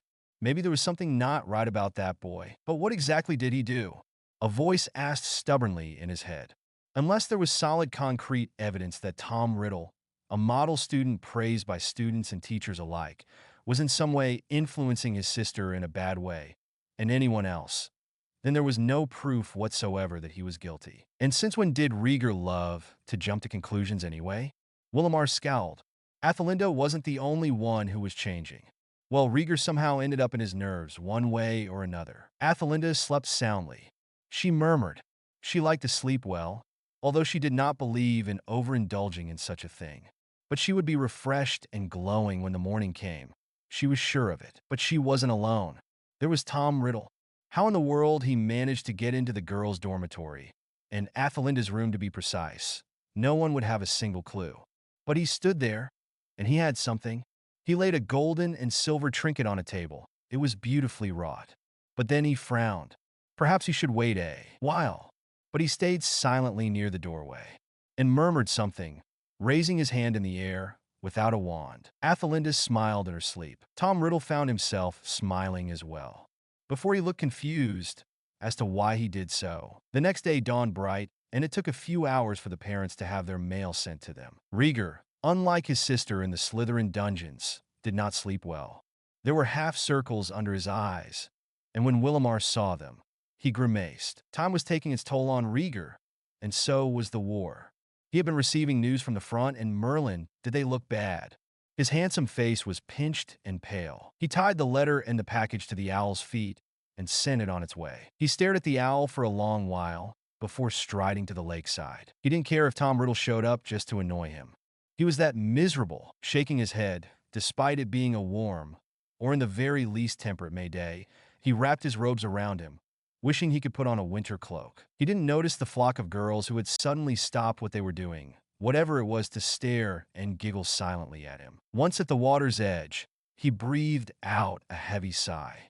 He stared at the liquid, not really seeing anything. Well, he did see something: flames and houses burning.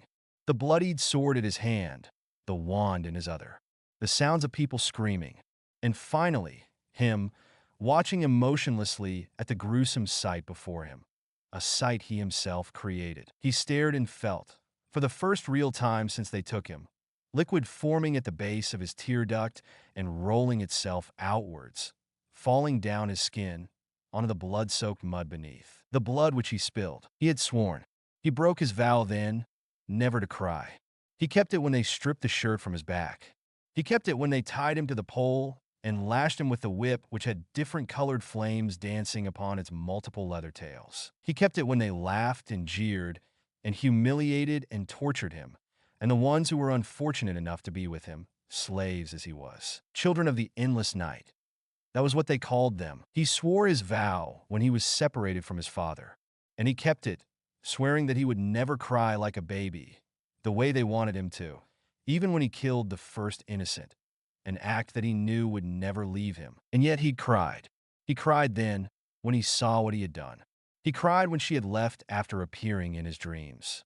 And he cried then, when he saw what he did, because no matter what he did to rescue her, and despite her own freedom, even if they were to see each other again, she would not know him. He had turned into a monster. It was a monster which he saw every time he looked into a mirror. It was a monster every time he gazed upon the surface of liquid that stared back at him.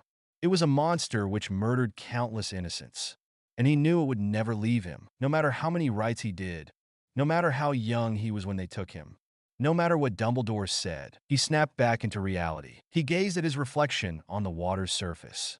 He remembered the story about a Greek man who was enchanted into falling in love with his own reflection, and then transfigured into a flower. Small chance of that for him, he thought, and it was the closest he had ever come to wanting to smile that day. She would see him as a monster. He had no doubt. How could anyone forget what had been done to him, and what he had done, once they actually saw for themselves like she did? He could hear the giggles of the girls who were observing him. He didn't care. He didn't give a damn. What did they know? And if they did know, they would run away. And they weren't her. They could never replace or be her. Not even if they looked like her.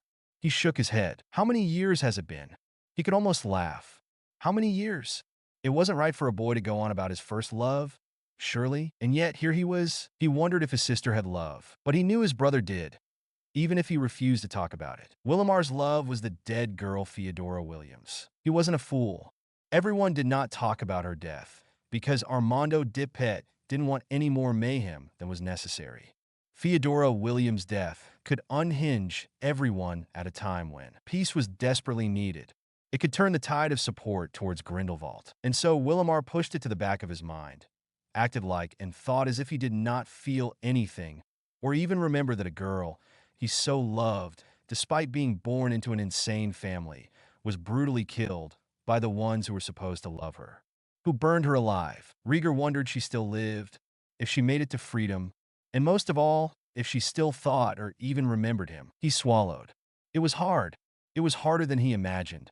To put the damned thoughts away from his mind. He wondered if it was possible that Tom Riddle would love his sister. But it was such a disturbing, impossible thought. If he had the heart for it, he would laugh mockingly. But then his eye caught a sight which did not please him. He stood at the water's edge, his hand on the tree trunk, and he felt his fingers close into a fist, ripping bits of bark from the tree in a rage that clawed sharper than dragon's teeth. Tom Riddle and Athelinda. He loathed him. Tom smiled. Athelinda cocked her head to one side, like a cobra, surveying something with curiosity. He merely smiled at her. "Why did you bring me here?" she asked, her black eyes suddenly luminous. He held out his hand. She took it curious. No, she wasn't stupid, but she was blind to some things. Not so much for some time now. She had first started to become aware of certain things. Firstly, how he looked when he saw her. That little smile, almost teasing, indulgent. The smile he used on others who found favor with him. But then it changed into something else, something more relaxed and calm, and what was it? Surely it wasn't more straightforward? But that wasn't it. He would touch her, taking her hand, not some outdated display of gallantry, but although she took it for that at first, she realized it was more warm than cordial. She had laughed at herself, scoffed even. Why in the world should she, Athelinda, ever want something as ludicrous and stupid as romance? It was just a show of how self-absorbed she had become that she thought highly of herself. She always scorned false modesty, but she had become a victim to something far worse, pride. He held out his hand. She took it. Yes, she admitted, in her heart of hearts, although she was too damned proud to say it to herself, that there might be something more. He drew her closer. Then he held something out. It was a beautifully crafted bangle, fashioned exquisitely of gold and silver in such beautiful, intricate patterns, small and perfect, yet flashing in the light. She drew a sharp breath. "How dash," she stammered. "What but dash?" But Tom cut her off. "It is a gift," he said. There was something soft in his eyes, black as hers, something gentle and light, something that was completely alien to him, and yet belonged there right now. There was no one else around that she knew. Athelinda might have been blind to businesses other than her own, but she could observe very well. Once something caught her attention. He slipped it on her wrist. It glittered and flashed in the sunlight. She looked up at him. She stared wordlessly, trying to figure out why he was doing this, but with none of her usual icy, calculated ways. She was hopelessly bewildered. "Something for you to rejoice in," he said musingly. "Something which makes you remember." He went quiet after that, staring into her eyes. She was wordless still. "Remember me," he said so quietly she barely heard him. And strange enough, both actually forgot where they were, and that there was a war going on. "Don't forget," he whispered, and he knew she wouldn't. As for her, well, she did not say what she normally would have, a scathing, snide remark about her memory being better than most, including him. She was silent, staring in his eyes. Black upon black. It didn't look like they would look away. Rieger's blood boiled. Was it loathing? Was it the overprotective nature of a loving elder brother, especially one who had known grief? Was it jealousy? Jealousy that they had something that he and his brother had lost? It disturbed him to think about it, but maybe he was overreacting. His brother certainly believed so. Willamar and Rieger thus ended up eavesdropping on Athelinda in the great hall with her new friends. They heard her laughter, a wonderful tinkling sound that they had loved in better times. But now it was accompanied by the stupid guffaws and insensitive sniggers of a large crowd of students. They heard her say, "Sometimes when I read Bathilda Bagshot, I have this sneaking suspicion about her writing. I think she's trying to be funny." People roared with laughter. "No!" they heard one of them exclaim. "Absolutely not." "Was it not?" "Well, I think she does try," Athelinda said mockingly. Rieger felt himself tense in rage. She was mocking others without them being around.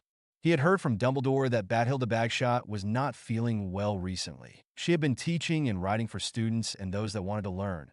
And here was Athelinda, so full of herself, younger and more inexperienced, yet thinking she could do a better job and openly implying this to students who were likely to have been assisted by Ms. Bagshot herself and their parents before them. He never had patience with gossip and backstabbing, nor with rumor-mongering and spreading lies. It didn't matter that the person they are talking about was unlikely to meet them.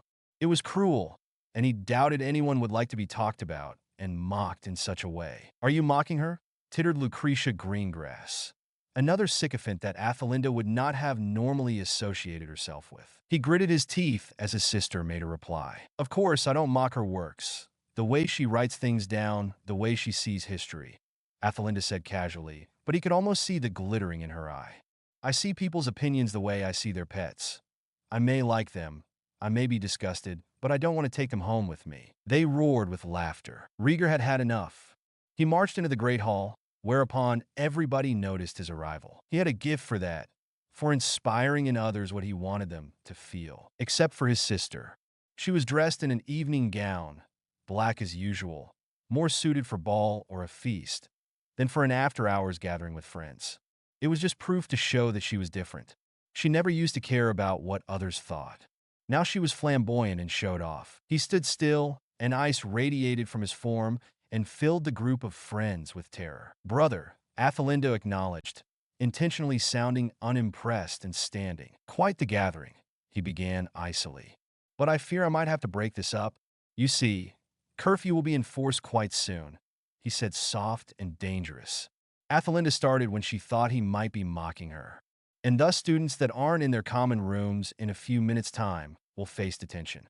It will be the responsibility of any prefect or head student to report such things. Of course, the prefect will need to remember," he finished, his eyes glinting. Athelinda flushed in humiliated rage as the students hurriedly stood and filed out the Great Hall, as quick as they could. When the last of the students had left, Rieger turned to Athelinda. She looked like a rearing, hissing, about to strike venom constrict Naga. The Atlantean witch Nagini Queen hissed at her brother. "How dare you humiliate me in front of Dash?" "In front of who?" Rieger gave a harsh laugh. "Your friends." It was the closest he had ever come to a sneer. "It is quite funny how you were never stupid or senseless enough to consider them your friends until now," he finished in a mocking tone. "Don't you dare insult me," she hissed. There was so much venom in her voice that anyone would have flinched and even fled, but Rieger had suffered far worse than any tantrum she could ever throw up. The idea that she might try to chase him away was laughable. "It is more than enough that you should humiliate me, either in public or private." Dash. Rieger scoffed and laughed out loud. "Like you," he shot back. "Don't be such a hypocrite. You can't stand what you gladly give to others." She narrowed her eyes. "Bathilda Bagshot was never around when I discuss her." "Neither are you when others talk about you," her brother shot back. "I suppose you like it then, when others do that." "Because they do, Athelinda." "They most certainly do," Athelinda hissed and flushed further. "They would never dare." Dash. "Oh, so now you decide to care about something which was normally so beneath you?" he snapped. "The opinions of others? Any of your business." "It is my business when they discuss me," she hissed. "And it's Bathilda's business when you discuss her work," he countered acidly. "Are you so high and mighty that you hold yourself above the common folk? The ones that you so want to change the world for?" He snarled. She hissed at him. "Get to bed," he snapped. "You're becoming more despicable by the day, Athelinda. It's a good thing father and mother aren't here to see you. It's a good thing no one really sees you for who you really are now." He turned and left. Athelinda almost shrieked behind him. "Don't think you are better than me, Rieger. You were abducted and fought to escape, and just because of that, we've had to live in your shadow for the whole of our lives." "Well, don't get too comfortable with this arrangement," she snarled. "I was chosen to change the world. What did you do, Rieger? Ear glory for father's mishap in taking you to Europe." She almost screamed, but Rieger was already gone, the blood rising within him, and something more, the pain. "This has just made it worse," Willamar mumbled. And it had. Now Rieger and Athelinda had officially drawn the battle lines. At least that was how she thought. Rieger shook his head. "Why did you do it?" "You know it was going to turn her against you, the way she is going now," Willamar asked. But he replied, "Yes, she's never going to forgive me. But at least I said something to warn her, or try to do something. Even if it fails, even if she turns against me, it's worth it. At least she won't go to the wrong path, believing completely that it's the right. She might choose not to hear it, but somewhere, she remembers what I said. No matter what anyone else might lead her to believe, the ones that will lead her to ruin. It's worth her hating me." He sighed. We have to make sacrifices sometimes, he said, for the people we love, even if it is at our expense. Even if it is them, his mind and heart jolted back against his will. Years ago, when he set a young girl free, he stopped and stared blankly. Willamar stared at him. Do you still think of her? He asked numbly. Rieger looked down and nodded his head. Willamar stared blankly into space. He saw it then? He refused to think about it for so long. The flames rising, growing and curling around her slender form as she begged for mercy. The flames devouring her and crisping her flesh, skin, eyes, and hair. The curses of the Muggles, including the parents who were supposed to love her. Tears threatened to fall, but he held them back. He closed his eyes. When he opened them, Rieger was looking at him in grief. She would want you to be happy, he said numbly. But was it possible? Willamar made his way to the Hufflepuff basement. He turned right from the kitchen corridor and tapped the stack of barrels in the passcode to the Hufflepuffs. It was always the same.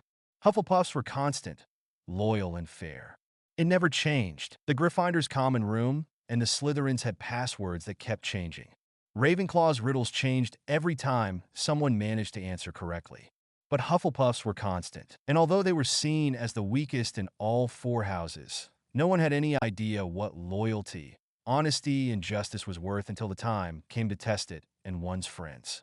Loyalty and justice could save just as much as courage, cunning, and intelligence. The doors swung open. It was warm, cozy, and welcoming like a mother whose children are arriving home just in time for the evening meal. It was by far not grand, but it was safe. These were always the feelings Willamar had when arriving. The wonderful, earthy room was a home in which one could be content and happy. Round with circular windows, now drawn with curtains, that showed the lawns of grass and wildflowers. The room also had plants that could dance and talk, as well as ones that merely looked cozy and welcoming, and black and yellow overstuffed armchairs and sofas on which students were sitting. Many fell silent and gazed at him, stopping in whatever they were doing. But it wasn't a silence based upon ostracization, but on pity. They, like Rieger, knew about his feeling and heartbreak for Theodora. Unlike Athelinda, pity might not be desired, but he, unlike his sister, knew better than to take it in humiliation. Pity was by far better than rejection, mockery, and hatred. So he tolerated it, even though it was not desired. He went through the tunnels and into his private room. He used the colloportus charm on the door, so everyone would get the message and leaned against it. There, he allowed himself to sob and to nurse his broken heart. Others might laugh, but they did not know the pain she endured burning to ash, while her parents wished her to hell. And they did not know how he felt, and neither would Athelinda, who had yet to learn the true worth of love. In the very same evening, the youngest, and thus the most overlooked until now, of the four siblings was also eavesdropping. She had no choice. Little Philomena loved learning new things more than anything. Everything was so fascinating. She was eager, and the more she learned, the more she wanted to learn. It was insatiable, and she marveled at it herself. She was eager to start Hogwarts, but she had been too young until August would come that year. And by then, beloved Rieger would have left. At least she would have Willamar and Athelinda, but Athelinda she barely saw. The two were close when she was little, but eventually Athelinda grew absorbed in her studies, spending hours rewriting essays, and Philomena had nothing against it. She tried to emulate, and enthusiastically so, understanding and admiring and idolizing her elder sister and her brothers. But Athelinda no longer had the time to answer her endless questions or explain what this and that meant in books. And if she was not studying, then she was locked in her room with her snakes, whose company she preferred. And there were other things that frustrated her. And if there was something that frustrated her in the world, it was the inability to answer a question. She could not understand why Willamar looked depressed and shattered during his stay over the Christmas holidays. She could not understand why she heard her sweet, wonderful, loving brother sobbing, shattered sobs, locked in his bedroom. Why he looked so dead when he emerged, and she could not understand Rieger's nightmares. When she was little, she always went to Rieger, wonderful, golden, flawless Rieger, whenever she had a nightmare. And he would comfort her, hand on her back when she was small, her on his chest, and when she was bigger, curling up next to him on his bed, while he gently stroked her hair and back, murmuring stories to get her to sleep. But Rieger, when she learned to cope on her own, had nightmares too. He fought violently with some invisible force in his sleep, even screamed in what sounded like pain and gave shouts and cries like the soldiers in battle. He begged and pleaded and screamed someone's name and woke up in tears. Her brother, who was undefeated and invincible. It was not possible, so she searched the books her father had brought, coaxed on by her, for educational purposes and to prepare myself for Hogwarts to try and find out what malevolent creature was tormenting her golden brother. But she found nothing, try as she might, so she searched for potions instead. She tried to find out if Rieger had been taking something undesirable, but she discarded the notion almost immediately. Rieger wasn't stupid, and furthermore, he took dreamless sleep potions, which he timed to wake him up when he planned. So Rieger wouldn't take something only to try to counter its effects later on. She eavesdropped on her parents. No attacks since in Hogwarts, she heard her father say. And there's a stalemate, from what my comrades have told me. Hogwarts? Who was attacking who? It was the safest building in the country. Our children, they are safe? Her mother choked. Her voice sounded strained. Will they come home? They are not targeted, her father said. They are safe there. Are they all right? Her mother kept saying, choking on her tears. Will they come home? I don't care what comes. I just want them home. Katerina, love, he said gently. Hogwarts is the safest place by far. I trust Dumbledore. I might have had misgivings about Dip Pet, but Dumbledore is another matter entirely. Furthermore, our children have suffered worse. I don't give a damn, her mother wailed.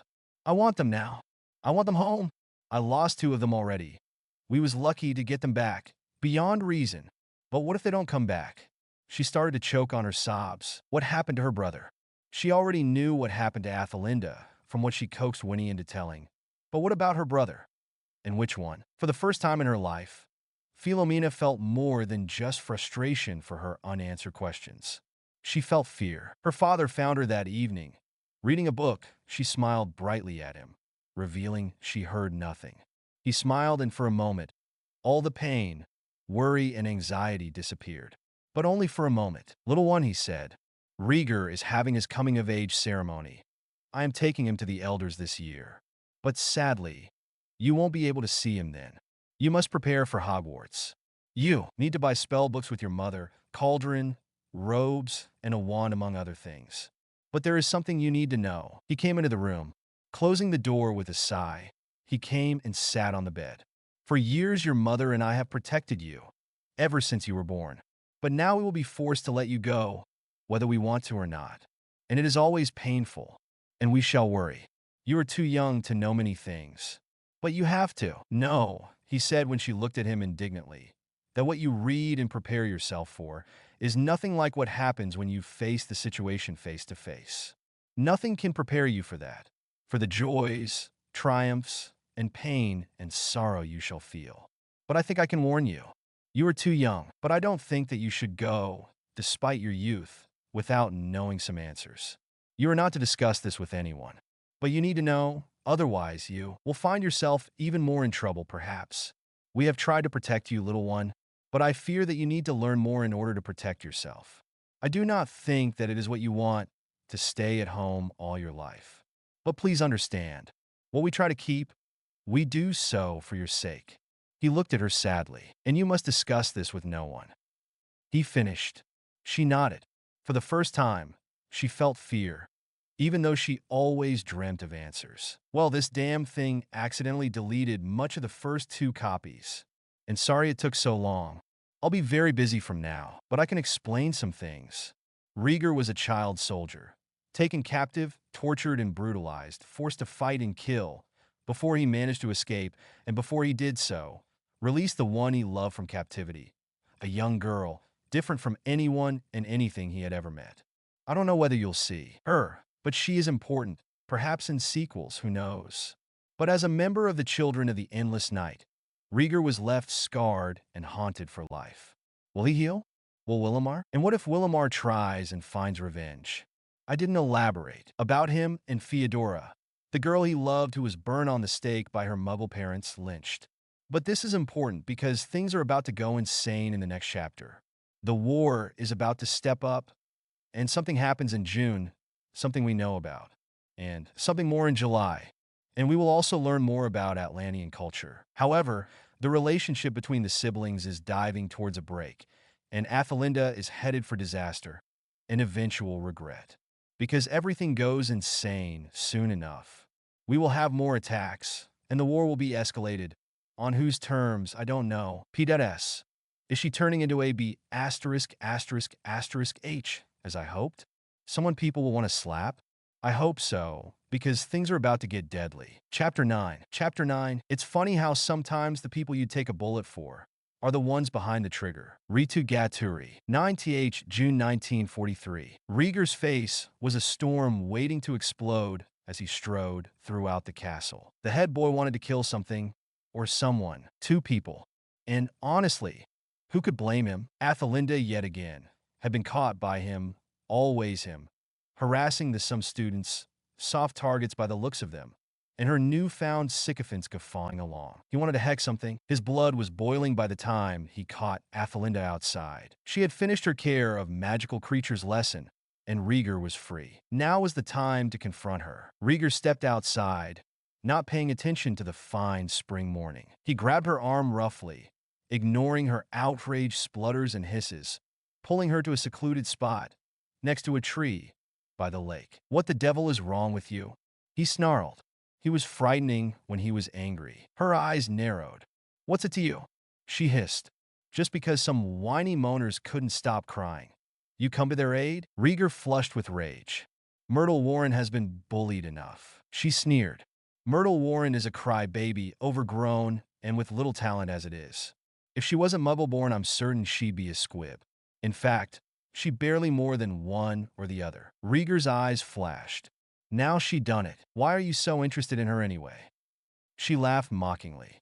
"I thought you would have better, finer taste in women. Like my sister?" Rieger said, drawled in return. She froze. "Well, in the latter, I would be interested if the subject is worth it." "Why are you so interested?" she asked, biting into him like frost. "But it would take far more than that to intimidate him." "Oh, it's not interest," Rieger hissed. "If it's not worth it." Athelinda recoiled. He had never spoken to her like this. But Rieger had had enough. But she recovered her wits. "If you don't think it's worth it," she said slowly, building up the tension, "then why do you ask? Because you are acting like a self-absorbed bitch from the seventh circle of hell?" "Athelinda," Rieger snarled, "I have done nothing, in order to gain your contempt. And I would not accept being treated as such. You would not accept it either when everyone started bullying the Slytherins. So why do you expect me to put up with it?" Athelinda felt like she's been dealt a blow. But he recovered everything, and rage flared up. "I stood up to them for you. I told them that it was prejudice just as bad as Grindelwald if they made assumptions without even knowing everything. The minister was all in for questioning you all." He allowed his temper to get the better of him, and it flared brightly. "He wasn't supposed to tell her that. If it weren't for Dumbledore and me, you would have been taken in by the Aurors. Maybe even subjected to some form of torture. Oh yes, you think it's illegal. Well, let me tell you, they do bend the rules. People aren't allowed to kill after all. And if people did, the only way to defend themselves is to kill them before they killed everyone in return.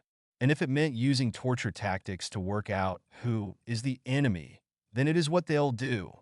No one was supposed to know this." Athelinda paled further.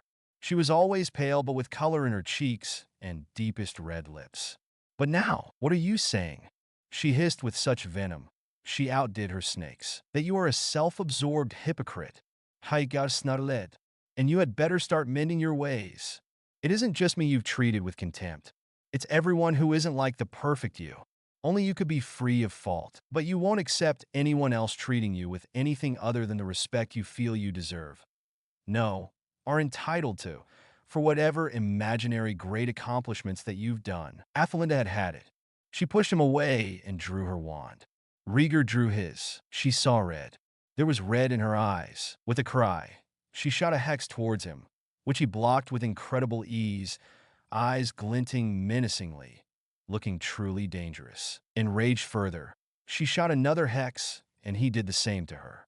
She shot multiple hexes and jinxes at him. He did the same, but the amount of spells and the severity of the damage it would have caused were increased in Athelinda's casting. It didn't help that the majority of the spells she used were non-verbal, the way in which an enemy would be dealt with in order not to give them any clue as to what they were defending against. But Rieger blocked or escaped them unscathed, and retaliated further. Athelinda started using wandless magic against him, dangerous and destructive as it was for both her and her opponent, which so happened to be her own brother. The duel became even more intense. She nearly started using the unforgivable curses, but recoiled inwardly as this was her brother, whether or not she hated dark magic. But never would she allow anyone to treat her with anything other than respect. Never would they speak to her like that. Never would they humiliate her in front of the teachers.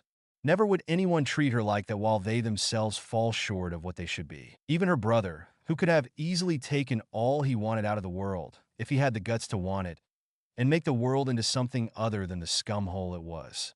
And he had thrown it all away, thrown away the chance to turn the world from a scumhole into a glorious civilization like Atlantis had been, throwing away any chance of leadership, any chance of glory to serve with the crowd. He was weak. She had always thought him the strongest person that she knew, even stronger than their father, but he was weak, too weak not to seek power for himself or glory, too weak to do anything but to serve. Unlike her, he was weak. She would never walk in anyone's shadow. Letting out a scream of rage, she cast a powerful hex towards him, without even thinking its consequences. But fortunately for him, Rieger knew what it was, and that Athelinda had for once outreached her abilities. Counteracting it with something that neutralized it, he quickly dodged before she had a chance to use this as a distraction and figure out his plan, and cast another spell. She blocked and counterattacked, only to find herself lifted into the air. Rieger had once again cast a trip jinx towards her. She landed hard on the ground, and she saw ropes jet out of his wand and throw themselves, wrapping around her wrists and ankles, not simply pinning her, but holding her captive. He had won again, and the biggest insult was that he had done it in a way he already did before. It was a humiliation and a cause of rage. "Done," he barked. "Or do you want more?" He saw nothing but his rage. She shrieked in rage. "I hate you," she snarled. "You bastard son of a dash." The ropes lifted her into the air. Rieger was about to give her a healthy dose to slam her into something in order to knock sense into her. But a shocked realization came unto him. This was his sister, and he acted towards her in the way he always dreamed of, towards the monsters that brutalized and tortured him, insulting any dignity he and anyone else had. And he truly would become like them if he did that to his own sister. They told the others to butcher their parents too. He dropped her. She lay on the ground, gasping for breath, eyes wild, like a predator who was thwarted. No, she was not prey. Shocked, horrified, and repulsed at his own actions, disgusted at himself, Rieger looked up in dismay. She scrambled to her feet, face contorted in rage. He had won with what he did last time. "I beat you the last time," he said slowly, trying to conceal his inner feelings. "I have done so now, and I will do it again. If you think you can defeat me, try me. You never learn." Athelinda, he wanted to show her she was no better. She had never learned from her mistakes. That was all. Merlin, he never wanted to hurt her. He loved her, to show her that despite all the high expectations she had on everybody else, she still had the same failings. She fell short of her own vision of herself. "I hate you," she snarled again. "And I swear by the blood of Merlin, I will make you regret this, Rieger." And with her hair all over the place, and her robes askew, she strode off. "I already have," he thought. "I hate me too." "What?" Willamar demanded. Rieger took a deep breath. "You had a practice?" "No, it wasn't a practice," he groaned. "We had a fight." There was a bone-chilling silence in the air. "What is it?" Willamar asked, frozen. Rieger took another deep breath and told the story. "Merlin," Willamar whispered. He sat down. Rieger buried his face in his hands. "Why?" Willamar asked aghast. Rieger, barely speaking out of a mumble, told Willamar the story. How Athelinda had been treating everyone, including himself. How she had touched on sore subjects with everyone. And how the teachers were paying no notice. Why? Because she was their golden girl. The one everyone could see no wrong. Dumbledore could. He could see right through anyone, but he was not here. He had gone somewhere on some sort of journey. "Dear God," he whispered. It was a prayer. Why? Why did it have to be so intense? Alfred was right. Willamar learned all there was about Rieger's ordeal. The moment he choked. The moment I pulled her up in the air, I realized I wanted to slam her and get it into her head. She wasn't the only person worthwhile. Just like I did them. I hated them, but I also wanted to show we were worth something too. He inhaled deeply. But I saw that it was Athelinda. He laughed harshly. So you see, Willamar, I am not suited for leadership the way Father and Dumbledore thinks I am. Willamar was silent. We have to talk to her, he said. She does need sense, even if it means getting sense knocked into her head. He shook his head. This has gone for too long enough. I'm going to put a stop to it. I'm writing to Father. And with that, he walked out of the room. Willamar succeeded in rounding up Athelinda. Or rather, he would have. Instead, he listened in on her talking to a student. Is that your draft of sleeping death, he heard her say. He saw her talking to a blonde, curly-haired girl who flushed over her cauldron and vials. Well, I must say, I'm impressed, she drawled. I didn't think you could brew such a potion. Professor Slughorn must be pleased. Someone sniggered. After all, you are a person of rare talent. It's rare when you show such talent. Your parents must be exceptionally pleased. And from what Rieger said she'd uttered in comparison to this, it was rather pathetic and kind. But Willamar already snapped. She said enough. Athelinda, he barked. Athelinda's head snapped up. Willamar looked at her frostily. He jerked his head. He certainly wasn't going to dignify her with a respectful sentence after that. She looked at him with coolness. Has Rieger talked to you? She asked. Did he ask you to be his errand boy from now on? What does it matter? His patience was getting even thinner. It matters because I will not be anyone's slave, nor will I walk in anyone's shadow. She hissed. You're only a slave by your own actions. Athelinda, he barked. You've become a bully. And a Holly is always a weak, pathetic victim who couldn't stand up for themselves. She recoiled. How dare you, she hissed. I dare more than that, Willamar snarled. You're weak and selfish. You're egoistic and glory-seeking.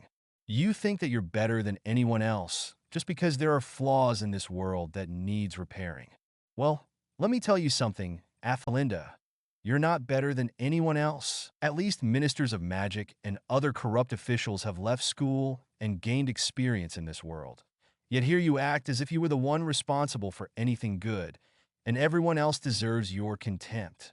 He grabbed her wrist. When she squealed in pain, he loosened his grip slightly, but not enough for her to pull away. They don't deserve your contempt, he went on.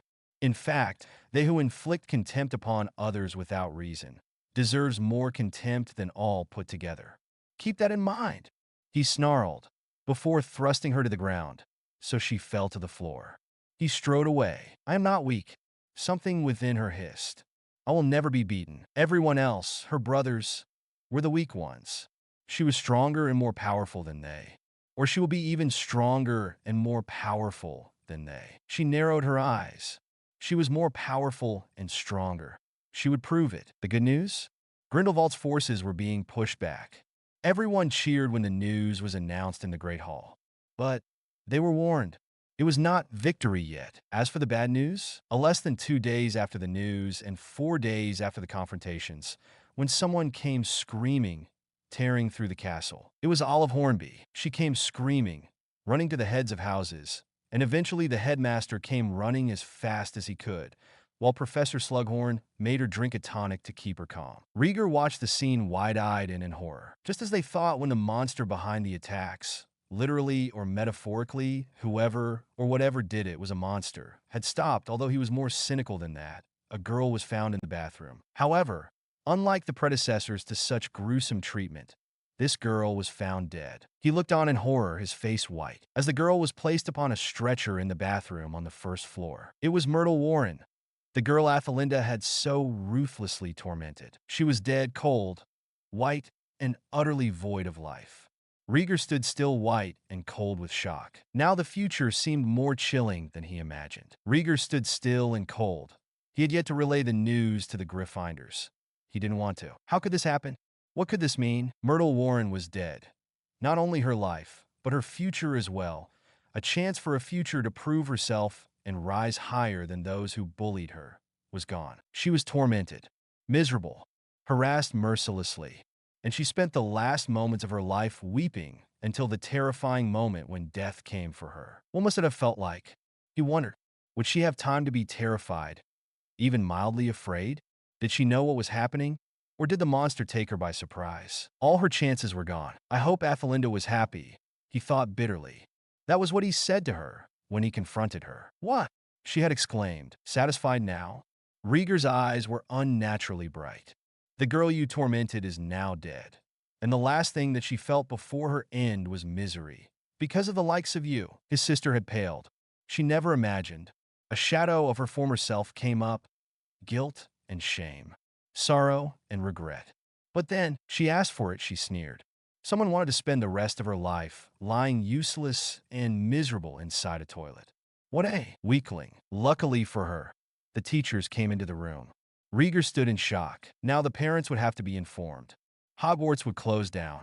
Roughly 1,000 years ago, all this, the founder's great legacy, had started. Now it was about to end, or so he thought. What is the meaning of this? Rieger could not remember who spoke, Dumbledore or Dippet. He stood frozen as Tom Riddle, his sister's hated friend, had his wand pointed at a huge figure with bushy hair and whose normally merry, twinkling black eyes were wide and fearful. Rubeus Hagrid was brought before the headmaster and his head of house, thus, Headmaster. Tom's black eyes were chips of dark volcanic stone which held the flickering remains of lava. This boy was found keeping monsters within the castle. Rieger heard a gasp.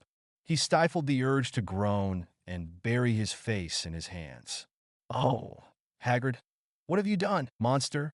Dippet gasped. A monster? An acromantula, Tom said, his eyes burning. He gripped the shoulder of Hagrid's robes tighter. As some may know, acromantula venom paralyses, and in larger doses is lethal. Everyone gave a collective gasp. Everyone, that is, except Dumbledore. An acromantula? Rieger lost track of the conversation. His mind went blank. He remembered what was said about the founders. They weren't stupid. Salazar Slytherin wasn't stupid. Neither he nor his fellow founders, guilty or not, would have built something without the other three's knowledge. But if they did, they would not be so stupid enough as to allow the easy possibility of a student having the ability to release something that was kept secret within the castle. Furthermore, it would not have been someone like Hagrid. He wasn't foolish, but he wasn't the brightest student, to tell the truth. The founders would never have allowed the possibility of someone like Hagrid opening up any of their secrets which they guarded deep inside the castle, if they had one. Furthermore, if Riddle claimed that Hagrid did it on purpose, he didn't know who he was supposed to be fooling. Hagrid loved even the most dangerous or the most boring of creatures, and with Hagrid's secret status as half-giant, yes, Rieger knew, he would have never, ever attacked a Muggleborn. And there was the fact that acromantulas were native to Southeast Asia, Borneo, and Kalimantan. No! He found himself suddenly shouting. It wasn't him. Everyone turned and stared. He turned to the person whom he thought was the most reasonable, Dumbledore. The founders weren't stupid. He found himself repeating his thoughts. Dumbledore nodded approvingly. There, you see Armando? Common sense from the most logical. It does not discount the fact that this boy has been keeping monsters inside this very castle. Dippet shrieked. Aragog's not a monster. Hagrid protested. He's just misunderstood. He's harmless. He never hurt anybody, never. Rieger withheld the urge to groan again. Hagrid was not helping. He shot him a covert look which told him to shut up. Acromantulas are classified with a 5X status, Rieger said firmly, to remind Hagrid, but also to make certain that when he did speak for Hagrid, no one would accuse him of bias. They are known wizard killers. Whether or not the one you had killed yet, there is always a likely chance, whether you want to admit it or not, he said sternly. And you brought it into a castle full of adolescent students? You risked their lives? I have never been more disappointed in you, Hagrid. Hagrid looked down in shame. Well said, Dippet cried. He nodded to several teachers and to Riddle. Take him to a secure room in the dungeons. I'll be contacting the ministry. Wait, Rieger said. He looked at Dumbledore. Dumbledore gave Dippet a piercing gaze. It is not likely, Dumbledore said, that Hagrid was behind these attacks, or that acromantula of his. Acromantula venom is toxic, but based on the descriptions you gave me, Riddle, the spider that you have glimpsed is a young one. It would have been enough to paralyze, but only mildly. It would not have been enough to petrify, and it certainly would not be enough to kill. Everyone stared. Riddle stood like a column of ice. Dumbledore looked at Dippet. It was not Hagrid. They stood still. Furthermore, we must take into account what Rieger has said. No adolescent student, no matter how accomplished he is in care of magical creatures, has enough skill to control a creature or to magically petrify and kill the way these pupils have been dealt with, Dumbledore said calmly. He is not guilty. Rieger looked at Riddle. The boy looked like he had been slapped in the face. Normally Rieger would have rejoiced, but something was off. Did he know? Did he want Hagrid to be expelled or arrested? Why? He wasn't sure that Hagrid had ever gotten into anybody's bad side, apart from being too fond of animals, particularly the exotic and dangerous kinds. But then, what if it wasn't about Hagrid alone? What if? Then it hit him. Rieger once again lost track of everything before everyone started to leave. Hagrid was taken to the headmaster's office. Dumbledore went as well. Hagrid's father had died, and who knew where his mother was? But before Tom Riddle could make an exit, Rieger spoke. Strange, he said softly, but just loud enough for him to hear. Riddle turned. What? He asked. It was the first time either of them spoke directly to one another. The staff gave the announcement that Hogwarts might close down. Rieger continued in the same tone.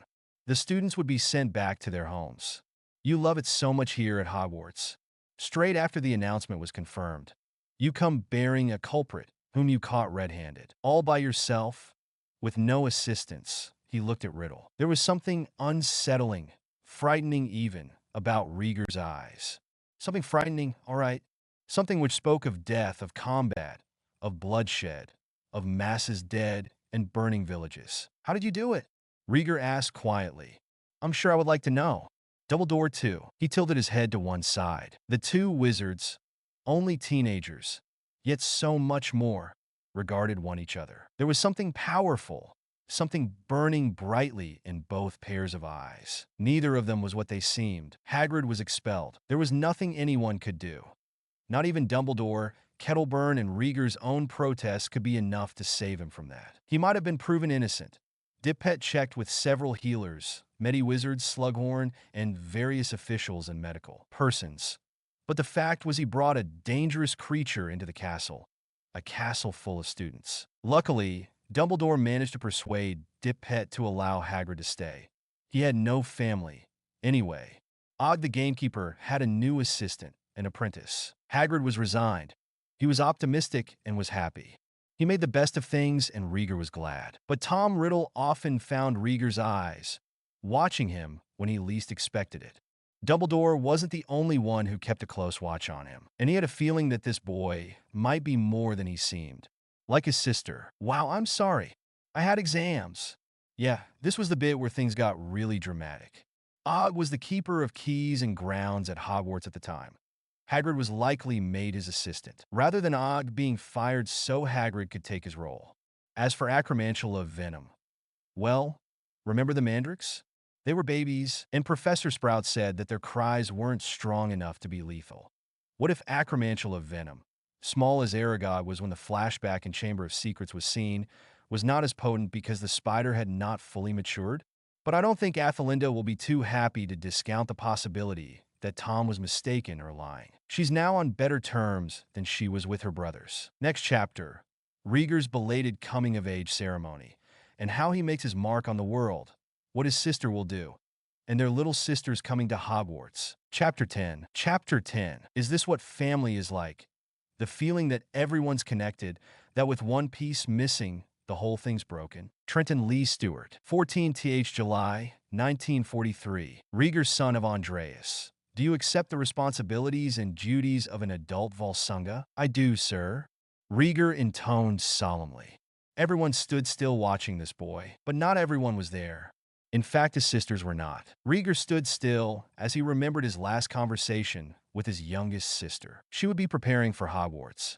The school Rieger had just left. Athelinda, that was another story, but he was on his own now, and he had to steel himself, not for what happens next to him, but what may happen to the ones he loved, the girl he hadn't seen since he set her free, the sisters and brother he left behind. Rieger stood silently as a wand was risen high in the air, followed by more wands. An incantation was murmured and beams of light radiated downwards towards him. It was done, and as a searing pain settled upon his wrist, he stood rigid, not daring to cry out. This was his decision.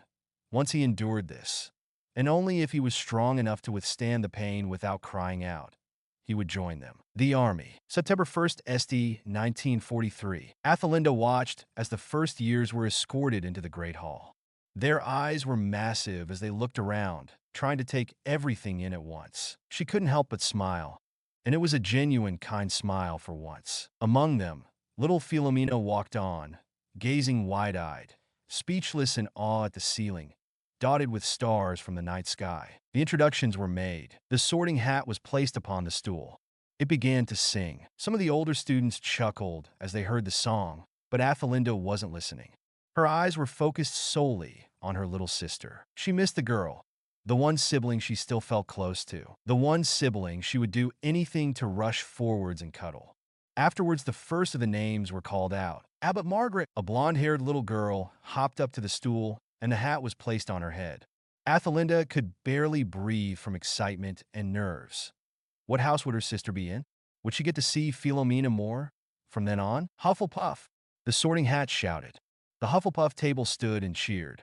Athelinda could glimpse Willimar grinning and clapping enthusiastically. Her little sister, she could do so much better than that. Willimar was weak and wrong.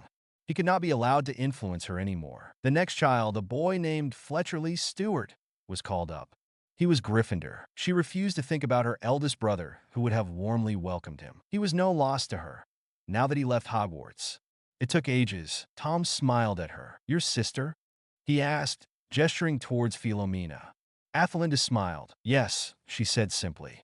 The sister I'm proud of. She's a brilliant girl, meant for so much more. She fell silent as the Hufflepuffs cheered, Ackerley William. Finally, it was Philomena's turn. Athelinda gave her sister an encouraging nod. The hat was silent. Everyone started shifting impatiently and whispering. The teachers looked at one another. Philomena was a hat stall.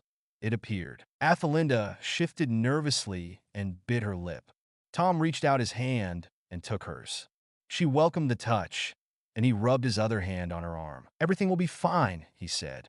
Finally, the sorting hat. It took a while, but then it called out, Ravenclaw. The Ravenclaw table instantly jumped to their feet and started cheering loudly. There was a Ravenclaw in their family. Who knew? A Gryffindor, a Hufflepuff, a Slytherin, and finally a Ravenclaw. They must have been the only siblings to have been placed in different houses. Dumbledore himself looked amused and pleasantly surprised. The other staff smiled.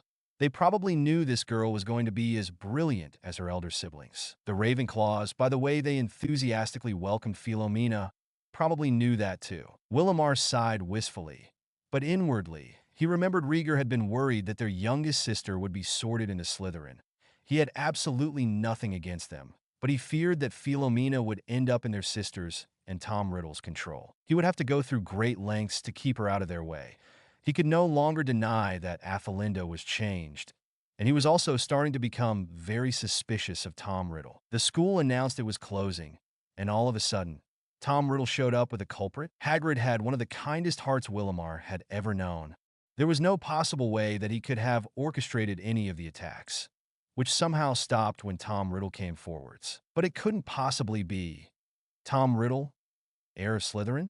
For all he knew, a dark wizard snuck in and was cursing Muggle-born students. It could be nothing more than a myth, but somehow that belief was breaking in the students. No monster had ever been found, and yet Hagrid could not have possibly been behind the attacks. No third-year student could have been. The start-of-term feast progressed. Willimar grinned happily, and to show his little sister that he was proud of her and loved her. Tensions? Someone asked beside him. Huh? Willimar turned towards his closest friend. Angus looked pityingly. Will, he sighed. I know how it is. Your sister. She's changed. Willimar closed his eyes in humiliation. Will, Angus placed a warm hand on his shoulder. She'll come back. She's family after all. She'll remember. Willimar sighed. He wished he could be optimistic, but he didn't have to be a seer to know that something was about to get even. Worse, soon afterwards, the students were led away. Willimar followed the usual routine for the first years. after he introduced them to the fat friar, who greeted them warmly. His mood had brightened somewhat before he came across a few students who reminded him of Theodora when they laughed. She had the warmest, sweetest laugh. He swallowed. He would not think of that. He spent the whole holidays thinking about her. He focused on guiding the first years. Remove from your mind, he thought to himself. Remove utterly from your mind. If only that was possible. Miserably, he hoped Rieger was having a better time than him. Athelinda seethed inwardly. She didn't mind the awed and impressed stares of the new students as they gazed around, and the news that Tom had been made head boy certainly cheered her up. How Rieger would have loved that. Tom taking his place of influence. But Rieger had left the school, whereas she was still stuck making sure the first years in any. Forgetful idiots knew where the bathrooms were, and where the new passwords were placed. She gritted her teeth. 2 more years. Damn them. She loved this place, but this was a place for preparation. Not battles fought and won, not achievements and glory gained, a place where students learned about the great sorcerers in books, instead of having their names and deeds recorded, where Athelinda would have to smile and simper sweetly to get her way from the teachers, where she would have to buy Slughorn his favorite crystallized pineapple and help him buy his potion ingredients. But if Athelinda were to be honest with herself, she had to admit that she had been doing it for a very long time, as long as she could remember being at Hogwarts. She knew Griselda Penrose was the prefect before her, and it was unlikely that anyone would be taking her place before she left. But Athelinda dreamed of gaining influence, so she could set things right, of course, and if prefect was the way to gain it, well. She didn't know why she had been so sulky when she received the responsibilities, nor why she was so uninterested and bored when she had to stick her nose in other people's business. Now she was beginning to think better. She needed to do this. She didn't know what they were saying. And what if they were saying that could threaten her safety? Or Tom's? All the insanity that went around after Slytherin's monster. She admitted she wished the monster would strike Slytherin's enemies, so they would know respect. But of course there was trouble, and the ministry was growing even more suspicious of them. So when Hagrid was brought to the headmaster and the heads of houses, she felt a tremendous relief. Lately, she had been annoyed by Hagrid, the responsibilities of being a prefect, she assumed. The enormous oaf had a habit of sneaking absurd creatures within the castle. Even if Hagrid did not open the Chamber of Secrets, he did sneak a monster in that threatened lives. Expulsion was no less than he deserved. But she did feel relieved that the whole monster under Slytherin's command issue was resolved when Tom caught Hagrid and brought him to the headmaster. It was over, and she was thankful. She spied a few students with prank materials and immediately went over to confiscate them and warn them with Slughorn and their parents. She smirked, feeling relieved and cheerful now that the monster thing was out of the way. A few days later, Willamar was striking a conversation with Alfred Black. "So, I take it your brother is now a cadet?" Alfred asked, one elegant eyebrow raised. "Yes," Willamar said proudly. "Though I wish he were here," he said regretfully. "Umph," Alfred responded. "Our new head boy." Rieger didn't seem to like him much. "No," Willamar's face darkened. "Didn't you find it odd?" The moment the news was announced, Tom Riddle came forwards bearing a culprit, someone he caught out of the blue. Without long investigation? "Now that you mention it, yes." Alfred sighed. "But what can we do? I'm in his house, and I know how many friends he's got, and the teachers are all on his side." Willamar scowled. "Except Dumbledore. Only he seems to show any sense. And I don't think friends is the correct word if you believe Rieger." "You mean his followers da—" Alfred looked grim. "They do tend to revolve rather suspiciously around him, don't they?" "You're in his house," Willamar reasoned. "Did you ever see Dash?" "Nothing," Alfred said grimly. "Nothing at all. There was nothing suspicious about Tom's sayings and doings, not even long ago." "What about my sister?" Willamar asked. "We never spoke to each other during the break. She didn't even speak with Rieger." Alfred frowned. "A family disagreement?" Willamar laughed harshly. To put it mildly, Alfred sighed. Family disagreements were nothing new to him. He never liked his family. If he didn't have a conscience, he would denounce them in public as pure-blood supremacists and supporters of Grindelwald. They were his family after all. She goes about as usual, does her duties, fawns and helps the teachers, and behind their backs is unbelievably harsh to those she doesn't like. And she has a large group of followers herself now. Even though she mocks them sometimes, they seem to like it. They're now openly going out, her and Riddle. He laughed. I never thought I'd see either of them as lovebirds. Willamar grunted, but inwardly he felt a terrible sinking feeling. Oh no, they're attracting a large crowd together, Alfred said, confirming his worst fears. Right, Willamar sighed. I know you're not in her house, but you are in theirs, so I'll play my part. But I need you to help me. With a favor? What favor? Alfred sounded puzzled. My sister, Willamar explained. My youngest sister, Philomena. She's in Ravenclaw, but as you're in Athelinda's and Riddle's house, can you please make sure they don't do anything to get her into their influence? We don't need either of them to have any more followers, certainly, not my youngest sister. She deserves to grow in the light, in a place of her own. Alfred nodded. I understand. Thank you, Willamar said softly. I can't thank you enough. His face was full of sorrow. She's changed. I've lost so much. He closed his eyes, and there was an image of a brown-haired, burning girl. The term progressed, and true to everyone's predictions, Philomena proved to be as exceedingly brilliant, outstanding actually, as her brothers and sister. The teachers were awed and impressed, as were the other pupils who were beginning to go to her for help. Ravenclaw was proud. The most academically brilliant house now had one of them for their own. But Willamar and Athelinda's relationship deteriorated, if it didn't break down completely. Willamar always showed up when Athelinda tried to make an approach towards her youngest sister, and either took her away or stayed glued to her side as Athelinda spoke to her. She couldn't do or say anything to Philomena without Willamar being there. It enraged her even further that he would consider her a threat to their little sister, as if Athelinda would ever harm her or tell her to do anything stupid, that he might even be saying to her things about Athelinda behind the latter's back. And no doubt he was writing to Rieger. She was starting to hate him, and there were news that Grindelwald may be in retreat. There was a victory won by the Volsunga clan, including their father. Everyone cheered happily and hugged each other. Surely this would mean the end of the war. But they celebrated too early. The term went on. The three siblings achieved record-breaking marks, like their eldest brother, as usual. Their parents sent them their love, but Athelinda was beginning to grow bored with the letters her parents were sending her, telling her they loved her all the time, as if she didn't know that, and the sweets, cakes, and parcels of clothing. Athelinda wanted something more. She wanted to achieve those things herself. She wanted to get out of Hogwarts. Not that she ever wanted to leave without coming back, but she wanted to live, and not in another shadow. Her brother had been accepted into the armed forces. He was being promoted so quickly Athelinda could not even keep track, even if she bothered to try. She couldn't even remember when he was in training. Now he was in a position of command. But when she heard what Willamar said to Philomena about Rieger being too critical about their recent victory, Athelinda gritted her teeth. Willamar said that the other military leaders were happy, but Rieger felt it was too easy or too cleverly planned out to seem like a good victory. He was right. It was an elastic band strategy, as the Muggles would have said. The Christmas holidays were just beginning. No senior military personnel took Rieger seriously because the boy was freshly out of school. What experienced, hardened military commander would take his advice into account when everyone else said different? But yes, one had to be critical. 21 December 1943. Athelinda stood frozen in shock.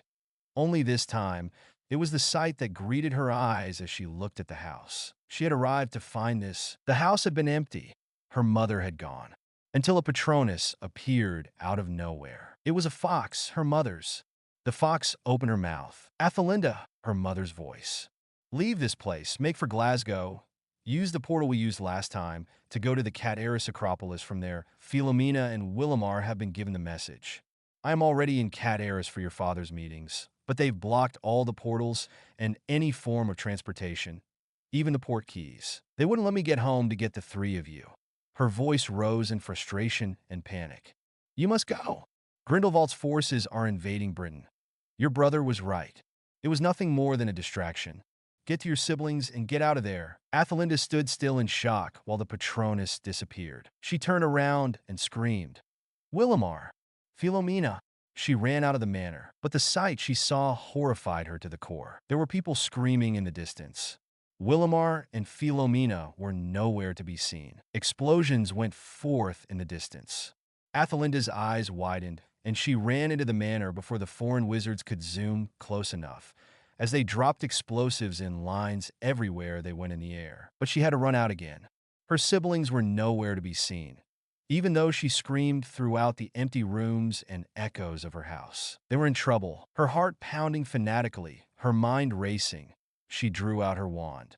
Willamar! She screamed again. Philomena, where were those two? The last she saw, they were in the nearest settlement buying sweets or whatnot.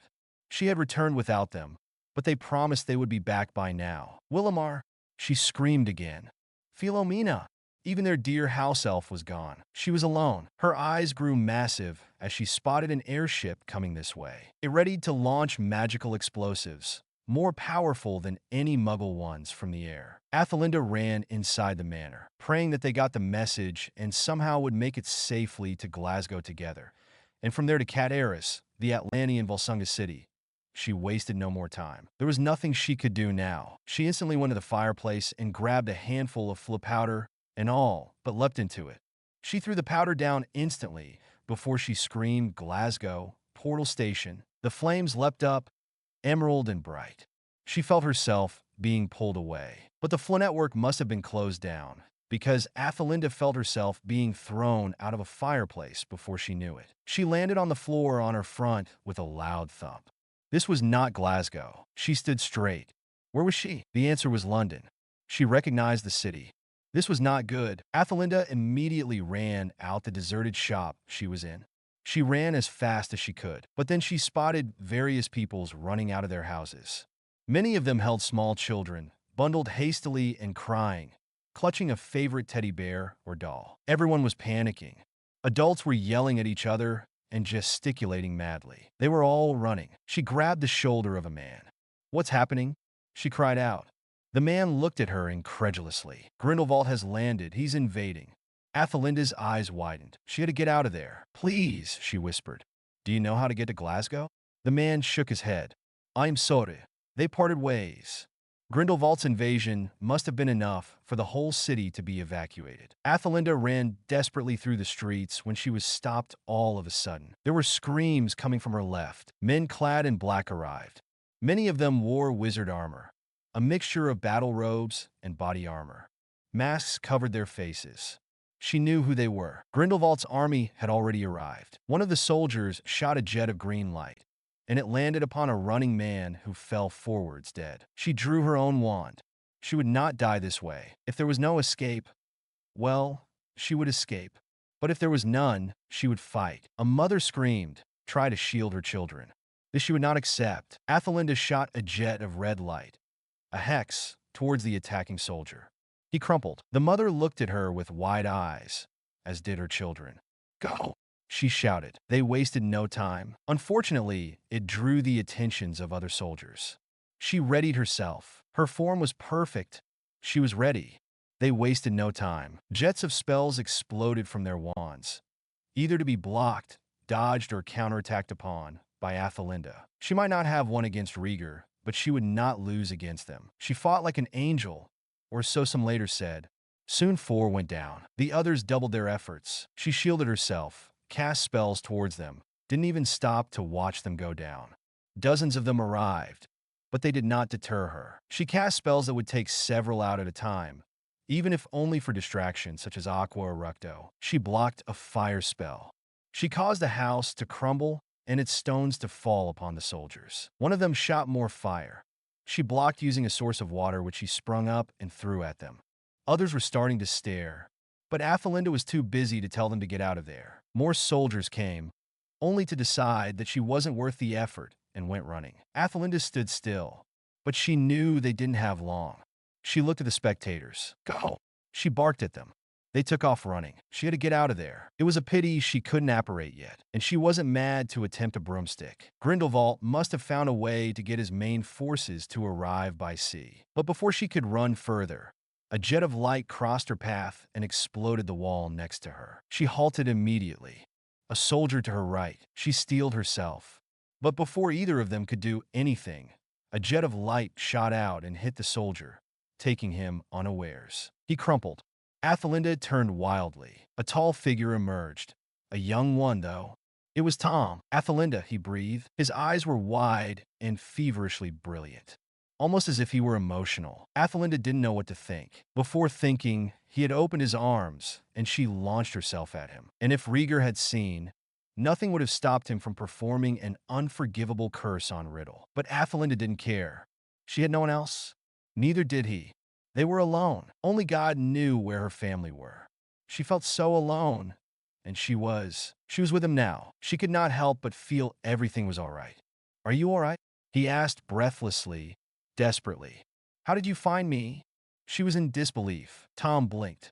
Some people claim to have seen a girl fighting Grindelwald soldiers, someone who matched your description. I came as quick as I could. His face steeled.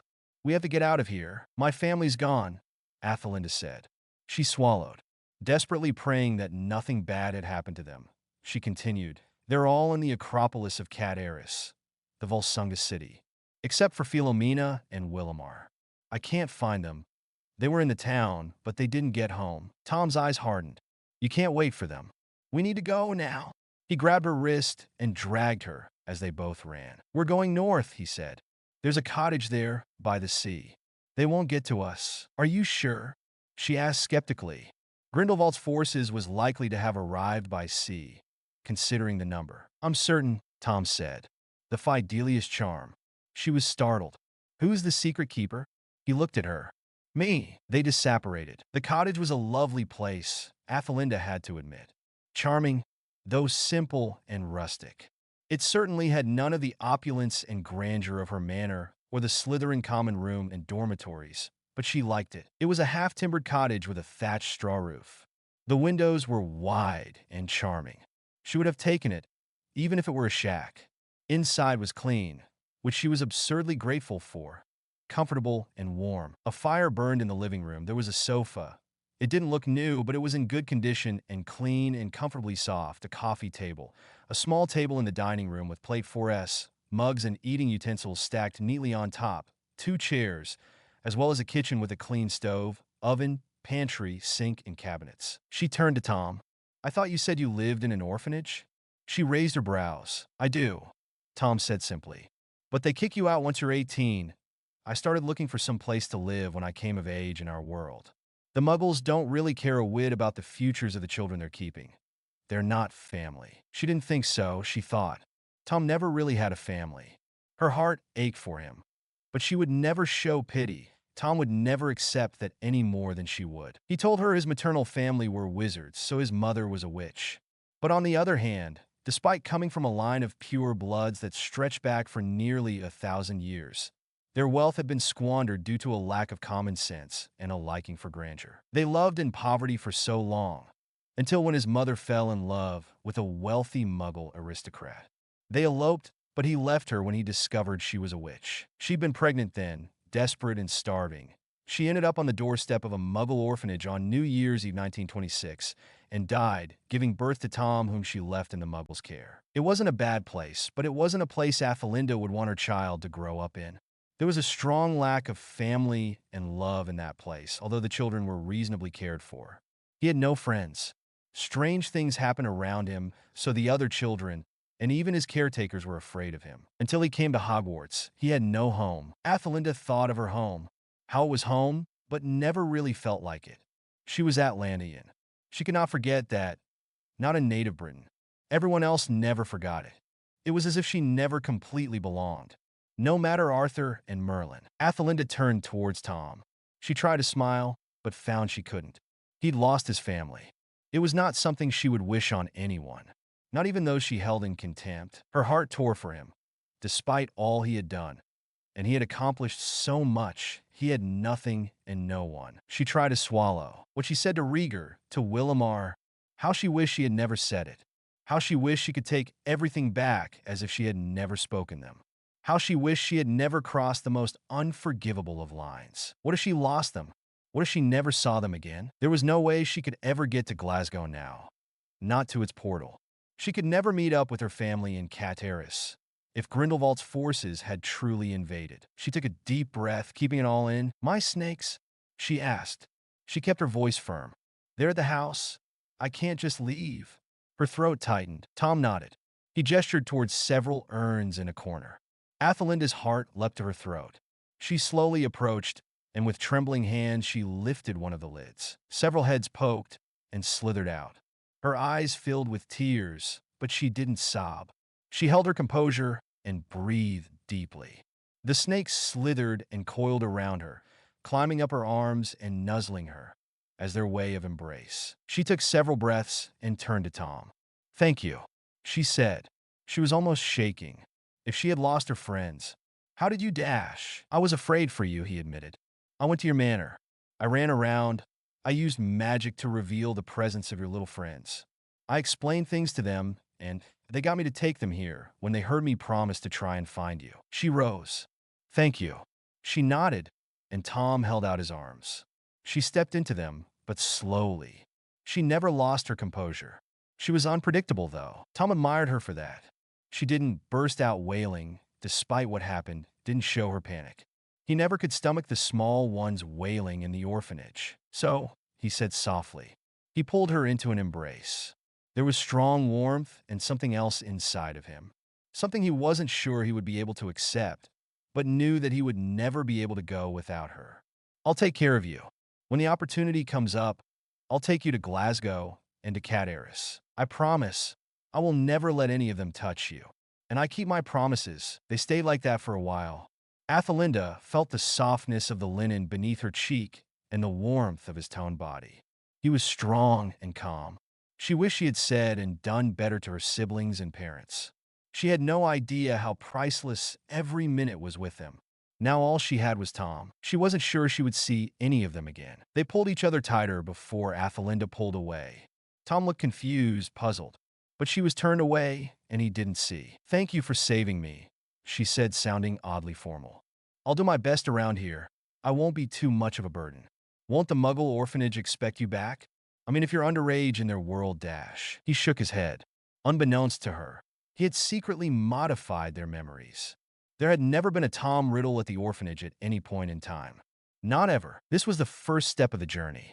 The one he would undertake to transform first his life and identity, then his future and the world. He had not counted upon her being a part of it in the way that she was starting to become. But there was no other possibility.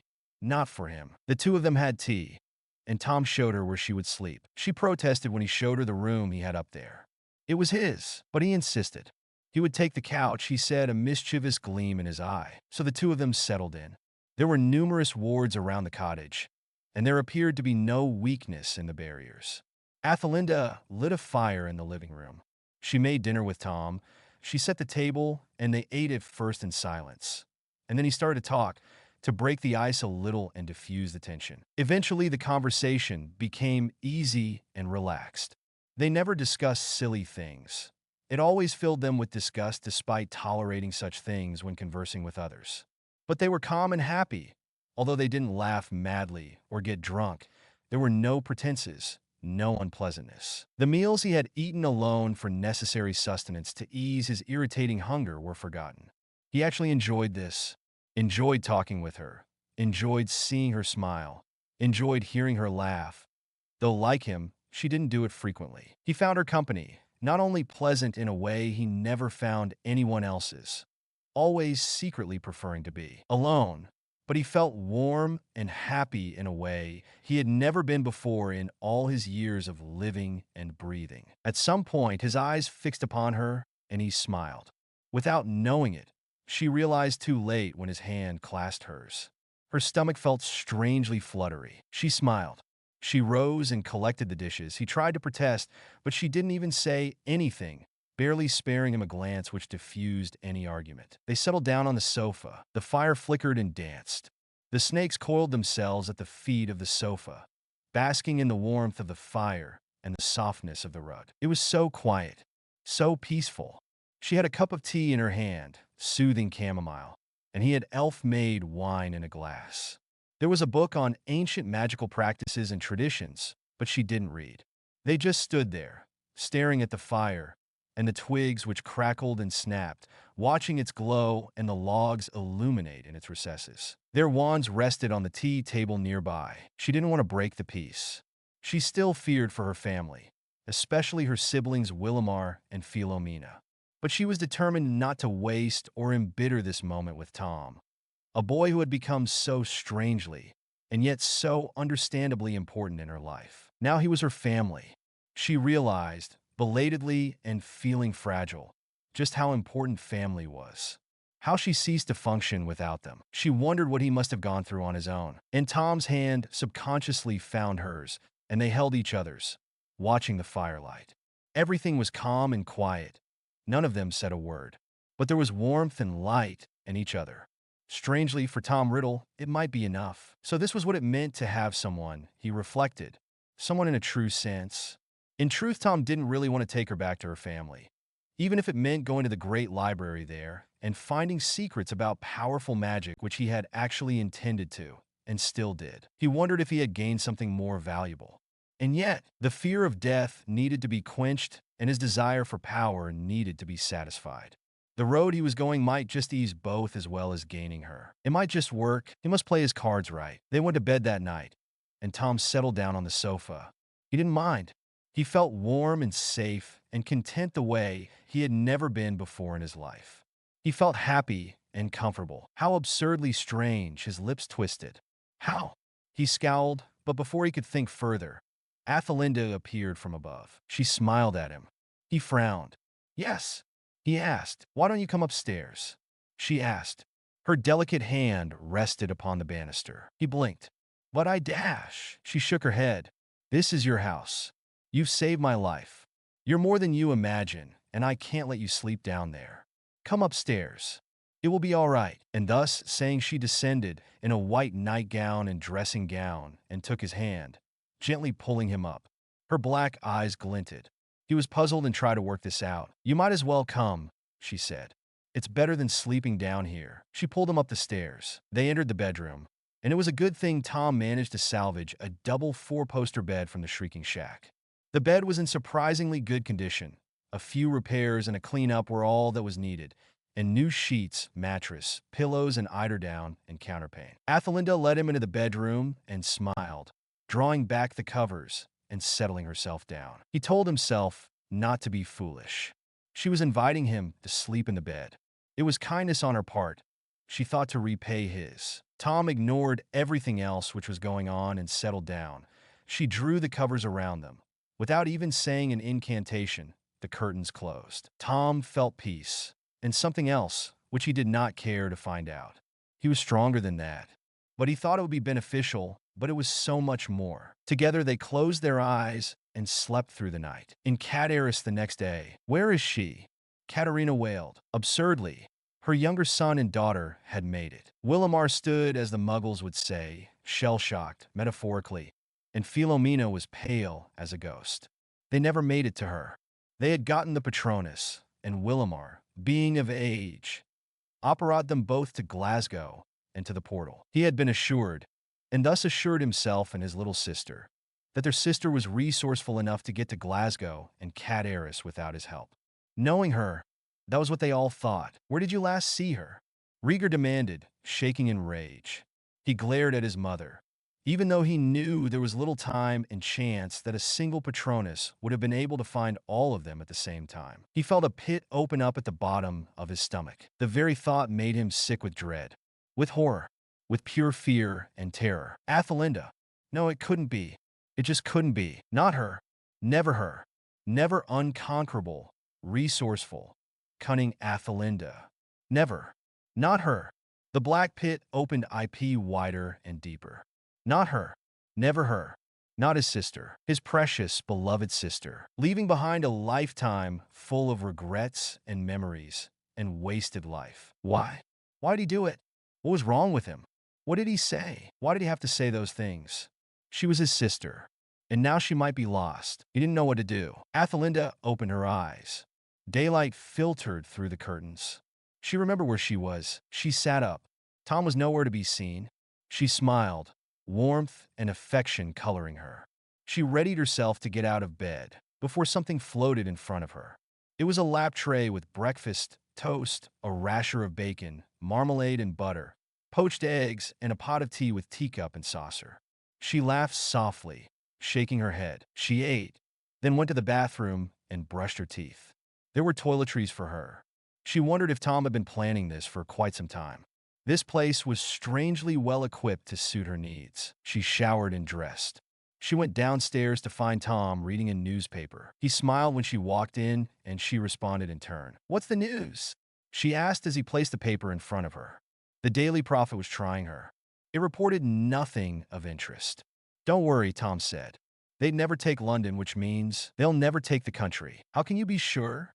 she asked skeptically. "Because," he replied, "Albus Dumbledore is there." She looked up sharply.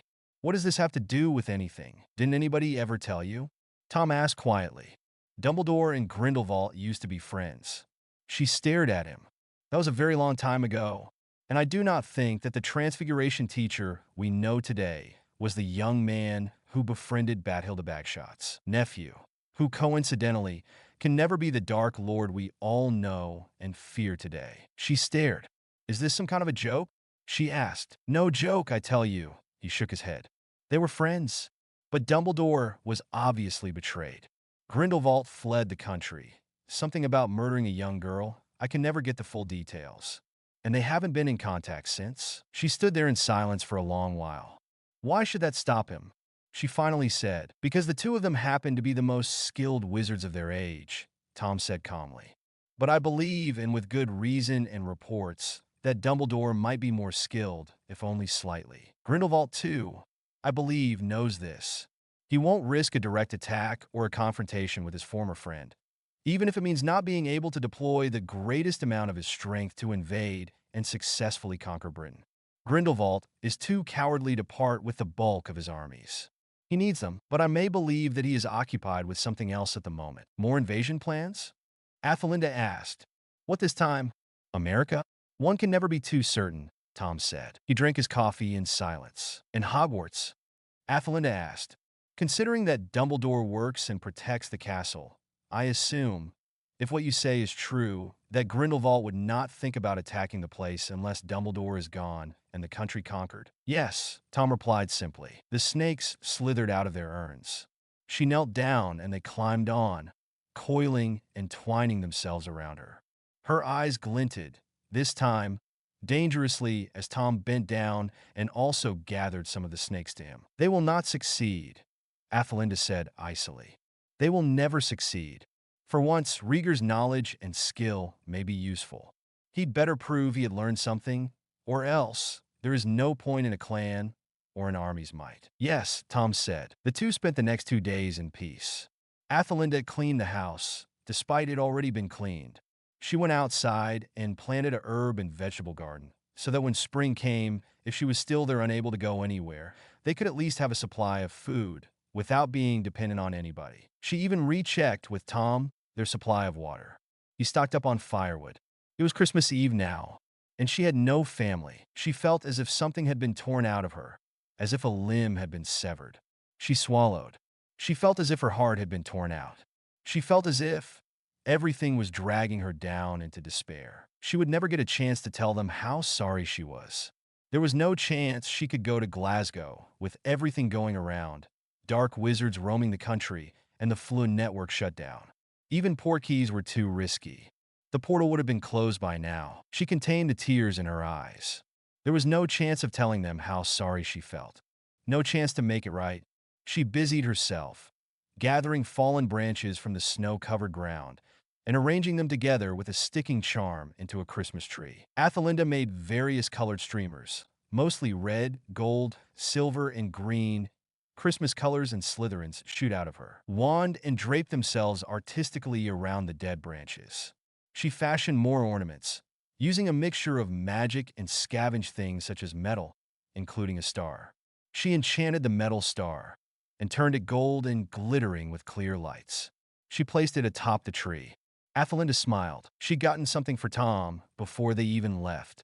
She'd wrapped it and placed it at the foot of their pathetic tree. But it was so covered, so tastefully decorated that it actually looked pretty. She lit the candles and even made Christmas dinner. She even decorated the place with holly. How she wished she could do it for her little sister. To hang the stockings up, just like they used to make the baubles shine. To hear her brothers' voices once more. Were they still alive? She choked. She believed so.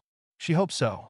But in truth, she was not certain, and she shook to remember the last moments she spent with Rieger and Willamar. How did it come to that? Athelinda thought desperately. She remembered their last Christmas before the war began.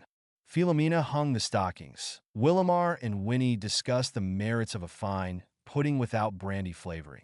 Her Rieger putting up the Christmas tree with their father, and her mother wrapping up all their presents that they wanted to give away. She remembered her and Rieger tearing open wrapping paper with their little sister, their father guffawing at Willamar's joke with a glass of eggnog in hand.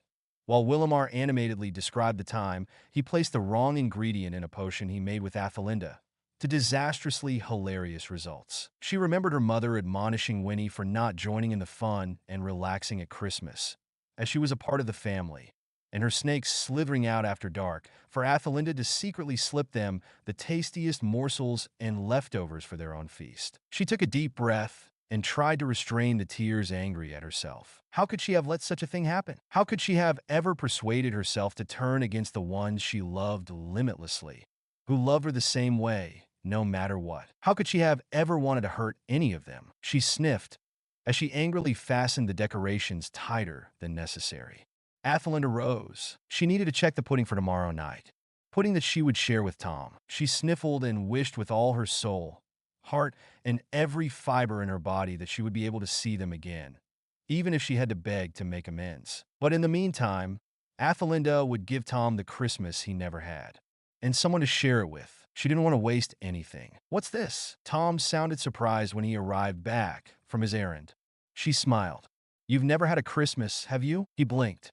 "With family," she pressed, "and people that really do care, no matter their own wants and needs." He was shocked. Normally, he wouldn't have given a Bowtruckle's thought about Christmas. He scorned the silly behavior of his housemates, was secretly enraged when they broke the school rules, and slyly replied that surely he would not have turned them in during Christmas. Christmas was when the orphans sniffled and got cold, and Mrs. Cole and her helpers imbibing more gin than usual while stern-looking parents dropped off parcels of moldy, moth-eaten, ugly old sweaters or faded, half-broken toys while their snotty-nosed children screamed at the top of their lungs, saying they wanted their pudding and presents now. He normally wouldn't have cared to see holly and Christmas trees anywhere. It just made a mess. Or at least that was what he thought. But even he could not deny the fact that they looked charming here. Christmas, he thought, was for fortunate, snobbish children who threw wrapping paper everywhere, while their parents guzzled punch and watched, indulgent of their offspring's lack of decorum. Christmas, he had thought, was about spoiling and softening the already weak and unworthy minds that lingered around, doing nothing constructive with their time and future plans. Yet here, Christmas was for family. And because of that, who would have thought about family? Family was blood. He had none left. What did he think about family? It meant nothing to him, as he had never had it. Yet Athelinda took his hand, and it looked, remarkably, that while this woman was unwilling to serve him, and he no longer sought her servitude, he still yearned for her loyalty and was marveled that she was willing to make him happy in a way he never imagined. She guided him to the dinner table. "I have presents," she murmured. "Really?" he asked. Athelinda nodded. "Nothing remotely depressing, unlike the things you got for your Christmases in that orphanage." She wrinkled her dainty nose and grimaced in disgust. "These are real, true gifts. For you. And you alone." She sounded firm about that. Yet, she had no reason to believe she had something to gain in return. Or maybe she wanted to pay something back to him. It stung him, more than he dared to admit, that this woman should look upon her with something other than what he wanted her to. That she would do this put of pity or see him in another light than that which he aimed her to see him by. It growled inside him. He didn't want this. He rose. He wanted something else, something involving her, something which would make her react differently to him. "Not this." "Athelinda," he began. "You really don't have to dash." She cut him off with a scowl. "Don't. I don't pity you. You've fought for and earned more than enough in this world. I don't want to repay you. I'll find other ways, rather than something like this. I don't envy you, giving you something to glean a little secret when I am independent, accomplished, and skilled enough never to depend upon another. And I never will. I don't even seek something in return. I want to give. I want to make this world, but most importantly, your world a better place because I choose to, not because I have to." She looked sternly at him. "You have no family, nothing that you haven't fought for or earned yourself. I might have lost my family and nearly everything else. We can lament this and turn weak and miserable, or we can give each other something you've never had before. I lost my family. A wolf always has a pack. It's their center of gravity to them. This is not to be underestimated. Solidarity and partnership. Better than going through this alone. Tom stared at her. Do not scorn this, Athelinda warned. I know what I'm doing, and I wouldn't make myself look like a fool for nothing. Do you doubt my capabilities? Her eyes gleamed. Did she know everything about him? He suddenly couldn't speak. He suddenly couldn't move. He stood stunned and transfixed as her black eyes, shining brighter than dew, gazed at him. She held out her hand. Athelinda guided him to the table. There stood a delicious dinner, yet pleasing to the eye, something that might have been made by the Hogwarts house elves. She put a lot of trouble into this. He stood silently. Was she trying to fill in her empty void? It made him uncomfortable on all accounts. The fact that she might have been doing something like this, not truly for him, but as a distraction to her pain. A pain brought on by the fact that she had others in her life, not merely him. He was not her everything the way that she was. He scowled inwardly. Where was this leading to? However, he did admit he wanted himself to be her everything. No one else. Athelinda exchanged gifts with Tom. Overall, what a Christmas this was. Despite the loss clearly in her heart, she felt as if she were a goblet overflowing with wine. Not empty. She smiled lazily as she passed him his. It was a copy of ancient Atlantean magic practices, something which she knew he would love. Secrets in magic. Athelinda was handed a box. She was puzzled. It looked small. Did he give her jewelry? Surely not. Where would he have gotten the gold from? He inherited nothing. Yet when she opened it, she was expecting earrings of cheap make within. She found something completely unexpected. There was an oval stone inside, a radiant gem that seemed to drink all the light inside. It was silver and clear, shining brightly and surrounded by rose-cut diamonds set in white gold. The stone itself changed color, transforming into something of rich emerald. The inside had something inside, a snake curling moving inside. The band itself was scaled in places like a snake. Athelinda didn't even realize she gasped until she released her breath. Tom watched her carefully, but her expression didn't change or transform into emotion. Did he want her to? He had never felt so unconfident in his life. He frowned. This did not feel right. I suppose I should bow down to tradition, just this once, he admitted grudgingly. He smiled and knelt. She saw him and almost choked. Her eyes were massive. You cannot be serious, she choked. Actually, I am, he said quietly. You are different, and so am I. We are welcomed and honored, yet we are shunned outsiders. We know nearly everything, yet there is still so much to learn. You are right. Perhaps we do not have to walk paths on our own. And this time, he had no choice but to mean everything he was saying. Athelinda stood still. She couldn't move. Her eyes locked upon a ring on Tom's own finger. It was a black stone, cracked in the middle, set in clumsily fashioned, lumpy gold. Where in the world he had gotten that, she did not know. But the ring he was offering her was much prettier than that. How did he get that? How much did he pay for it? How long did he save such amounts of money just for this one ring? For a single finger. For her? She looked at him. She didn't know what to say. But she was not speechless, helplessly emotional and incapacitated simpering thing. She took a deep breath. Tom moved to sit down once more beside her. Their eyes met, black upon black. Two of a kind. And what really shocked her was the depth of emotion in his eyes, serene, professional, calculating, and masterful Tom Riddle, always. In control, always scorning weakness, showing this part of him that he would never dream of showing anyone else. He leaned forwards and kissed her, passionately, possessively, yet he allowed her to take some form of control, so independence, something which fueled the fire within her, and ignited a fire within him he never dreamed could exist. He could suddenly taste a few of their treats for dinner, something spicy and hot, yet she felt rich and soft, soft as velvet and soothing, enticing like chocolate. It was soft, so soft, warm, and spicy. So hot. Will you marry me? He asked once they pulled away, regretfully. She looked at him for a long moment, as if thinking, studying. Yes, I will. she responded calmly and smoothly, sealing her fate and forging her destiny. Chapter 11. Family means no one gets left behind or forgotten. David Ogden Stiers. Family quarrels are bitter things. They don't go according to any rules. They're not like aches or wounds. They're more like the splits in the skin that won't heal because there's not enough material. F. Scott Fitzgerald. Where the devil is she? Rieger snarled. He was in a terrifying mood.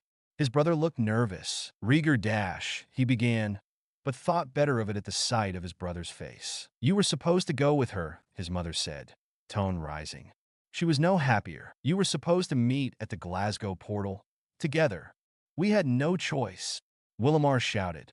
You said you sent a Patronus to Athelinda and ordered us not to wait, but get to Glasgow. Immediately. I went and took Philomena and I operat. You assured me she would be there by the time we arrived, and knowing her, I believed she would. But then they started closing the portal. We couldn't afford to wait.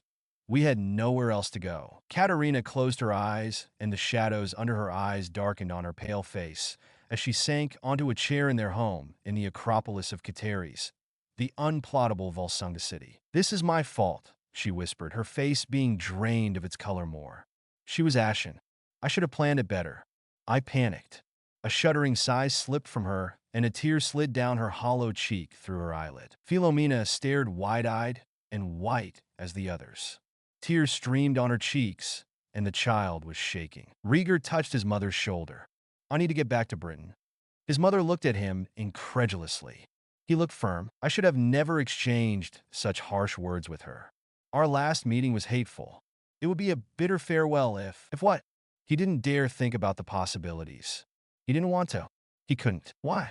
Why did I have to be so hateful and to say such things? Rieger strode away. His father wasn't there, and he was grateful. This might be the worst Christmas they ever had. He marched away. Rieger had served in covert missions and was a top soldier, despite his youth and lack of experience counted in years. He had taken down more enemies than he could count. Not that that made him feel any better. He was a butcher, but at least he could save others, including his family. He packed the necessary equipment and took Polyjuice potion. He was going to need it. Athelinda smiled when she woke up. Nothing happened that night, but Tom was smiling right beside her in bed.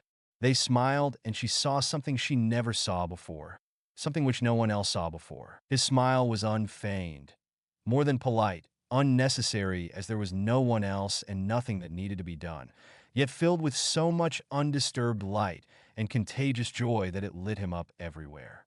He was not feigning this. That was what struck her. Shall we get up? She asked. He shook his head immediately. No. They smiled at each other. Athelinda tried to get up, but he pulled her down beside him. Please don't, he said. I don't want you to dash. He didn't even know what he was saying until he said it. But Athelinda shook her head. I'll stay for a few more minutes, she said. Then we have to make breakfast. And I never really had time to explore this place of ours. He grinned. Normally, he would have loathed the thought of sharing or giving something away. But now, she was different. He didn't fully understand, but he sensed it. It may not be a hindrance as he once thought, he mused. In fact, it might be something helpful. Later, Athelinda got rid of the pitiful, but funny and pretty Christmas tree. She took down all the decorations. She cleaned up and made breakfast. She looked around. It was a lovely place. Outside, there was sea and fresh air. A beach of snow-encrusted, yellow-beige white sand. The tide had calmed that day. The sun was shining, and there did not appear to be a single cloud in sight. Odd for a winter's day, but so symbolic and exuberant and joyful. But she knew, despite her joy, of the troubles that lay ahead. She would have to keep this a secret from her family, especially Rieger. After what happened, she wasn't willing to attempt even the smallest argument with him, but knew that Rieger would blow his head off faster than if Fwhoopers had affected him. It might sound funny, but she would rather have the manticores, chimeras, or even dragons after her, rather than Rieger. She had to keep it a secret, and she held onto the ring before plucking it off. Grasping her wand, she twirled it, conjuring a leather string which she caught and strung the ring through. She wasn't supposed to use magic outside of school, but the trace was blind or stupid. When surrounded by even one adult witch or wizard, it could not sense the magic. And she doubted the ministry would react or get upset anyway, with the current crisis going on. If it still stood, She tied the string around her neck and cast another spell to keep it hidden. A disillusionment charm would wear off. She sighed and looked around. It was a lovely place despite being basic. The plank floor was sturdy and polished, not at all crude. The windows were large, especially the one in the kitchen. The kitchen bench, the small table with 2 chairs, a single sofa and an old armchair, coffee table, a cabinet for mugs, teacups and pots, plates, bowls, and saucers, as well as eating utensils. The pantry was not full, but not empty either. Upstairs was a wardrobe for clothes and bed linens. If she was going to live there once the school for her was finished, they would have to get something else, maybe a chest of drawers. But there was a good bathroom with a shower bath, toilet, and sink. It was clean, and the tiles were in good condition. So were the shower curtains. Even the mirror and towels looked clean and in surprisingly good condition. But perhaps they would need more rooms if they were to have a future together and children would come. Listen to her, she thought, shaking her head. She never wanted an early marriage to begin with, even though they were at war and therefore more at risk of ending their lives before they even properly began. But this was Tom, and he was not a hindrance to her future, unlike many others. Furthermore, they would be training and raising young witches and wizards to be truly great. The next generation, destined for great things, she could feel it. But she also smiled when she pictured her dark-haired children playing by the sea, splashing in the waves and gathering seashells, building sandcastles and snowmen on Christmas. A boy and a girl, with their black hair and eyes and pale skin. Their children, their baby, destined for great things. She just knew it, and she would make sure of it. She would accept nothing less. She never would. Her ambitions, her glorious dreams, their glorious dreams and goals would not fail. And now their futures, their children would be a part of it. They would be a great line, a great future for a great family, even if she had to hunt down Grindelwald himself to fulfill it. Rieger had made countless kills, earned himself a legend of his own to claim amongst the military ranks. And soon they would push back Grindelwald's forces. But Rieger had been called to duty before her could sneak back into Britain. The Volsunga, concealing the better part of their strength, at last they listened to him, had decided to put into place something which Grindelwald arrogantly never expected. An elastic band theory, just as he did, and he would be placed in charge. He tried not to scream and shout and yell and throw things. Athelinda would have to wait. He only prayed she would survive and hold on long enough for him to come. "I have found a place in Borgin and Berks," Tom said grudgingly. He tried not to flush, knowing this was a pure-blood aristocratic girl, Atlantean even, and having to admit this to her, of all people who meant so much more to him than anyone, shamed him. But Athelinda nodded matter-of-factly. "So," she said, "you found a place, and I just have to get through one more year of school before I can marry you. We'll live here, won't we?" Tom flushed. "I don't dash. Don't worry. This is a good place, and it certainly proved itself a special place." Her face softened. Tom felt happier when she did that. "But we won't stay here forever, of course. Only when the time comes and our names have risen enough will we be able to find someplace else. And some other positions, of course. We will start at the dirt, humiliating as it may sound. But at least we can claim it through the sweat on our brows and the strength of our magic and minds, not the accomplishments of our worthier ancestors," she smirked. "And soon we shall shine like the stars high in the sky. This is merely a port to stop over, a stepping stone." He relaxed. She agreed with him. They were of one mind. They were two of a kind. She wasn't a fool. She drank her coffee. "Eat your toast, love. We have a lot of work to do." The news came soon enough, which shocked everyone, especially Grindelwald's forces. They Volsung forces had won a significant victory. Grindelwald's armies had been pushed back. After a spectacular attack by first land, then quickly before anyone could get the news sea, then an attack on their air fleet, Grindelwald's forces lay almost ruined. They weren't defeated fully, but they had suffered a terrible blow, and everyone could see they weren't invincible. Their allies received the worst blows. They were all but destroyed soon enough. After they were first frustrated, their food supplies ransacked, and their weapons and able-bodied fighters lying wasting of some disease, though some whispered poison. Some camps even went up in flames and were subject to guerrilla attacks. Then more unexpected attacks came from different directions. They were frustrated and exhausted, and trying to catch these attackers was attempting to grasp a ghost. These were the allies of the clan, and few knew it. Mostly, everyone celebrated. The clan turned its attention onto decimating Grindelwald. But one problem remained. The Dark Lord himself, Gellert Grindelwald, for some reason, hardly ever engaged in a direct confrontation. But when he did, the results were devastating. Athelinda read these reports in the Daily Prophet, and the reports and rumors of dark magic were not only increasing, but appearing to grow infinitely more powerful. The results of one spell from Grindelwald's wand, one survivor, an eyewitness claimed, could destroy an entire city, and not a small one. The few pictures that accompanied this seemed to confirm what was said. Athelinda read this with a growing terror and an icy fear for her own brother and father. Would she ever see them again? She knew that the Glasgow portal that went straight to Cadaris would be closed until the conflict was over. She had no idea how her siblings would return to school. As for her and Tom, it would be a struggle, especially as this was Tom's nude examinations year. She shared all this with Tom, who looked concerned. But he had found a way, he told her. And hopefully, the conflict would not last too long in their country. But Athelinda kept reading the reports. The battles were growing increasingly violent. The spells were even more powerful than anticipated. Bloodbaths were everywhere. The numbers of dead counted as millions. More than 50 million died in Grindelwald's global wizarding war and the Second World War of the Muggles. The statistics were often confused with each other.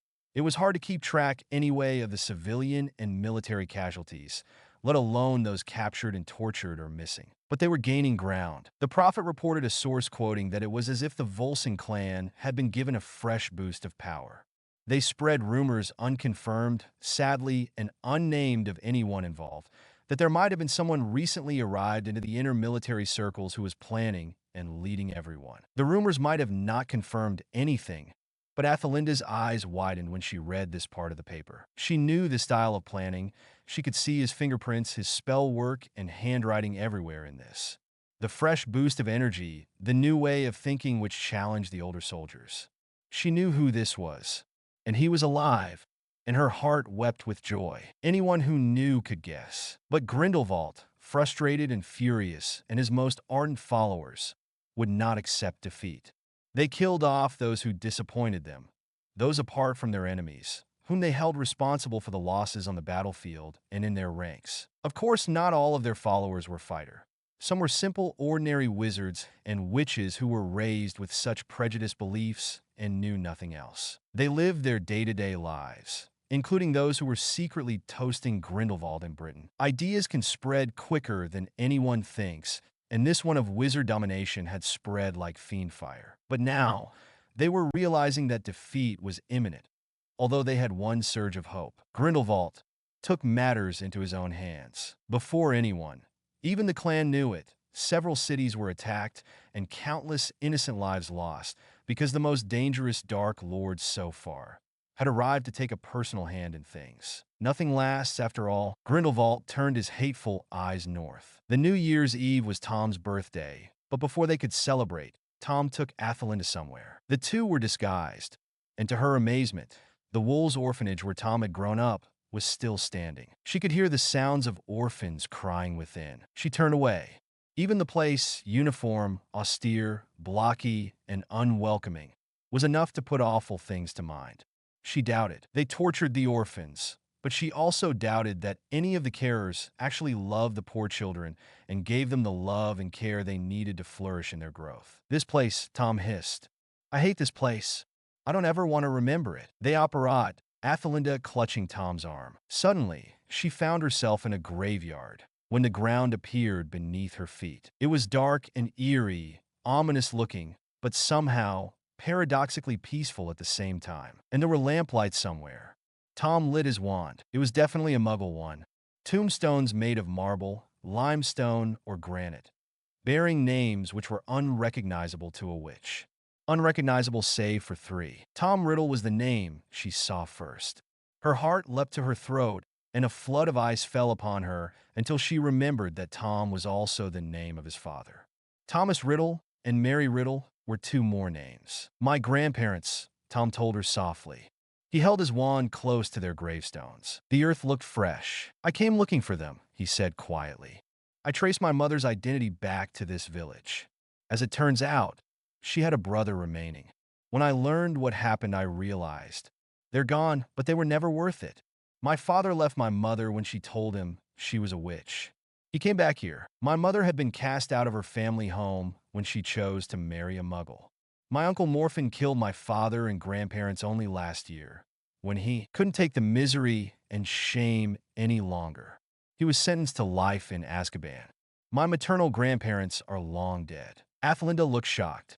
Not only did Tom lose every member of his family, but their callousness, their cold, self-absorbed nature in regards to their own flesh and blood on either side, was too horrible to contemplate. Who did Tom have apart from her and himself? Subconsciously, she reached out a hand to touch the gravestone. Tom caught it before she managed to touch the marble. "Don't!" He glared at the stone in loathing, as if it were about to commit something else to damage him. "Tom," she asked. "Let's go," he said, and he straightened, and after a while staring at the stones, she did as well. She held onto his arm, taking one last look at the tombstones. They vanished in the night. Winter melted, and all of a sudden, Athelinda managed to make contact with her family. The invaders left Britain, and her family returned, screaming her name in the intact manner and desperately searching for her. After a long while, they managed to get to London. Everyone looking at Rieger's uniform, black emblazoned with the Volsunga crest in silver, were in awe. The medallions also said something, though Rieger left most of them behind. He earned too much. As mentioned, he no longer knew how many he had killed. They went to London to find Athelinda. Perhaps she made it to Diagon Alley? But the Leaky Cauldron's manager did not see a sign of the girl. However, there were others that did. Some shopkeepers and other residents saw a girl, whose description matched Athelinda's, dueling with the invaders. Rieger also heard that a few saw a boy of similar age, if not slightly older, appear out of nowhere and blast some attackers who were aiming for her. After a short discussion, the two of them disapparated. Who was this boy? Tom Riddle. He knew it even before they gave the description. Willamar made contact with Athelinda, and the two of them, Athelinda especially, sobbing and begging for the others' forgiveness and saying they were right, embraced tearfully. Athelinda grabbed little Philomena, who squealed, as well as finding herself crying on her sister's shoulder. Her mother burst into sobs and pulled the girl with a vice-like grip to her. Rieger stood still.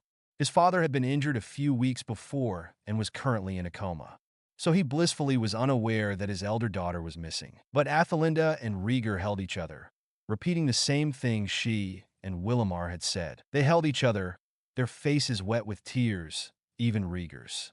Tears of remorse. They stayed like that for a long time, whispering apologies. They didn't know how long they stayed, but when they pulled away, Athelinda wiped tears from her eyes. How unlike her this was, the proud, haughty girl. Even in recent months, she would not show any sign of weakness. But something else had changed. "I was so afraid," Rieger admitted quietly. "I'm so sorry for what I said." His sister gave a sniffle. "But you were right. Look what I sounded like." "That was no reason for me to act that way," he whispered, wiping away the last of her tears. "I wish to take it all away." She shook her head and looked to the ground. She could not meet his eyes. "Athelinda?" he asked. "What's happened?" But before anyone could say anything further, their mother reappeared. The season changed, and soon spring came earlier than expected. But even though the skies cleared and some grass emerged, and a few flowers, and the snow appeared to melt with the air, becoming warmer, something was off, and this was soon proven when the temperatures rose and the skies occluded with clouds once again. The snow thickened and the buds wilted and died.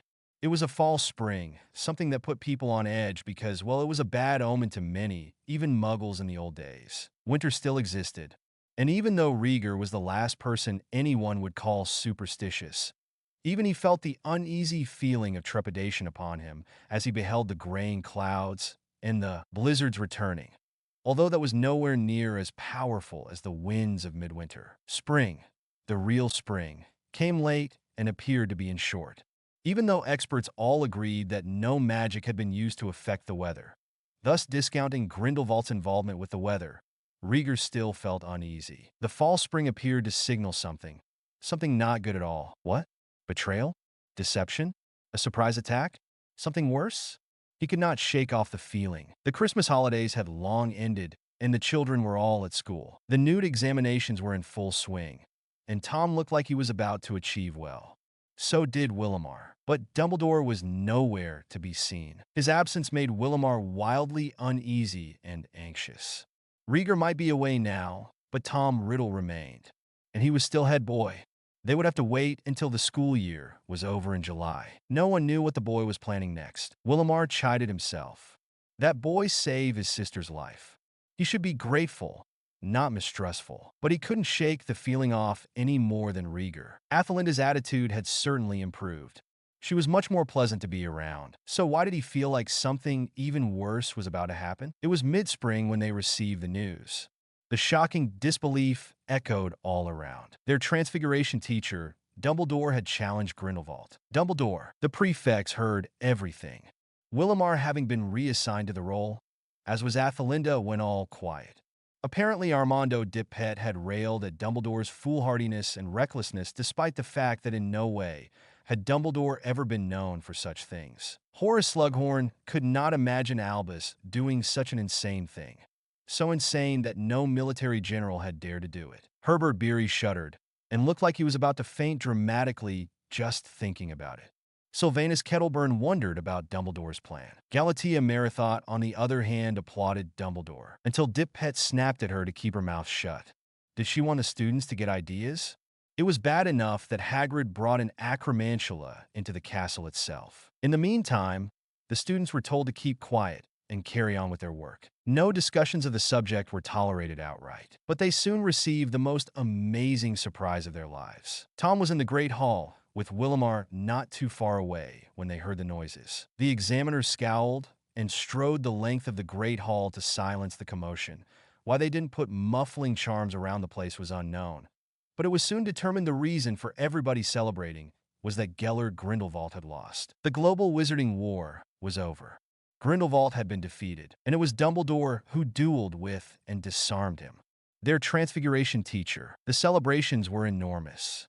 Dippet, previously having doubts, now claimed that he knew all along that Dumbledore would do it. If anyone could do it, it was Dumbledore. Of course I knew. The staff halted the examinations, which in the case of the Newts, were finished anyway. And everyone danced around the Great Hall, drinking butterbeer and pumpkin juice, their hands up in the air, while music rang loudly. Fireworks exploded outside, while seen from the towers, and confetti rained down everywhere. The house elves cooked the biggest victory feast, and Dippet made a speech about unity and Dumbledore, which made Alfred Black and a few others secretly yawn. It was over, and at last Willamar felt as if he could almost weep, for at long last it was over. At long last they could rebuild. At long last they could go home. At long last they could be a family, without fear of destruction once more. How heartbreakingly wrong he was. Nothing lasts forever after all, and soon Tom left Hogwarts. But Willamar's joy and relief, still exuberant from their father's and brother's survival and the end of the war, was short-lived when Athelinda broke the news to her brothers that she intended to marry Tom Riddle. She had focused her energies on the Newts, after which she had sought Willamar out. Shell-shocked, horrified, and enraged, Willamar contacted Rieger, who arrived by Flipouter. He took them both back to the manor. "What?" Rieger said thunderously, apart from which he was silent. "Did you say?" Athelinda swallowed. She held out the ring, now unhidden and on her finger. Rieger gave a roar, worthy of a dragon. "You did what?" She shook her head and stood bravely. "I love him. He saved my life. He took me in when I would have died alone in the streets." Suddenly something dawned on her, and all her fear vanished. He was there. She spat, and it appeared that the Athelinda everyone thought had disappeared had returned at last. The side of her they never wanted to see again. "You were comfortable in Cateris, fleeing and leaving me behind before I could get anywhere near that portal in Glasgow. I tore through the streets, unable to apparate, escaping the explosions, whilst you safely apparat with Philomena to Glasgow and portaled out to Cateris. And then what? You left me there, with no one else but Tom Riddle, who had no reason to support and care for me, who asked nothing of me, except to stay, and I accepted. Of course I accepted. There was no one else to love or care for when all the rest have abandoned me. She screamed, "You left me. You fled and marched away." Whilst I remained behind afraid and unknowing whether or not you were alive or whether or not Britain would remain uninvaded. I was filled and sick with fear, anxiety, and dread, wondering whether or not we would be lost, whether or not you'll come back, regretting everything I said, on my own. The last part she screamed rather loudly. "And you dare dismiss what he has done, even if I mean so little to you?" She shrieked. Her eyes held tears, even though she tried to hold them back. Rieger was anguished. He loved her. He never wanted to abandon her. Even with the call of duty, his first instinct had been to rush back to England and find her. Willamar was flushed and tears streamed down his face. His voice shook. "Linda," he whispered pleadingly, breaking his heart within, as if it hadn't been broken enough. But Athelinda was done paying any regard to him. She shook her head. "I can't pretend. You've chosen your path, and I've chosen mine." "Athelinda!" Rieger grabbed her arm. "Tom Riddle, there's something not right about him. He treats his friends like they're more of his followers. And they're a collection of weaklings and cowards, thugs and bullies, and sly self-serving people who gravitate around him. Because there is no one else." Athelinda snarled, trying to pull her arm out of his hand. Rieger shook his head. "Didn't you find it suspicious, or even remotely odd, when the school announced that it might be closing? Then very shortly after, Tom Riddle appeared having solved the crisis, and every attack ceased?" Hagrid was not the brightest student that ever walked in Hogwarts, amazingly talented in care of magical creatures. But the founders of Hogwarts were not stupid. I said this to Dippet, and I must say that if there was a monster kept within the castle, no student would have accidentally set it free. They were four of the most brilliant and powerful mages of all time. They trained Merlin, the greatest sorcerer in history. And if it wasn't a monster, but a true culprit, Hagrid could not have been the one. He isn't magically skilled or that knowledgeable about such things. He was just 13, and as I said, not the brightest candle on the table. Athelinda stood still and silent for a long time. "What are you saying exactly?" she asked, suddenly quiet. She stared at him. "That Tom Riddle opened the Chamber of Secrets? That he attacked and killed Muggleborns? Maybe it sounds insane," Rieger said quietly. "As insane as our Transfiguration teacher defeating the most powerful Dark Lord ever recorded. But certainly he's a more gifted student than Hagrid, don't you think? And I wonder that no one ever questioned how he discovered and came to the conclusion that Hagrid was keeping an acromantula, how he believed Hagrid was the culprit, and all of a sudden, every attack ceased." Athelinda looked at him incredulously. "He's a half-blood." That's a filmy excuse not to even ask the mildest, unsuspicious question, Rieger barked.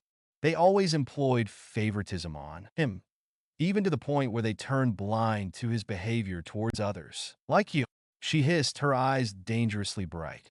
"Like you, Golden Boy Rieger, now a glorified war hero who soared through ranks faster than pixies or snidgets could fly.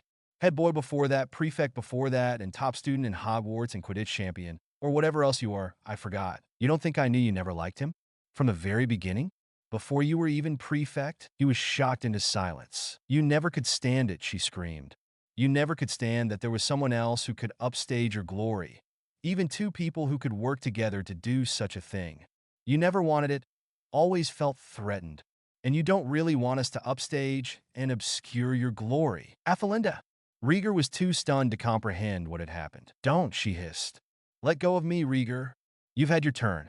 You're walking your own path. Your glory you've already achieved. Now you're adding to your list of medals. But this is far more important to me. To you, it's adding to a collection of rewards. To me, this is everything." She turned and marched out of the room. "Athelinda!" Rieger shouted desperately. "Athelinda!" Willamar gasped in fear. "Athelinda!" Her mother called, fear in her voice, terror even. She had been listening in this whole time and watching in shock what occurred. "Athelinda!" Her father barked. He shouted pleadingly as she walked out the door. "Athelinda!" But she was gone. Athelinda stood quietly in the registry office. School was over. She was of age, and beside her, Tom Riddle stood, hand in hand, as the quill with permanent ink rose and floated itself onto his hand. This had to be done in his own hand, not by magic. He signed his name. He took his wand and muttered an incantation, and something illuminated the parchment, and the name was in gold. A seal stood next to it, bearing his initials. Athelinda's turn arrived. The quill floated to her hand as Tom smiled warmly at her, his eyes glinting with some strange, unknown emotion. For an instant, she felt something hit her. Something like fear and apprehension. Something like worry, fear, and regret. Something that turned her mind to her brothers, her sister, her mother, and her father, the house elf, and the manor she had left behind. Something very much like regret. Something very much like fear and apprehension. Something that wished she was still back there, or at least they were here. But she angrily pushed them back and forced herself to go on and forget. To forget in anger and erase all the images as she signed her name with her own hand and took her wand and pressed its tip to the parchment, muttering the incantation while the name glowed and Tom's wand joined hers. And together they cast a spell that joined their names, their initials, and ultimately their lives and fates together. The wands glowed golden in unison, the light illuminating the whole room as a shower of sparks fell upon them. Their hands were entwined as the ministry employee smiled and pronounced them joined in marriage by the magical law of Britain. Athelinda stood, dressed in white French lace, diamond pieces and seed pearls stitched onto ivory white silk in floral patterns, like the buds and blooms that sprung so briefly during the false spring, with a rich border of flowered patterns and the snakes that she loved with emerald sequin eyes curling amongst them. Her veil was lace and in a similar delicate pattern, trimmed in silver lame with a crown of narcissus and petunia flowers, same as on her dress, which she also carried. His ring was on her hand. The wedding present he gave her was a heavy gold locket with a crystalline front and a serpentine set in polished, clear green emeralds. Tom wore a black suit, simply cut and not too flamboyant. His hair was growing longer and his cheeks were hollowing, yet it suited him. Tom smiled, and the minister smiled happily at them, and Athelinda smiled as well mechanically. She tried to push things aside. This was her choice. This was her future. This was everything she had dreamed out laid in front. Her family would understand someday. She did her best to ignore the lingering feeling within and eventually cease to notice it. This was her future. The plans were set. Let her go. A soft voice had echoed after Athelinda left into the night. They turned and stared. There was an ancient woman in a black cloak with an air of mystery and secrecy. Her eyes were hooded pale amber, and her skin was pale and fine as paper with a hint of honey, delicate lines running everywhere, accentuating the delicacy of her features. "Your daughter will return to you," the seer said. "But first the game must be set, the chess pieces laid out, and soon the game will begin. The future has taken its course. Sorry for the length. Snidgets are the precursor to modern-day Quidditch golden snitches, tiny fast birds who could explode at the lightest touch, thus being classified as endangered. Flippers are birds that cause madness. In the 2014 Quidditch World Cup, New Zealand lost a controversial match to Bulgaria and Victor Krum, which included an unfair send-off. The manager Charlie Braverstock described himself for the send-off as being madder than a bloke who's been locked in a box of flippers. The seer at the end has a powerful, mystical part to play in the whole plotline of the series, and we'll see more of her. Her identity is a closely kept secret. She might even be immortal. Chapter 12. Did I know, in my heart of hearts, what Gellert Grindelwald was? I think I did, but I closed my eyes. Albus Dumbledore. May 1st, SD, 1949. Happiness and bliss could mean ignorance at worst.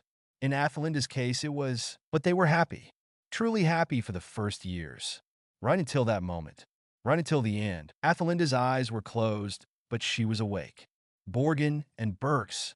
She honestly wondered how Tom was getting along, but she did not doubt him and his capabilities in the least. She felt a stirring inside. She had been feeling physically uneasy in her belly. She hoped Tom would come home soon. Her hand groped the nightstand next to her bed and fumbled to touch the locket, along with the ring that Tom had given her. She felt the coolness of the gold and the bumps of the stones, and relaxed immediately. At least if he was not there with her, she would have something of him. She missed him terribly, even though she did not admit to it. It had been 3 years since she had last seen her family. 3 years since the marriage began, and she still felt the regret and hollow emptiness and pain when she thought about her family. But she had always brushed it aside. It would end well, she told herself. Of course it would. He always left rather early and returned rather late. She had a job in the ministry, but again, that was a stepping stone. A junior assistant in the Department of International Magical Cooperation. At least she would be able to find out what was going on overseas. She saw some of Tom's old school friends, but rarely. They both preferred to keep their marriage a private, even secret affair. She didn't like all of them, didn't think highly or trust them. So even though she never begrudged Tom his friendships, she never wanted to be near those sly sycophants. We all need sycophants in this world, she thought to herself. Some people are cattle, and others are cowherds who tell them where to graze. The Knights of Walpurgis were a secretive order, so Tom Riddle kept them quiet. His wife, thankfully, did not know, or even appear to want to know what he was doing. They were a select group, and none of them were aware of the connection of their leader with the pale black-haired, black-eyed woman most had seen in school. But they met underground when Tom was supposedly at work or when she was asleep. Athelinda was a confidant, but to that which Tom would never, ever in a billion years, tell the Knights. Tom's vulnerabilities, his frustrations with everything and everyone from the ministry to Mr. Burks was told to Athelinda, who kept her mouth shut, listened, soothed him, and offered excellent advice in dealing with them. Best of all was her encouragement. It was not empty phrases such as, "You can do it," "You're the best." No, it was strength and courage that she imbued to him. She made it sound reasonable without sounding sycophantic. She was no flatterer. Tom talked to her, told her of his joys and triumphs, his frustrations and setbacks. But he always altered them. He did not tell her everything, any more than he told the Knights of Walpurgis about her. She did not know about them either. But Athelinda relaxed and usually didn't care a whit. She minded her own business. She didn't give a damn who her husband spoke to and befriended. That was what made certain she never glanced long at him prior to the surprise visit to the Shrieking Shack. However, things changed, and so did Athelinda. How long was it since she saw her parents, siblings, and house elf? The pain always struck her then, sharp, lingering, and spreading throughout her. And always she banished it, forgot it by thinking about something else. Where was Tom? The pain turned to frustration and irritation. Eyes snapping open, Athelinda's black eyes flashed with annoyance, before rising and pulling the locket over her head. Her fingers brushed over it, and her gaze lingered as she held it. There was nothing left. No family, nothing. No semblance of her old life. No loved ones apart from her husband. And Athelinda roused herself. Where was her husband? Rising, she held her irritation at bay by wrapping her dressing gown around her figure and decided to look for her husband. If she had dwelt upon it, she would have realized that the frustration and irritation came from the pain of distance and loss. And guilt. Marching in the small hallway, she still wasn't used to such an enclosed space, but it was not at all bad. Athelinda could not find Tom. Scowling, she marched off to the cellar. The food was there, along with potion ingredients and books. She needed to read, to brew a potion, anything. But as she went downstairs, the cellars were more extensive than the house itself. She heard a suspicious noise. It sounded like there was someone in there. Drawing her wand, her heart hammering, Athelinda readied herself.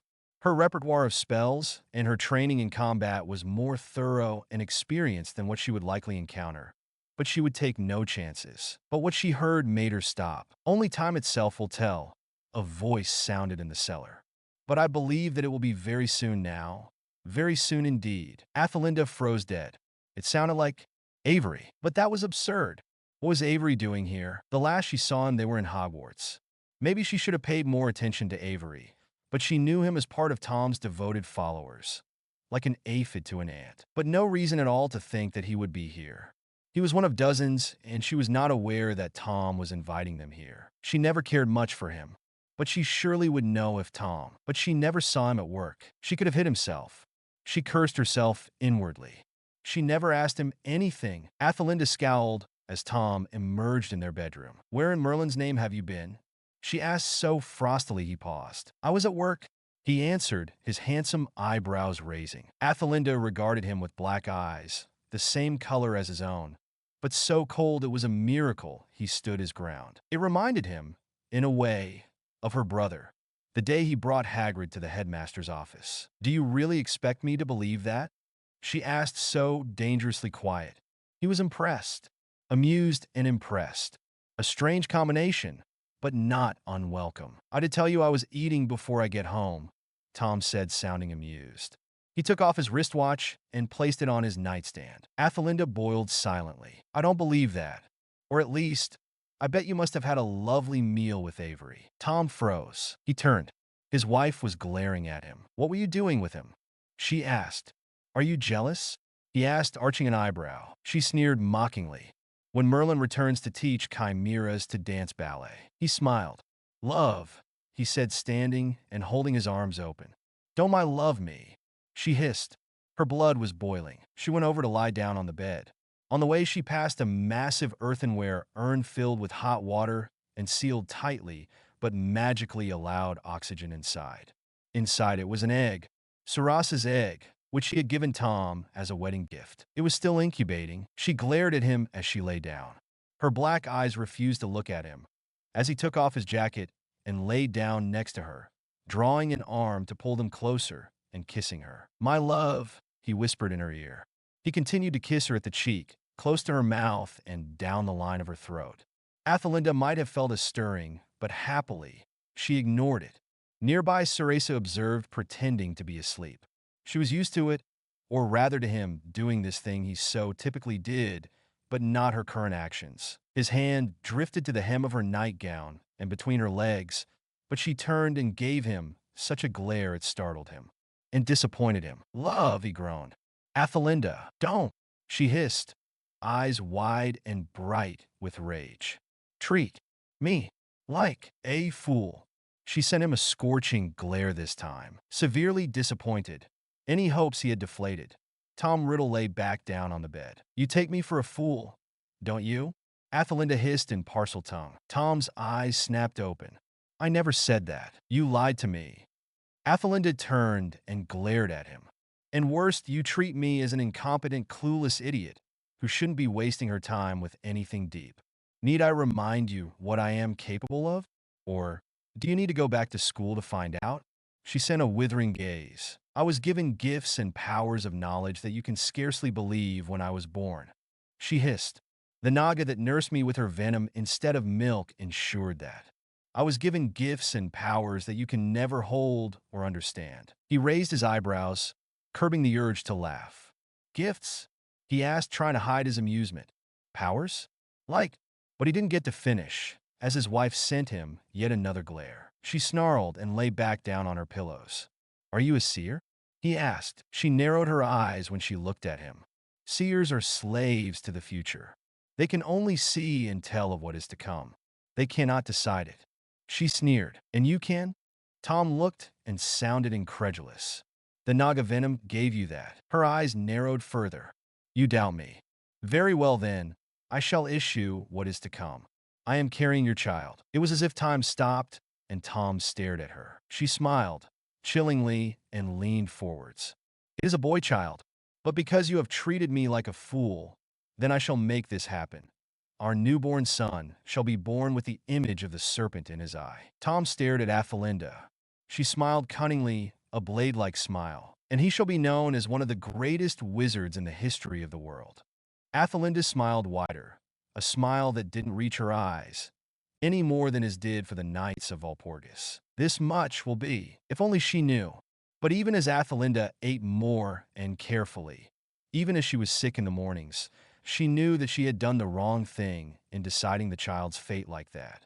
Even as she rested ensuring the child's health, something felt wrong. In what she did, and something about the father. Something was not right about Tom, but she ignored it. She would not regret anything. But was that wise? The person that lived their entire lives without regrets, despite everyone making mistakes, is bound for disaster. What if she did do the wrong thing? What if her husband was— Stop, she ordered herself firmly. She would not go that path.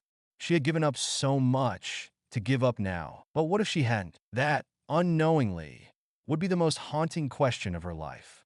Athelinda had had enough. Strange noises and secret, underground, nighttime meetings with his friends. It was time to put a stop to this. She got up and wrapped and tied a dressing gown around her. Her feet slid on his slippers, and she went for the cellars. She checked everywhere about the house first. Tom wasn't there. She went downstairs, but found something blocking her path. Her eyes narrowed. She knew Tom's style at least. Muttering an incantation in her native Atlantean, she cast a spell so powerful, no enchantment from non-Atlantean magic could ever withstand it. Hominum revelio, she whispered after lighting her wand. No one. Carefully, she stepped forwards, her covered feet treading soundlessly. Athelinda, sister of Rieger, one of the bravest wizards that ever lived, moved forwards. There was a door at the end. It was, she realized, a very long cellar. How come she never noticed that? She was bewildered. She placed her hand on the brass knob and was about to open, but paused. What was on the other side? Would she regret this? What would she find? Either way, Athelinda made a defining choice then and there not to walk anywhere blinded. And this time, she would keep it. She opened the knob, and what she found changed her life and herself once more, forever. It was dank and dark, but once she lit the inside, she wished she never did. Well, at least a part of her. The other part was glad. There were all sorts of things there. Some were objects. She recognized a hand of glory, a skeleton of, was it a quintaped? Various skeletons, as a matter of fact, and objects which, in shock, she recognized as being of dark and twisted things. There were countless dark objects, and some deceptively beautiful objects she was sure was, in fact, cursed. There were thick, leather-bound volumes, covered with dust, and she stopped and paused to stare at them. She wondered if she could pick one off the shelf. But what if, like the others, they too were cursed, or hexed, or even placed with an alarming spell? Asha Revelio, she whispered. Nothing. Absolutely nothing. After casting several more spells by far, more complex and advanced than that, there was still nothing. Carefully, with shaking fingers, why was she so afraid? She was about to take one off the shelf when she heard voices. Athelinda froze, casting a spell that cunningly allowed her to eavesdrop by amplifying the sound. Only to her, Athelinda heard people talking. Avery. She was sure of it. But why would Tom lie? But then again, why would Tom keep these secrets from her? Already, she was far too icy inside. She took a deep breath and listened. Avery was talking. Perhaps we will be able to dash. I know what you suggest, Avery. Tom's voice echoed, and oh, it was cold. Colder and far more frightening. If we wait, we will have merits. But if we do not, then it appears we shall lose. Snakes strike when their prey is in sight. They do not go, charging into the clearing with all they have. We must wait, and we will. But my lord, another voice protested. My lord? Since when was Tom my lord? What about the remnants? Grindelwald's army is being hunted down, and they will want reassurance dash. Do you doubt me, Rookwood? Tom asked, and the voice was much colder than she thought a human voice could possibly be. We will have what we need. Have no fear. Lord Voldemort never fails, nor does he forgive failure. Lord Voldemort. What was that? The name of an ancient Dark Lord? Feeling icy cold herself, Athelinda hastily scanned her memories of books and lessons for the name of a Dark Lord, or even a minor dark wizard named Voldemort, but found none. But what was this Voldemort?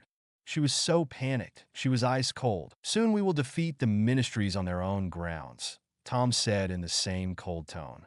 And the order will be restored amidst all. The old families can have a choice, to join us or to fall, to suffer the same fate as the mudblood scum and filth endure. And soon, with order restored, we shall have peace. Athelinda couldn't speak. She couldn't breathe. Tom was talking about mudbloods and treason.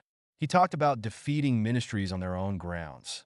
Like Grindelwald, her heart, her soul, every fiber in her being turned to ice.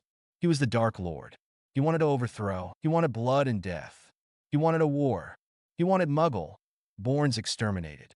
He wanted to be Grindelwald. This was not the Tom she knew. The voice of the Tom she knew was not at all like this.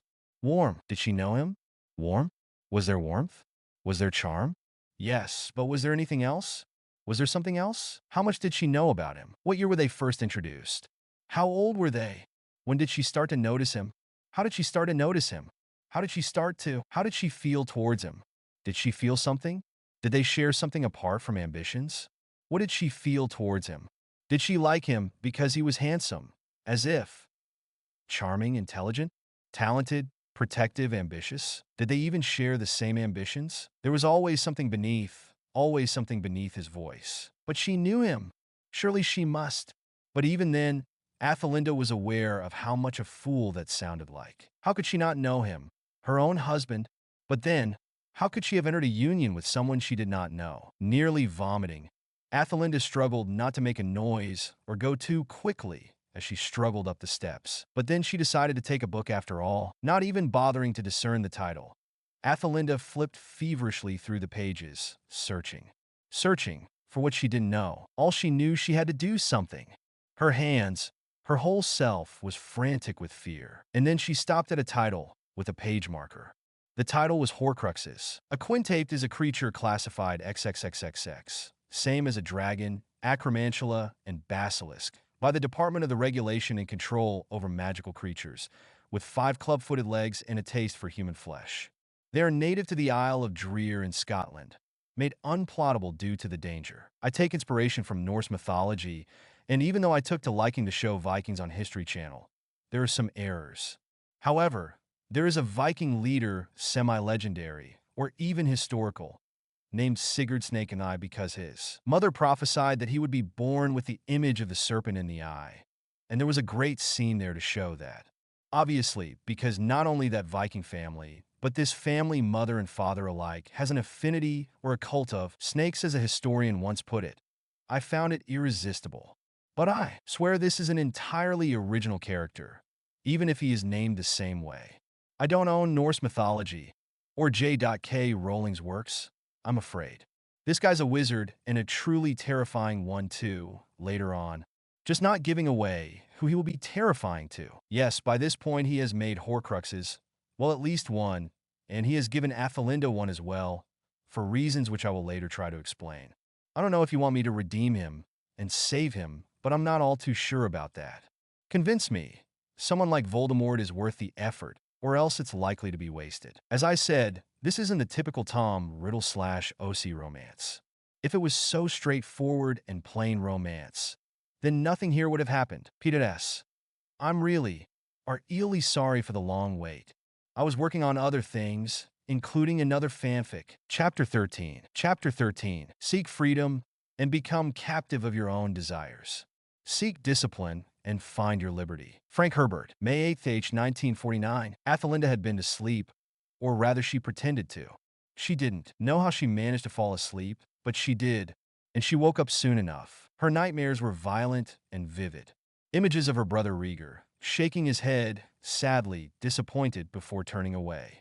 He had been right. Images of Willamar and her mother looking stricken, her father and Winnie anguished. And Tom.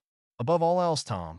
This time with him turning towards her. His image distorted with various shapes and changes in color sporting out of him, and turning into beasts and demons, shadowy, winged terrors, demons possessing him deep within, a light coming out of him, and turning dark as pitch, and she knew it was his soul. Athelinda felt herself in a room. All around her, she saw nothing but black. I did warn you, a voice said softly. She turned sharply and would have gasped if she could. It was Rieger.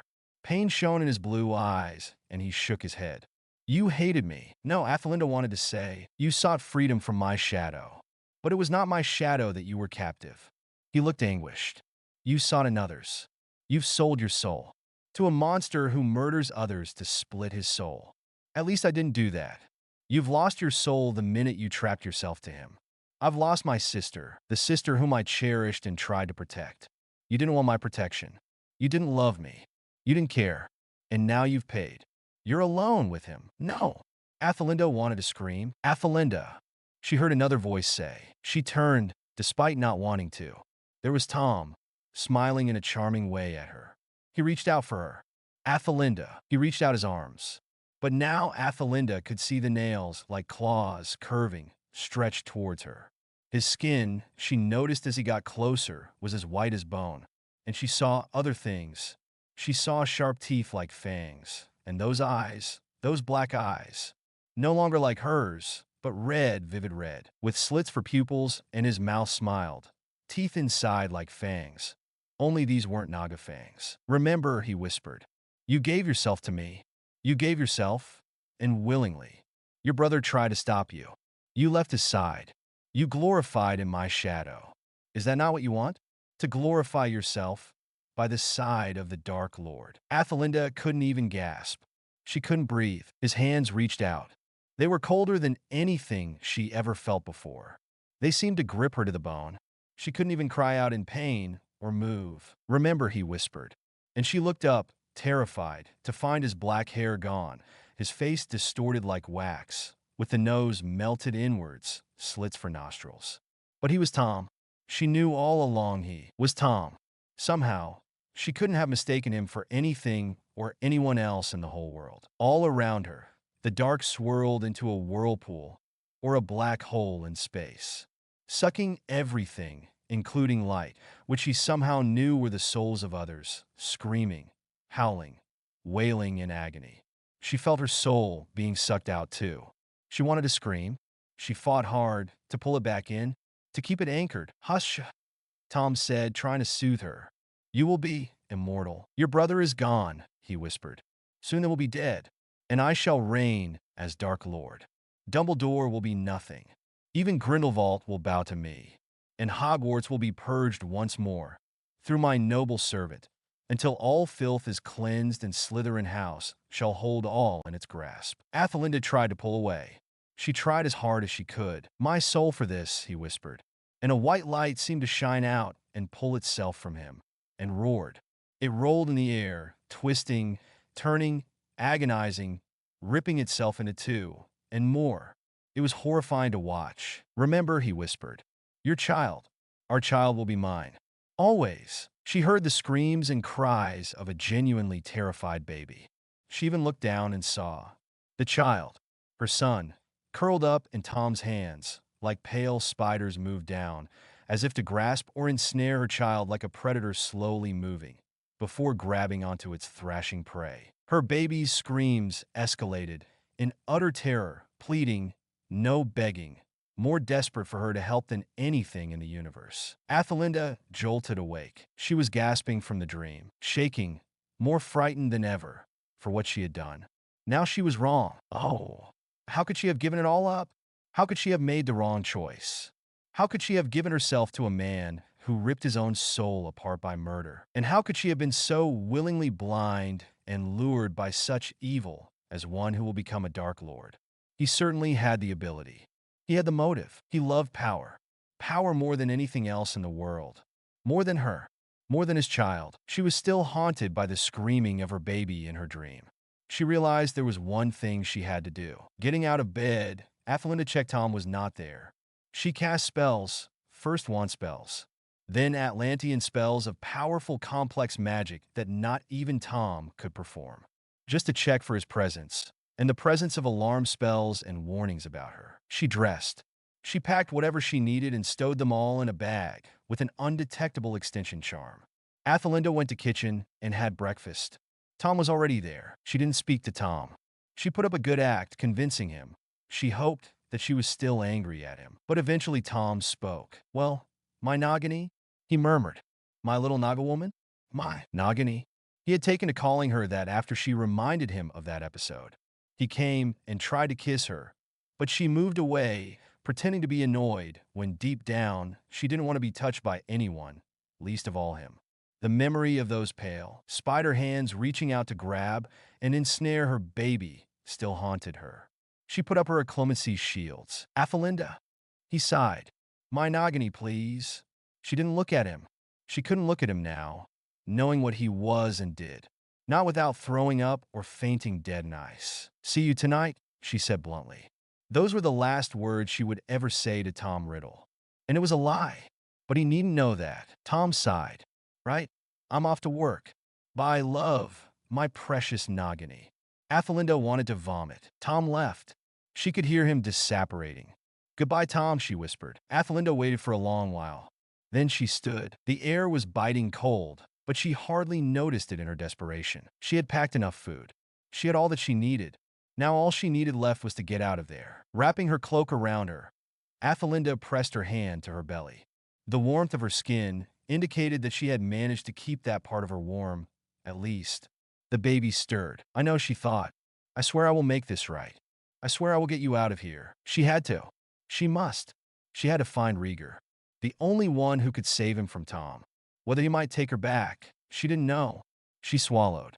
Tears welled in her eyes. She hoped he would listen.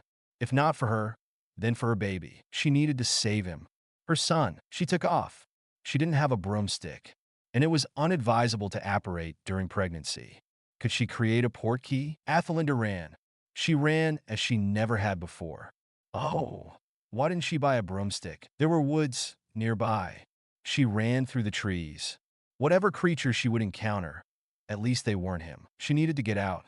She needed to get him safe. Icy fear swept through her as she thought of Tom, and that he would rip the baby from her belly. She had no doubt that he would. All she doubted now was his sincerity and love. He can't be capable of that. He was a monster, a dark lord who made Horcruxes to store his soul for immortality.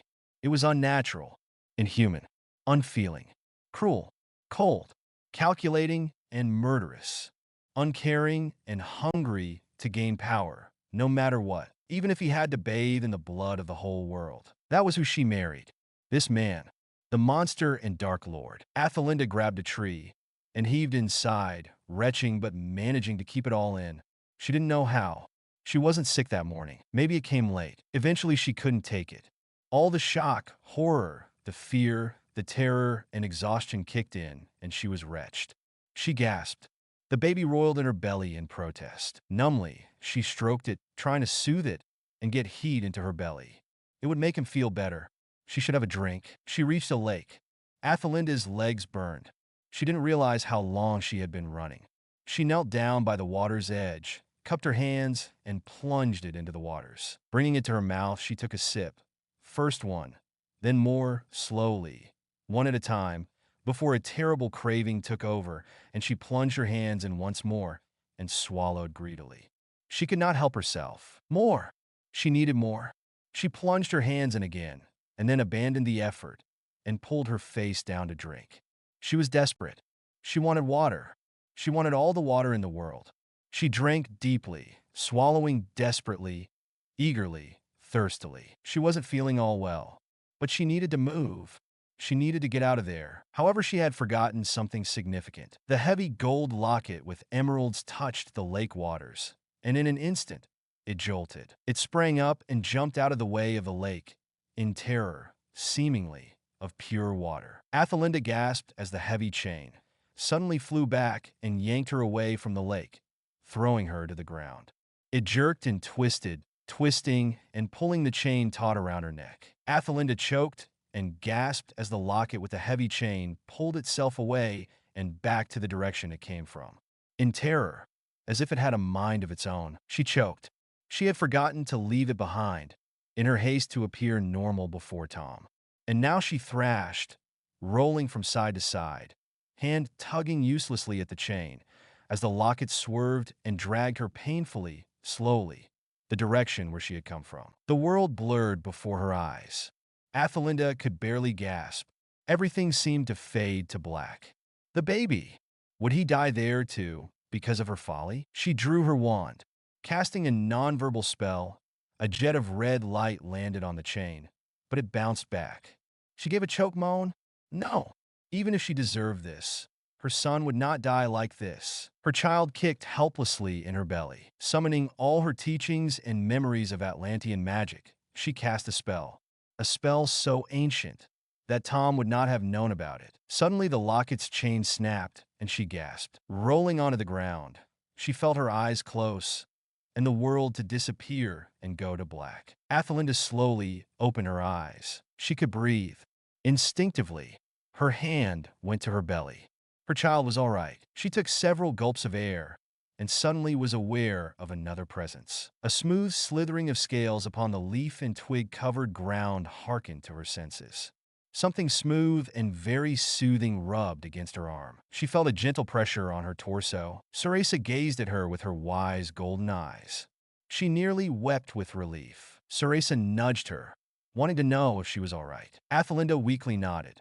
Ceresa, being accustomed to her mistress' gestures, slowly relaxed.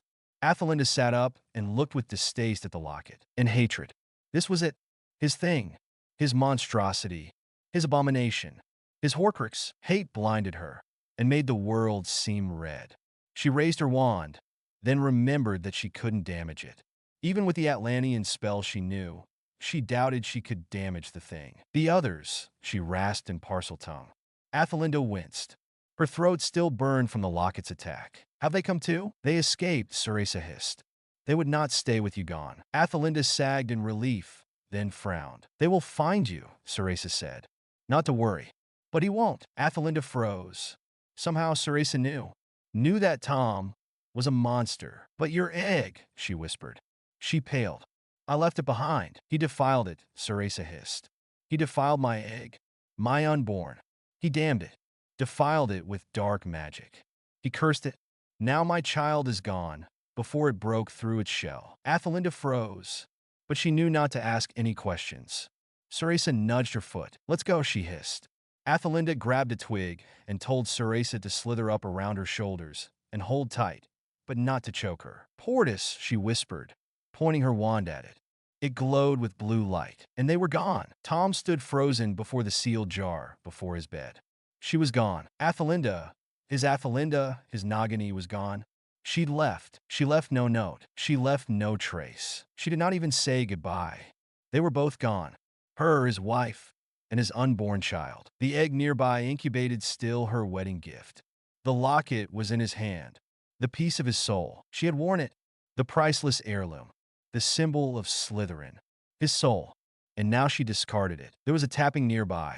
It came from the jar. He unsealed the lid, using magic. He took it out. The large egg, pearl white, ovular. There was a tapping. He watched it, expressionless, numb. A crack split the shell. A shard burst through. It fell to the floor. A tiny green head poked out, slithering and sniffing in the indistinct way snakes have. It uncoiled inside the shell and pulled itself out.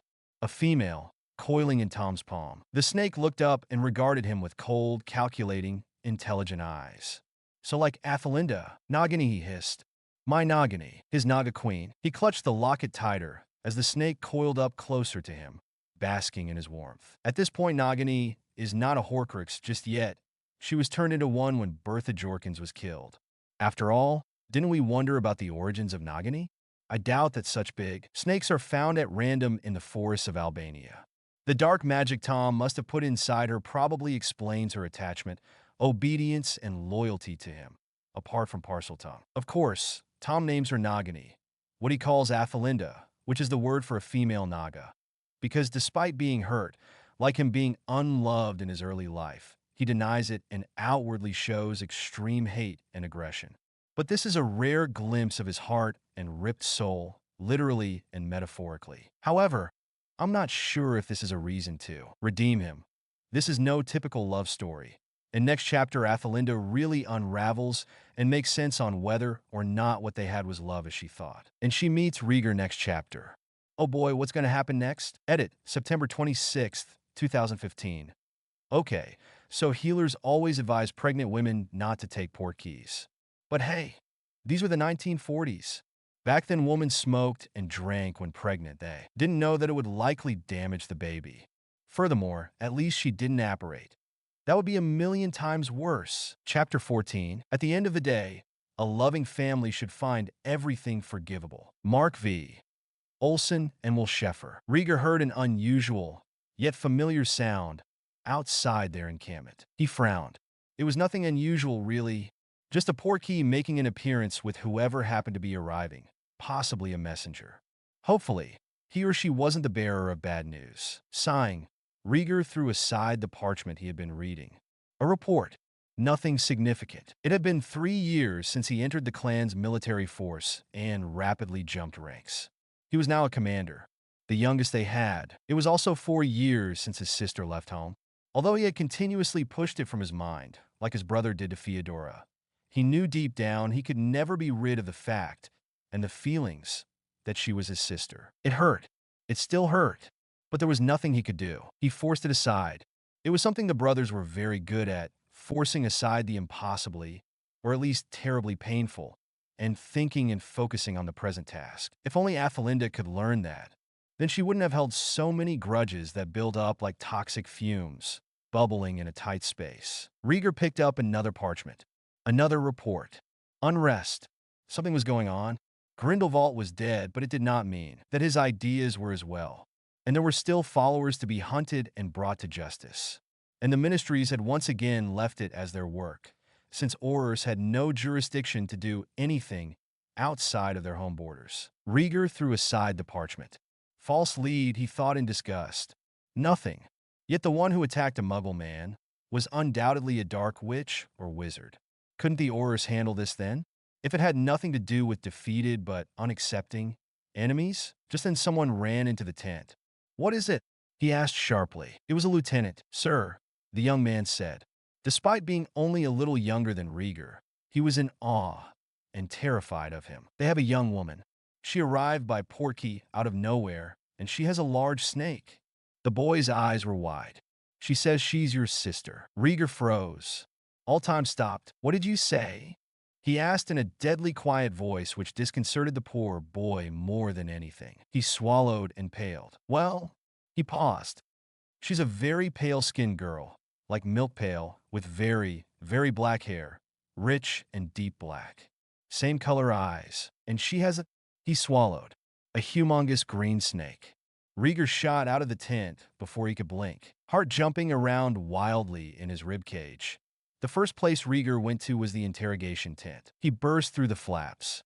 Sure enough, there was a woman there, disheveled, as if she had been drenched by the rain, and even swum in icy waters.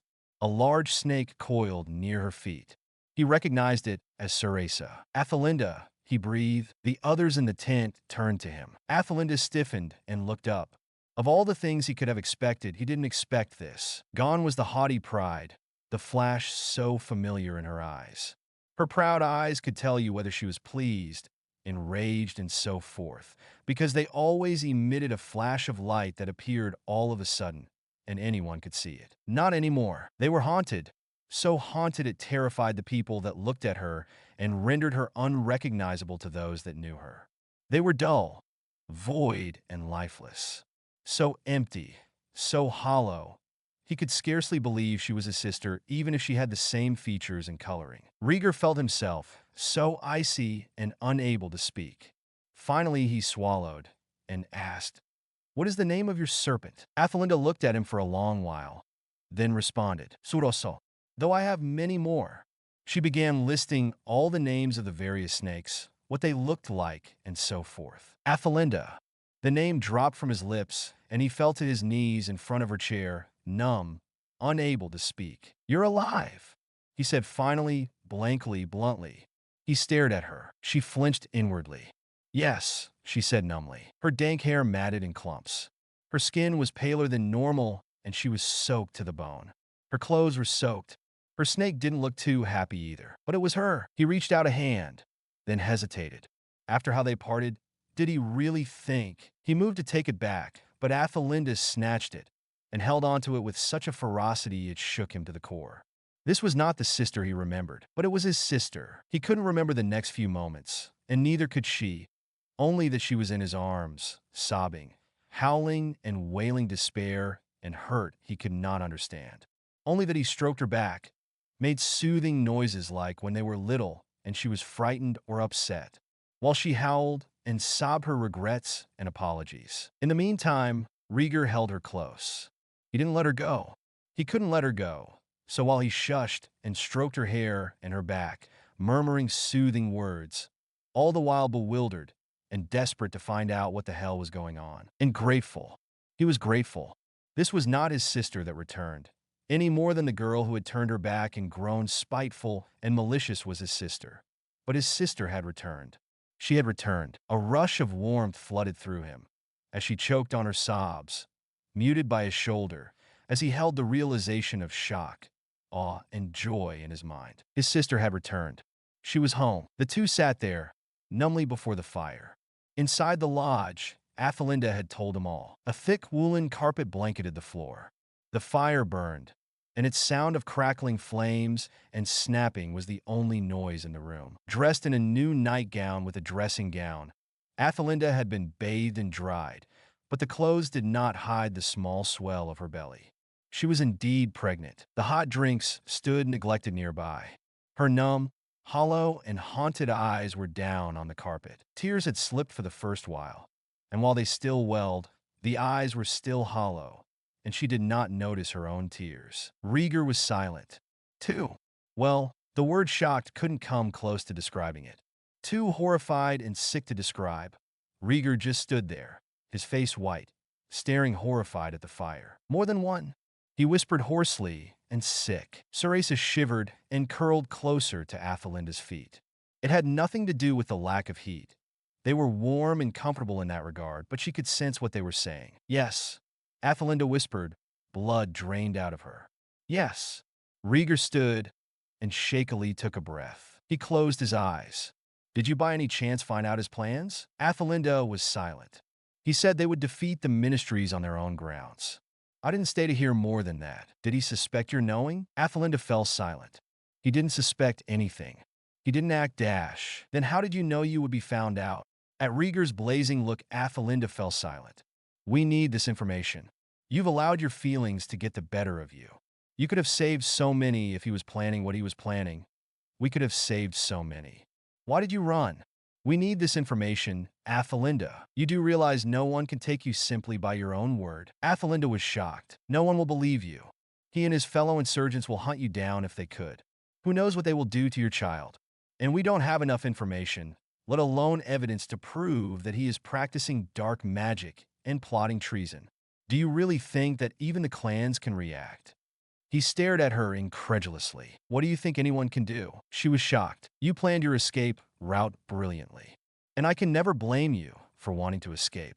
But you didn't even bring a torn page from his books. What am I supposed to do? To save anyone, Athelinda?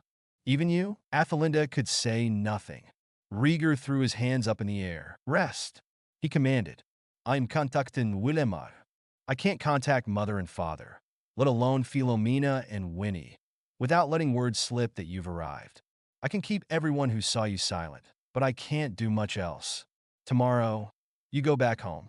I'll send a healer to see you, but only when you've transfigured yourself to a disguise. In the meantime, I'll have hot food and supplement potions brought to you. You could use a pepper-up potion. He rose and smashed his fist against the wall in frustration. Then he breathed deeply. I'm speaking to Dumbledore, he warned. If there's one person that can help us out of this mess, it's him. And with that, Rieger left the room. Willemar arrived soon enough. His hair was wind-blown. His lips chapped from the cold, and his voice was hoarse from yelling in the wind. So it's you, he said silently. Athelinda looked to the floor. Willemar followed her line of gaze, and his eyes fell to her belly. Rieger did say you were expecting. When is it due? Still quite a while to go, Athelinda whispered. I see. He seated himself before the fire. I arrived by portkey, he explained. I couldn't believe my ears. Is it really you? Have you come back? Aside from the pain, there was something else in his voice. Athelinda's eyes welled with tears as the pain rose so high and so agonizing. Yes, she choked. Yes. I'm so sorry, brother. Willemar came to her and gathered her in an embrace. They just held each other for a long time. Too much had been done and said to erase. But if Athelinda had to do or say an infinite number of things to make it right, she would instantly. After a while, he pulled back. We have to disguise you, he said. No one can know you're back. Rieger paced angrily in a side room. The blood was rising within him. Why was he so angry? Did he want to stop to think about them? He knew he had to. But what if it was better for him not to comprehend everything? 7 years he spent in Hogwarts. 7 years he spent ushering children to classes, getting them out of messes, reporting damages done, helping them with their homework. 6 years he spent in the Volsing military. And how many years did he spend playing with his brother and sisters, helping them with their homework, teaching them the finer points of Quidditch, and how to properly maneuver around on a broomstick, going to them when they had a nightmare or there was a thunderstorm at night, and allowing them to sleep in his bed? How many years did he spend saving his money, or making things and carefully, painstakingly wrapping them for birthdays and Christmases. How many years did he spend opening his arms and embracing them tightly whenever they were upset?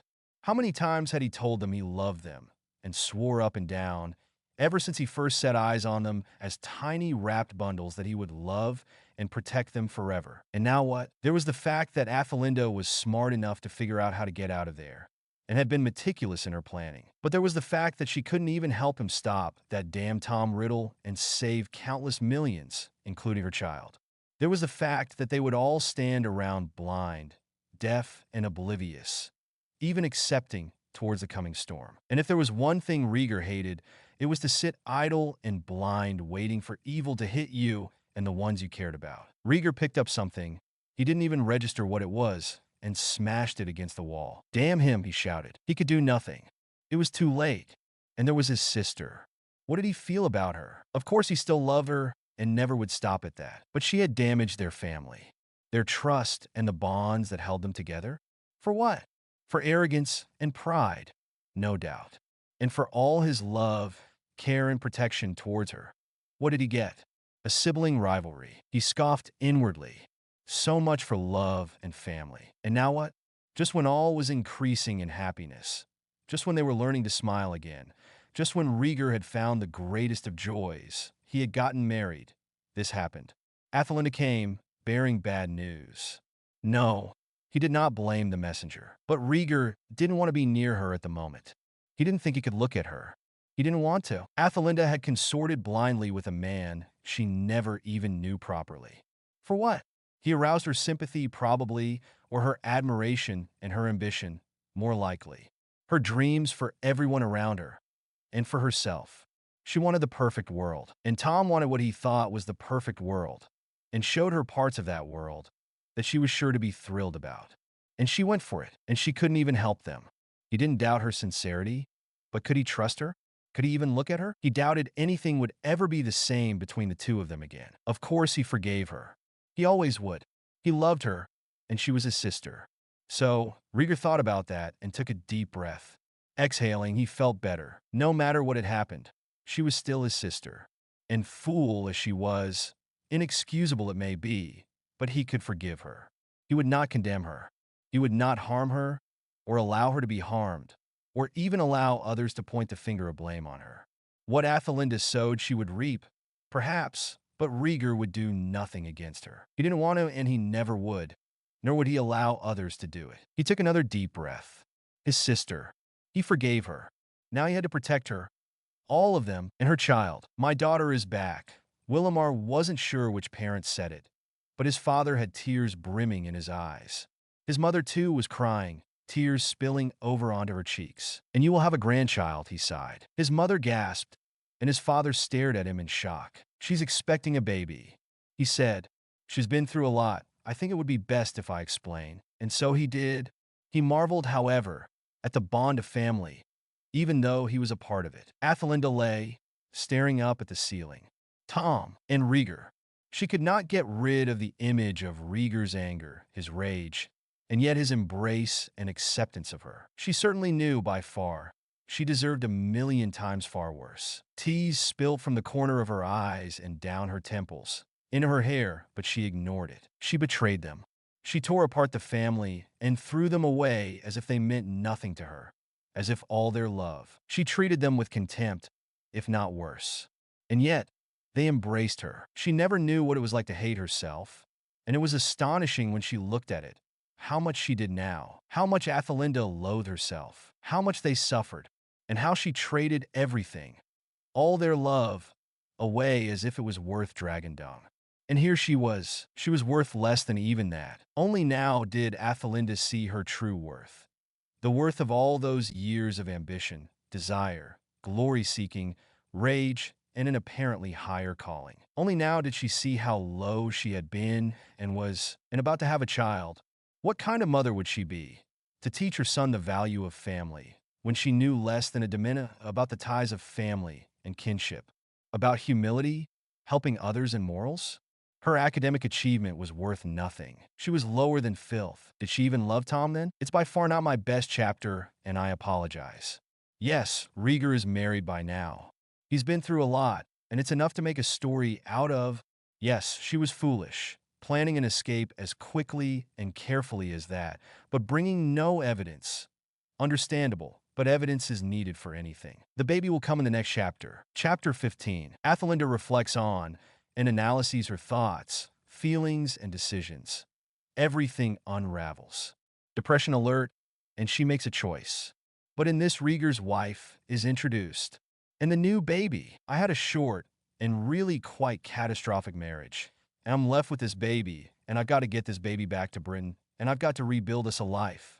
It was only when I came to rest that it hit me what a complete mess I had made of my life. And that hit me quite hard. J.K. Rowling. We never know the love of a parent till we become parents ourselves. Henry Ward Beecher. 13th H, May 1949. Rieger looked out the window. Are you sure he is nowhere to be found? He asked quietly. They shook their heads. Completely gone, sir. There's nothing there. Rieger gritted his teeth. Send an escort to my parents. He looked exceptionally grim. They have a lot to talk about, and with that, the commander strode off into the night. Did I love him? The question was one she kept repeating in her head over and over again. She never stopped, as if that would make things better, as if that would make amends. The baby stirred in her belly. She had lain there for 3 days and 3 nights, only getting up to eat and relieve herself, just lying there and sleeping. She had seen her parents, and they wept, but she broke apart far too soon. She locked herself in her old room. She sealed the door shut with various spells that could only be opened from within. She simply lay there, staring at the ceiling, weeping if she could, or if she had no tears, just staring without seeing the ceiling or anything about her home. Only Ceresa was allowed inside. How could she have done it?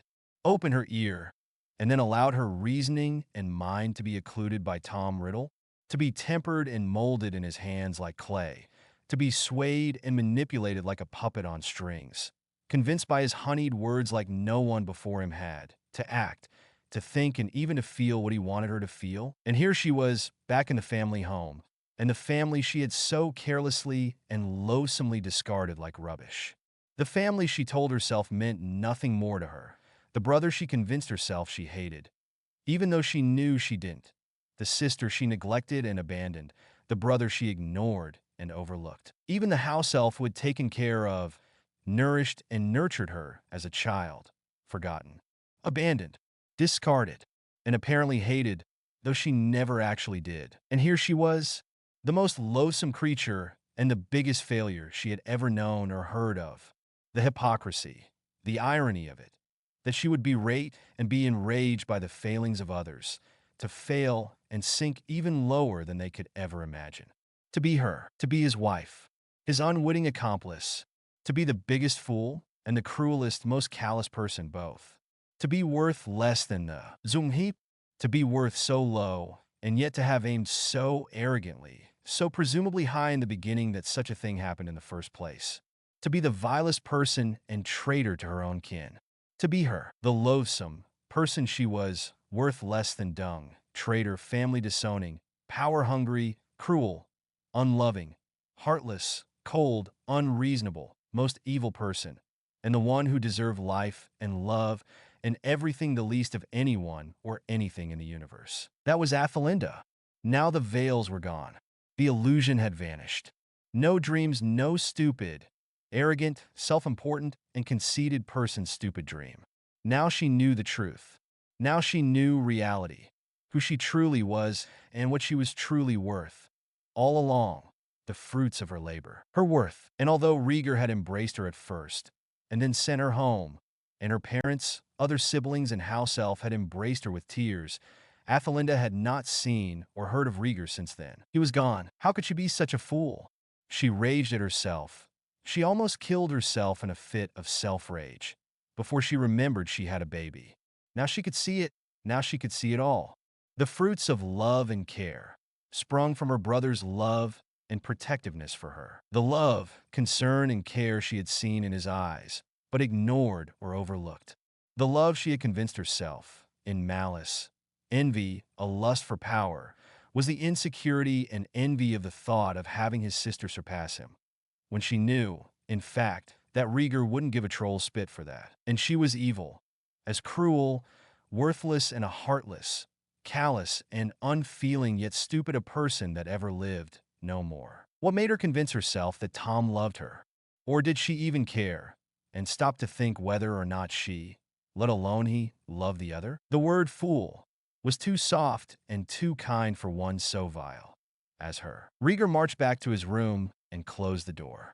Thrusting the papers aside, he lay his wand on his bedside table. There was someone on the bed, his wife. Her back was turned to him. She was asleep, or seemed to be. Rieger sighed, his antagonistic feelings towards, well, everything seemed to ease at that instant. He walked silently to the bed. Unfastening his cloak, he draped it neatly over a chair on the rug in front of the fire. He walked silently and carefully to the bed. My love, he thought, suffusing himself completely with her presence and tenderness. Love rose in him completely. Rieger carefully went beneath the covers and gently drew himself closer to her, careful not to disturb her. I'm not asleep. You might as well save yourself the bother. His wife's sleepy voice sounded amused. Rieger chuckled. Well, I suppose it's too much to hope for. My love. Oh, how I've missed you. She turned to him. I've gone to rely and depend on you more than I can imagine nor dare to admit, he said. I needed you. Your presence, your reasoning, your way with words, everything, more than ever. And I need you desperately. She looked at him straight in the eye. What is it? He sighed. You know, love, your sister, she said tonelessly. Yes, Rieger admitted. She's to become a mother now, his wife mused. Is she being taken care of? Is she taking good care of herself? I wouldn't know. Rieger scoffed. She's locked herself up in her room, with no one but her snake and her unborn child for company. Concerned, her brow furrowed and her lips pressed together as she pulled herself slightly upright to a sitting position. Rieger, go to her, she ordered.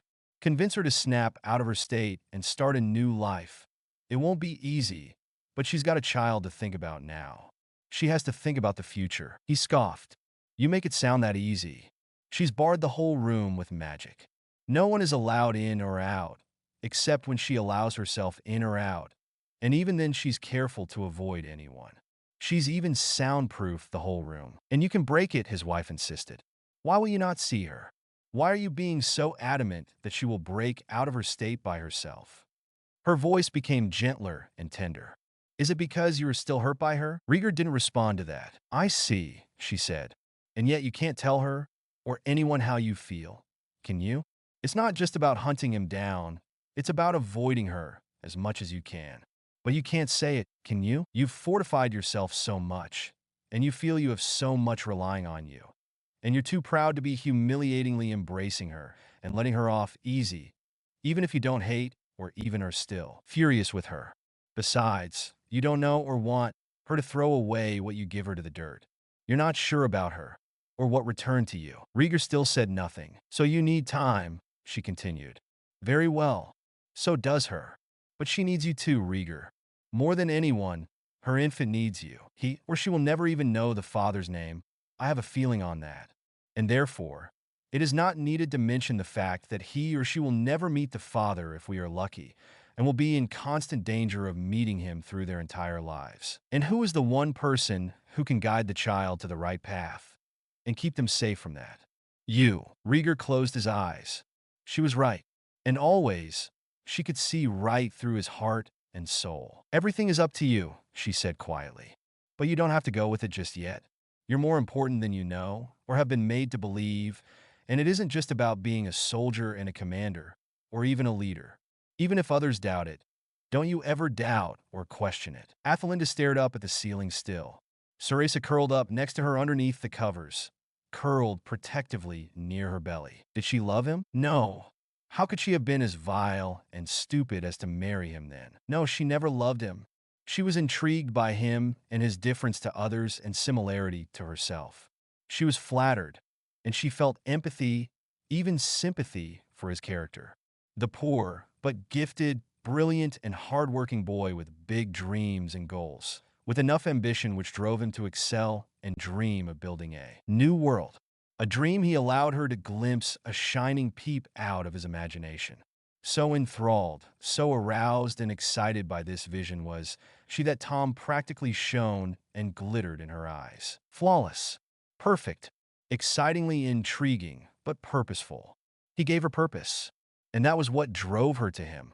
Him and his supposed light, which masked great shadow. His charisma and persuasive intelligence led her to convince her to believe in him, in his vision, without even sharing the whole picture. She also felt sympathy, not just empathy, amazement, and awe directed at him. She felt he needed her, and that in turn gave her feelings towards him, but not love. She was attracted to him because of that. That was his winning quality, which ensnared her. She felt he needed her, and that they could be happy together. And why not? He was attractive, intelligent, knowing, not unambitious. Anything anyone could ask for, except for genuine. But he never had. And so, Athelinda realized just how duped she was, and more what kind of person she was, slowly becoming aware of the effects her life and decisions had for everyone. Her family. Her father and mother, who both loved for and cared for her more than anything, like all their children. The brother who loved, taught, and strove to shelter her from harm, no matter what, and would have taken any blow for her, even the worst, and died for her ever since she was small. The other brother who soothed her and kept the peace, and strove to be a voice of reason and guidance for her own sake rather than his, whose love and care were overlooked to the point of being completely unnoticed by everyone, whose selflessness, concern, and loyalty was unknown. That was the two of them, in fact, well, all of them, her sister who worshipped and looked up to her in awe, and trusted her to teach her, to guide and show her to the right path. The sister that would have gone across the whole world to fetch her any blade of grass she wanted. The house elf who adored, cared for, nurtured, and raised her as if she were her own child. They expected nothing in return. And what did she do? What if she lost her child? That was the last thing she wanted. Now she saw this child was the one good thing about her life, the one thing she had not messed up or had yet to mess up. Yet it was nothing less than she deserved. This child deserved better than her. And look what she had done to his own life and future. Brought him into a world with such a sire whom he will never even know. Decided upon impulse his own future, and brought the burden of destiny crashing down upon his shoulders before he was even born. She did not have the right. She would have been incensed if her parents did the same thing. Her son did not ask for this, and yet she, hypocritically and on impulse, brought it down onto him, just to prove her point. If he hated her, she would understand. If he loathed and shunned her from his life, it was no less than she deserved. Even if he was the one good thing she had done, the one thing she had left, she had gambled, and she had truly lost everything. Rieger steeled himself. He needed to go. It was time. Holding out his hand, he uttered an incantation within his mind, and the door blasted open. It wasn't that violent or loud a blast. He couldn't forget she was with child, but he needed to speak to her, and to speak to her now. Athelinda stirred feebly on the bed. Ceresa reared and hissed, menacingly, but was confused when she saw him. Athelinda, his eyes narrowed, and his voice was like steel. "Get up," his sister slowly stirred. "You can lie and vanish into oblivion, and forsake your own offspring who needs you even more now. Or you can get up and face the problems and solve them." "Nothing can solve them," Athelinda mumbled. Rieger gave a harsh laugh. "Your state of mind is not an improvement, I see. I won't lie to you. But after what you have done, I would feel it was your responsibility to do something about this mess and protect your child, rather than vanish and allow your mistakes to fester and worsen. You do nothing for yourself or for the child who needs you, and he needs you now. Do you want your child to grow up like his father?" he demanded. Athelinda jolted upright. "Of course not." "Then get up," he barked, "or else he would be as motherless and fatherless as his sire." "You wish to give up, Athelinda? Maybe you have to explain to your child what you have done later on, but at least you won't have to explain why you so pathetically gave up and did not even attempt to make things right. You owe him an explanation and a life, Athelinda. Forget us. You owe it to him or her to build a good life, a happy childhood. You owe it to the child, and you owe your own child a responsibility, just as we had to you. If you want to redeem yourself, you had better start there and now, or else there is no hope. Not for you." but for him or her. And he or she will wander into the path of the forsaken father. Rieger strode away. He mended the door but left it open. The choice is yours to build him or her a good life. As good a life as you can. Remember, no matter what you said, it hasn't even started yet. Or to allow the child to fall into the same fate as the father. Now get on with it. He strode away. Yes, she had told him. She told him about the awful fate she had given her son, and that ultimately made her go into despair. She had wrecked his future, just as she had destroyed hers. But what if he could survive? She wondered. Survive because she taught him to not become like his heartless father and go the same way. But who was she to teach anyone anything? Hadn't she forfeited that right? And yet, there was no going back now. She couldn't revert the destiny she had decided. But she could try to make amends, and her son would be better off than without nothing. As Rieger said, she owed it to her boy, to them all, and to give up would be the worst decision she had yet to make. Even worse than following Tom Riddle. Her responsibility, her choice, his life, a happy childhood. Yes, she owed him that. She owed them all that. Athelinda pulled herself up and walked out of the room, followed by Ceresa, trailing after her. November 8th, 1949. It's too early. Katerina snapped at the midwife. No, it's time. Athelinda groaned, rubbing her belly. Her mother hauled her to the room and stroked her back, ordering pain-relieving potion, blood-replenishing potion, and what else? She also asked for pumpkin juice. Groaning, Athelinda leaned against the wall. The contractions were coming harder than ever. It's coming, she said, and like the force of a great river or a great storm, nothing could stop it. To stop him from making his entrance and his mark on the world. Her mother pulled her upright, and Winnie helped. Philomena, get out of here, her mother barked. This is not something you should see. Sulking, her sister stormed off. Athelinda did not even notice it. Her vision shone red, but there was a powerful force at work here. She knew it now. She pulled herself together and made it to the room. It was only when she put her mind to it that it truly began. A baby's cry resounded throughout the room. A roar, more like, or a howl. Her mother lifted a howling infant boy from Athelinda, and then with a shining face, went to cut the cord, bathe, clout, and swaddle her new grandson before blessing him and giving him to her daughter. This was the most awesome thing she had ever seen, the most precious gift she had ever been given. Nothing else. She needed nothing else. Only this one pure, shining light in the universe, her beacon, her shining light, her hopes and dreams. He shone. He truly did, with all the awe, riches, and wonders of the universe. Nothing else seemed to matter or exist save for him. This most amazing miracle was the most wonderful, the best and greatest piece of magic she had ever created. She needed nothing more, and she will do nothing more save for him, and for him alone. Now she knew the amount of love one can have for a child. The amount of love and joy she had for him was what her parents had for her. Now she knew this was what love was. True love. She did not need Tom Riddle. She never needed him, and neither did this boy. Rieger entered the room. She handed him to her mother. Athelinda's face was flushed from the labor, but she was fresh and radiant. The infant cooed. Her mother went to show and hand him the boy. A successful delivery, she said. A strong, healthy boy. Rieger took him gently and carefully. What will you call him? His name is Sigurd, his mother said. Rieger looked up. A fine name, he said. And he will be remembered as Sigurd Snake in the Eye, she said. Her mother laughed. Snake in the Eye? Why would he be called Dash? She then broke off and gave a loud gasp. The baby, pale as milk with a mop of black hair, but when his eyes opened, instead of the black of his mother and father, they were silvery green. The left had an ordinary pupil, but within the right eye curled a snake, black as pitch. This boy would leave his mark on the world. His mark on the pages of destiny. A short chapter compared to the rest I've done.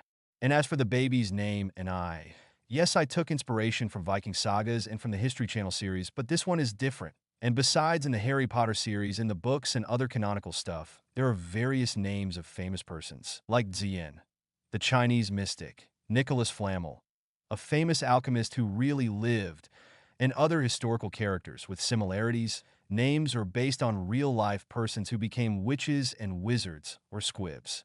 But don't get me wrong, I don't own anything, Everything is all J.K. Rowling, save for my canon family and a few friends. Chapter 16, Epilogue. Hope is being able to see that there is light despite all of the darkness. Desmond Tutu. 3 grand essentials to happiness in this life are something to do, something to love, and something to hope for. Joseph Addison. The Serpent Lady stared at the horizon.